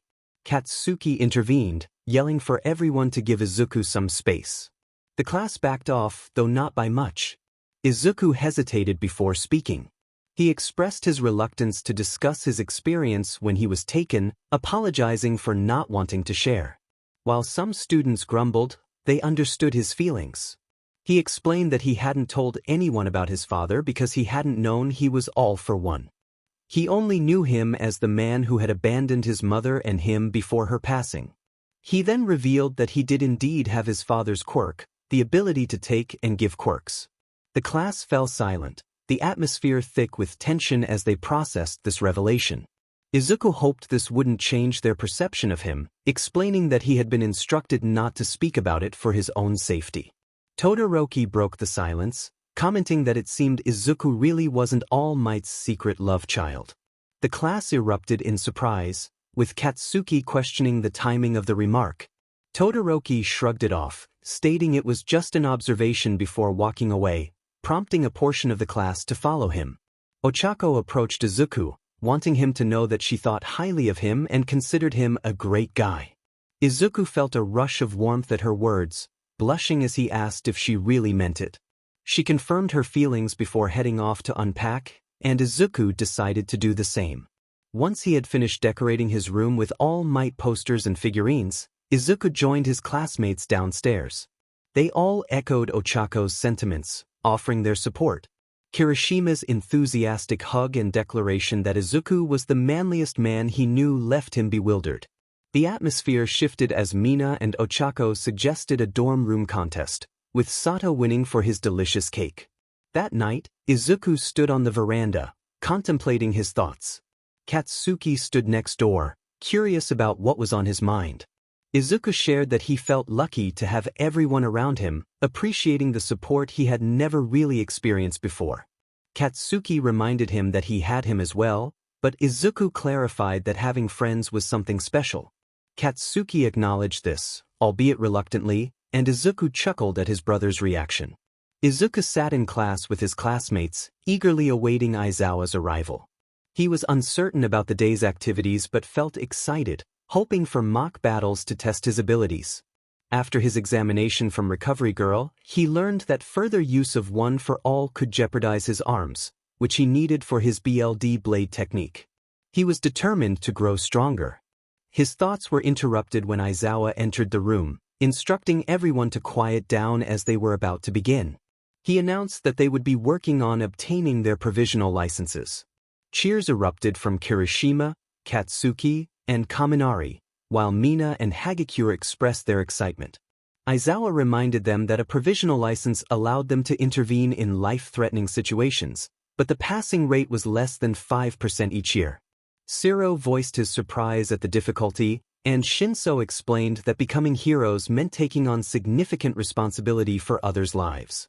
Aizawa thanked ― and continued, stating they would be working on developing their ultimate moves. Kirishima's enthusiasm peaked as he exclaimed they were finally getting to the good stuff. Izuku felt a surge of excitement. This was far better than mock battles. He could really work on developing his quirks now. The teachers explained how special moves were like a pro's signature, a way to ensure victory no matter the circumstances. Then 𝐒𝐮𝐬𝐴 released them to put on their costumes and head for training field Gamma. 𝐶𝐮𝐴 welcomed them to Gym Gamma, also known as the Training Dreamland, a facility he designed to create any kind of terrain to help train students. Hence the name Dreamland. 𝐬𝐴 raised his hand and asked 2 questions about the importance of ultimate moves for the provisional license exam and requested an explanation. 𝐒𝐮𝐴 assured him he would explain. He mentioned that the test would assess students on accidents, natural disasters, villain attacks, and similar scenarios. Midnight elaborated that the test would cover attributes such as stealth, fighting ability, information gathering, agility, communication, and leadership. The test was designed to change each year to evaluate these qualities, especially fighting ability. Having a variety of fighting styles would be immensely beneficial. 𝐶𝐮𝐴 added that they would assess whether students let the situation control them or if they took charge and brought stability, which was the mark of a true hero. ectoplasm noted that ultimate moves were not always offensive. He used 𝐬𝐴's Recipro Burst as an example, highlighting its incredible speed as a worthy special move. 𝐬𝐴 felt touched by the hero's words. Sato chimed in, comparing it to 𝐀𝐮𝐭𝐡𝐨𝐫's lacquered chain prison, which quickly incapacitated opponents. 𝐒𝐮𝐴 announced that they would focus on quirk development, a vital step in creating ultimate moves. From that day until the end of summer break, they would work on developing their quirks and special moves in a boot camp setting. He also mentioned that if anyone needed modifications to their costumes, they could head to the support lab. 𝐶𝐮𝐴 created a training area for the students, and ectoplasm made clones to assist each of them. One of the clones asked Deku if he had an idea for an ultimate move. Deku hesitated, explaining that he had 3 quirks he could use, but one was off-limits until he obtained his license. The clone recognized the challenge and inquired about Izuku's other quirks. Deku explained that he had telekinesis, BLD blade, and superpower. Telekinesis allowed him to control objects he could lift, but he couldn't use it on himself or on living things for more than 5 minutes. BLD blade enabled him to create blades from his BLD, which made him anemic due to BLD loss. Superpower enhanced his strength and speed but could lead to injuries if overused. The clone understood Izuku's dilemma and suggested focusing on improving his BLD blade technique. Izuku expressed his longing to use it more efficiently, recalling his past lessons on blades but noting the difficulty in finding safe situations to practice without risking injury. The clone proposed a new approach, pulling BLD from his veins through his pores for better control. Izuku felt a spark of hope and began to visualize the BLD flowing through his veins, attempting to form a small knife in his palm. After several frustrating minutes, he still had no success. All Might appeared and asked how Izuku was doing. Izuku explained his struggle with using BLD blade without injury. All Might encouraged him to think of the BLD as individual cells rather than a mass. He also reminded Izuku to think for himself when fighting. With renewed determination, Izuku changed his mental image, imagining selecting individual BLD cells and moving them through his veins to create a needle in his palm. When he opened his eyes, he had succeeded. Ectoplasm praised him and instructed him to work on doing it faster and turning it into an ultimate move. Izuku eagerly agreed. After 2 more hours of training, he headed to the support lab to see if he could upgrade his arm braces for better support. Upon arrival, he found 𝐬𝐴 on the ground with 𝗧𝗜𝐴 on top of him, while 𝐿𝐴𝐻𝐴 looked on in horror. Izuku asked if he wanted to know how this happened. 𝐿𝐴𝐻𝐴 explained that 𝐬𝐴 had opened the door, causing an explosion, and 𝗧𝗜𝐴 had landed on him. He then inquired if they were there for costume modifications. 𝗧𝗜𝐴 confirmed her presence, and 𝐬𝐴 expressed his longing for improvements to his radiator. Izuku mentioned he was hoping for better braces for his arms. 𝗧𝗜𝐴 hurried away and soon returned with one of her inventions, placing it in 𝐬𝐴's arms. She encouraged him to try it out, claiming it was a super cool electric booster designed to limit heat generation. 𝐬𝐴 expressed his reluctance, questioning why it was on his arms. Without warning, 𝗧𝗜𝐴 activated the boosters, sending 𝐬𝐴 speeding down the hallway, unable to stop. After a chaotic ride, he found himself precariously balanced over a stairwell, and when he finally came to a halt, he was left with a heavy heart and several bruises. 𝗏𝗡 seemed unfazed as Ida pointed out that his engines were in his legs. She explained that if his legs overheated, he could use his arms instead, showcasing her brilliance. Izuku's eyes widened in admiration, calling 𝗏𝗡 a genius, to which she proudly responded, hands on her hips, reveling in her own cleverness. Izuku turned to Ida, expressing his eagerness to learn everything from him. Ochako, feeling a bit overwhelmed, urged Izuku to calm down. He realized that if he couldn't use his arms to fight, he should focus on using his legs. Ida cautioned him against breaking his legs, to which Izuku reassured him that he could control his power output now. 𝗏𝗡 approached Izuku, excitedly claiming she had just the thing for him. She returned with a pair of peculiar-looking shoes, which she called ultra-powered jumping sneakers, designed for kicking opponents. Before he could protest, she had already put them on him, and with a push of a button he was launched into the ceiling. After being freed from the ceiling and discussing his ideas with 𝗏𝗏𝗏, Izuku was determined to work on his ultimate move. Over the next 4 days he improved his ability to create needles, managing to produce 10 at a time. Using his telekinesis, he learned to control the needles to strike various pressure points while also strengthening his legs to avoid strain. Izuku was pleased to discover that the enhancements to his costume did not hinder his ability to use BLD blade. He now wore special gloves that supported his ligaments, allowing him to continue making his BLD sunban. The new costume also featured shoes designed by 𝗏𝗡, known as iron soles, which enabled him to execute powerful kicks without risking injury.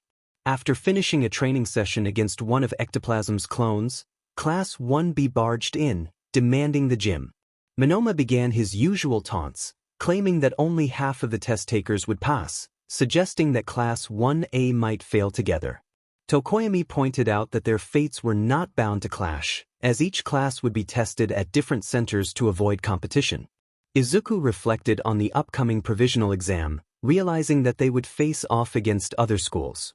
He hoped everyone would pass, knowing that many students had more experience and had worked harder. That night, he sat with 𝗏𝗏𝗏, Katsuki, and the Baku squad after an extra training session focused on his shoot style. Kirishima asked 𝗏𝗏𝗏 if he was developing an ultimate move, to which 𝗏𝗏𝗏 explained his work on using capture gear for increased speed and mobility. 𝗬𝗏 offered to help him with pointers, and 𝗏𝗏𝗏 gratefully accepted. Kaminari then inquired about Izuku's ultimate move, and he shared his progress on creating sunban needles with his BLD blade and developing a fighting style similar to Ida's.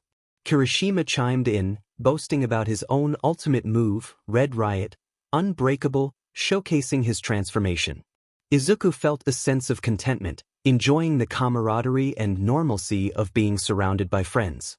As the chapter came to a close, Aizawa announced their arrival, instructing everyone to get off the bus, signaling the start of the long-awaited provisional license exam. The Takoba National Stadium stood before them, a grand sight that filled Izuku with awe. He felt a wave of nerves wash over him as Jiro clutched her stomach, clearly anxious about the upcoming challenge. Ochako shared her sentiment, hoping for a successful outcome. Aizawa encouraged the girls, reminding them of their hard work and urging them to give it their all. Ochako was taken aback by Aizawa's unexpected compliment, jokingly questioning his identity. Aizawa dismissed her teasing, stating that those who passed would emerge as semi-professionals, ready to take on the world. Kirishima, ever enthusiastic, rallied the class to cheer together, leading them in a spirited chant of Plus Ultra. Just then, a boy with a mane of hair interrupted, chastising them for their enthusiasm. Inesa, as he introduced himself, expressed his admiration for Yui and his excitement to compete. Izuku felt a mix of confusion and unease as he observed Inesa's peculiar behavior, especially when he noticed the boy's uniform. Katsuki, visibly agitated, pointed out that Inesa was from Shiketsu High, a rival school. Aizawa confirmed that Inesa was a first-year student and the top scorer among the recommended students, having declined an offer from Yui. As the conversation continued, a cheerful voice called out to Aizawa, revealing Miss Joke, who had a playful rapport with him. Izuku couldn't help but admire her energy, though Katsuki had to nudge him to regain his focus. Miss Joke excitedly introduced her students from 𝐀𝐮𝐭𝐡𝐨𝐫 Academy, and Izuku noticed a boy who resembled him, named Shindu. Shindu approached Ochako, shaking her hands energetically and commenting on the challenges Yui faced.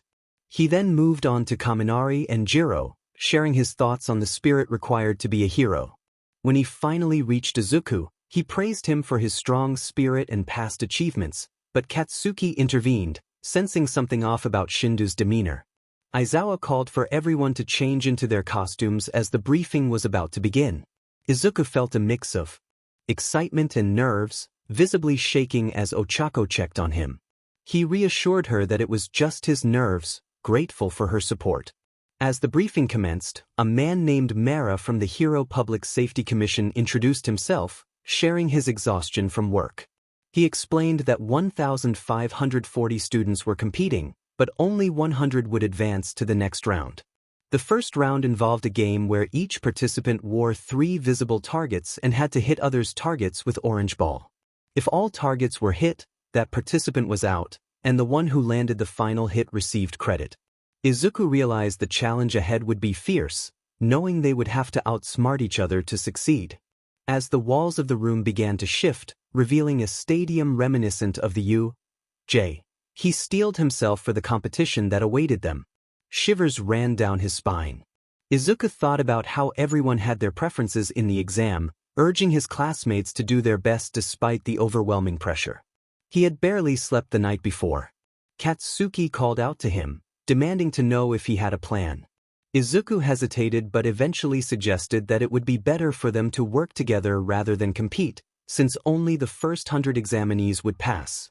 Kirishima questioned this strategy, prompting Izuku to explain that while everyone had seen the sports festival, they had no idea what quirks their opponents possessed. They needed to stick together to cover each other's weaknesses. Todoroki interjected, stating that he would perform better without worrying about his classmates. Izuku pleaded with him not to leave, but Katsuki agreed with Todoroki, insisting they focus on passing. The class moved as one unit until the exam began, and chaos erupted. Izuku's prediction came true as students from other schools began targeting them. Shindu shouted at Izuku, taunting him about his quirk. Orange ball were launched at the Yui students from every direction. Izuku activated his telekinesis, deftly controlling the ball he could see. He quickly redirected them, managing to hit 2 opponents. He turned to see his classmates struggling against the barrage, while Katsuki was close to finishing off his target. Just as Izuku was about to assist, an automated voice announced that those who had passed should proceed to the waiting room. He called out to his friends, wishing them luck as he ran off. Katsuki yelled after him, frustrated that Izuku was leaving without him. The ground suddenly shook violently, knocking Izuku off his feet. Shindu's voice echoed, claiming they had special moves too. Izuku stood up in a large crater, realizing he needed to find the resting area but had lost his bearings. Spotting a chunk of cement, he climbed up to get a better view. A voice shouted that they had found a Yui student, and Izuku couldn't believe how misguided they were, as he had already passed. He spotted his brother and rushed to catch up. Katsuki noticed the bruises on Izuku and questioned their origin. Izuku explained that a group had mistakenly thought he was still in the competition. Katsuki found it hilarious, laughing at the foolishness of their attackers. Izuku joined in, finding humor in the situation. Once they reached the rest area, 𝐴𝐻𝐻 joined them, excited about passing alongside them. Izuku asked about 𝐴𝐻𝐻's quirk, eager to learn more. They engaged in lively conversation about their favorite heroes and quirks, enjoying each other's company. Soon, the rest of Class 1A arrived, having successfully worked together to pass the first half of the exam. The intercom announced that the exam was over for those who had not passed, and cheers erupted from Class 1A as they celebrated their success. Mara instructed those who passed to look at the monitor, revealing an explosion in the arena they had just been in. The next stage of the exam would involve conducting rescue maneuvers at the disaster site. Panic surged through Izuku as he realized there were actual people in danger. He hoped he was mistaken, but the urgency of the situation was clear. Mara explained that the injured victims were members of the Help Us company, and it was the examinee's responsibility to rescue them. Their actions would be scored on a point system, and they had 10 minutes to prepare. Izuku rushed to the bathroom, and upon returning he noticed Todoroki looking at Inasa, who was walking away angrily. Izuku asked what had happened, but Todoroki admitted he didn't know. Suddenly, an announcement warned of a terrorist attack in X City, with numerous buildings destroyed and many victims. First responders would be delayed, leaving the rescue efforts to the heroes. The walls opened, revealing the chaotic scene outside, and Izuku sprang into action. He reminded himself to proceed carefully, aware of the risks involved. The sound of a child crying caught his attention, and he quickly moved towards the source with Ochako and Ida. Using full cowling, he reached a HUC member disguised as a small child. The child cried out that his grandpa was trapped. Izuku crouched down, reassuring the boy that his friends would help. He noticed BLD on the child's head and asked where it hurt. The boy criticized him for stuttering but acknowledged his good response. Izuku explained that the stuttering was a permanent issue, but he was determined to help. Izuku noticed that the boy's vocal cords seemed damaged. He quickly got to work, inspecting the boy's head and retrieving his first aid kit. The boy began to cry again, prompting Izuku to grab a roll of gauze and carefully wrap it around the HUC member's head. He reassured the boy that he would be careful as he lifted him, tucking one arm under his legs and cradling his shoulders. Izuku activated full cowling and made his way toward a temporary relief station where he could see other students working. Upon arrival, a girl called out for him to bring the boy over. Izuku explained that he had applied some minor first aid. The girl assessed the situation and directed him to a safe area. After dropping off the boy, Izuku re-entered the chaos, listening intently for cries for help. He heard a voice pleading for assistance, claiming to be trapped. Izuku spotted an elderly man trapped inside a collapsing building. He called out to the man, urging him to stay calm while he made his way over. Upon reaching the man, Izuku carefully analyzed the rubble surrounding him, noting the instability of the building. The man was pinned beneath a large sheet of concrete, supported by smaller pieces and broken beams. Izuku asked if the man could move, to which the man replied that his legs were stuck. Izuku felt the weight of the situation. He wished for the support of his friends but knew he had to act alone. He activated his telekinesis, moving the rubble cautiously to clear a path. Once the area was safe enough, Izuku instructed the man to move quickly when he counted to 3. He activated full cowling and pushed against the concrete slab with all his strength. The man managed to escape just in time. After ensuring the slab was secure, Izuku freed himself and rushed to the elderly man, checking for injuries. The man confirmed that his legs were hurt, and Izuku noticed one appeared broken. He assured the man that there was a relief station nearby and that he would use his quirk to help him. With the man being light, Izuku carefully lifted him, ensuring not to aggravate the injury as he walked. Once they reached the relief point, Izuku set the man down for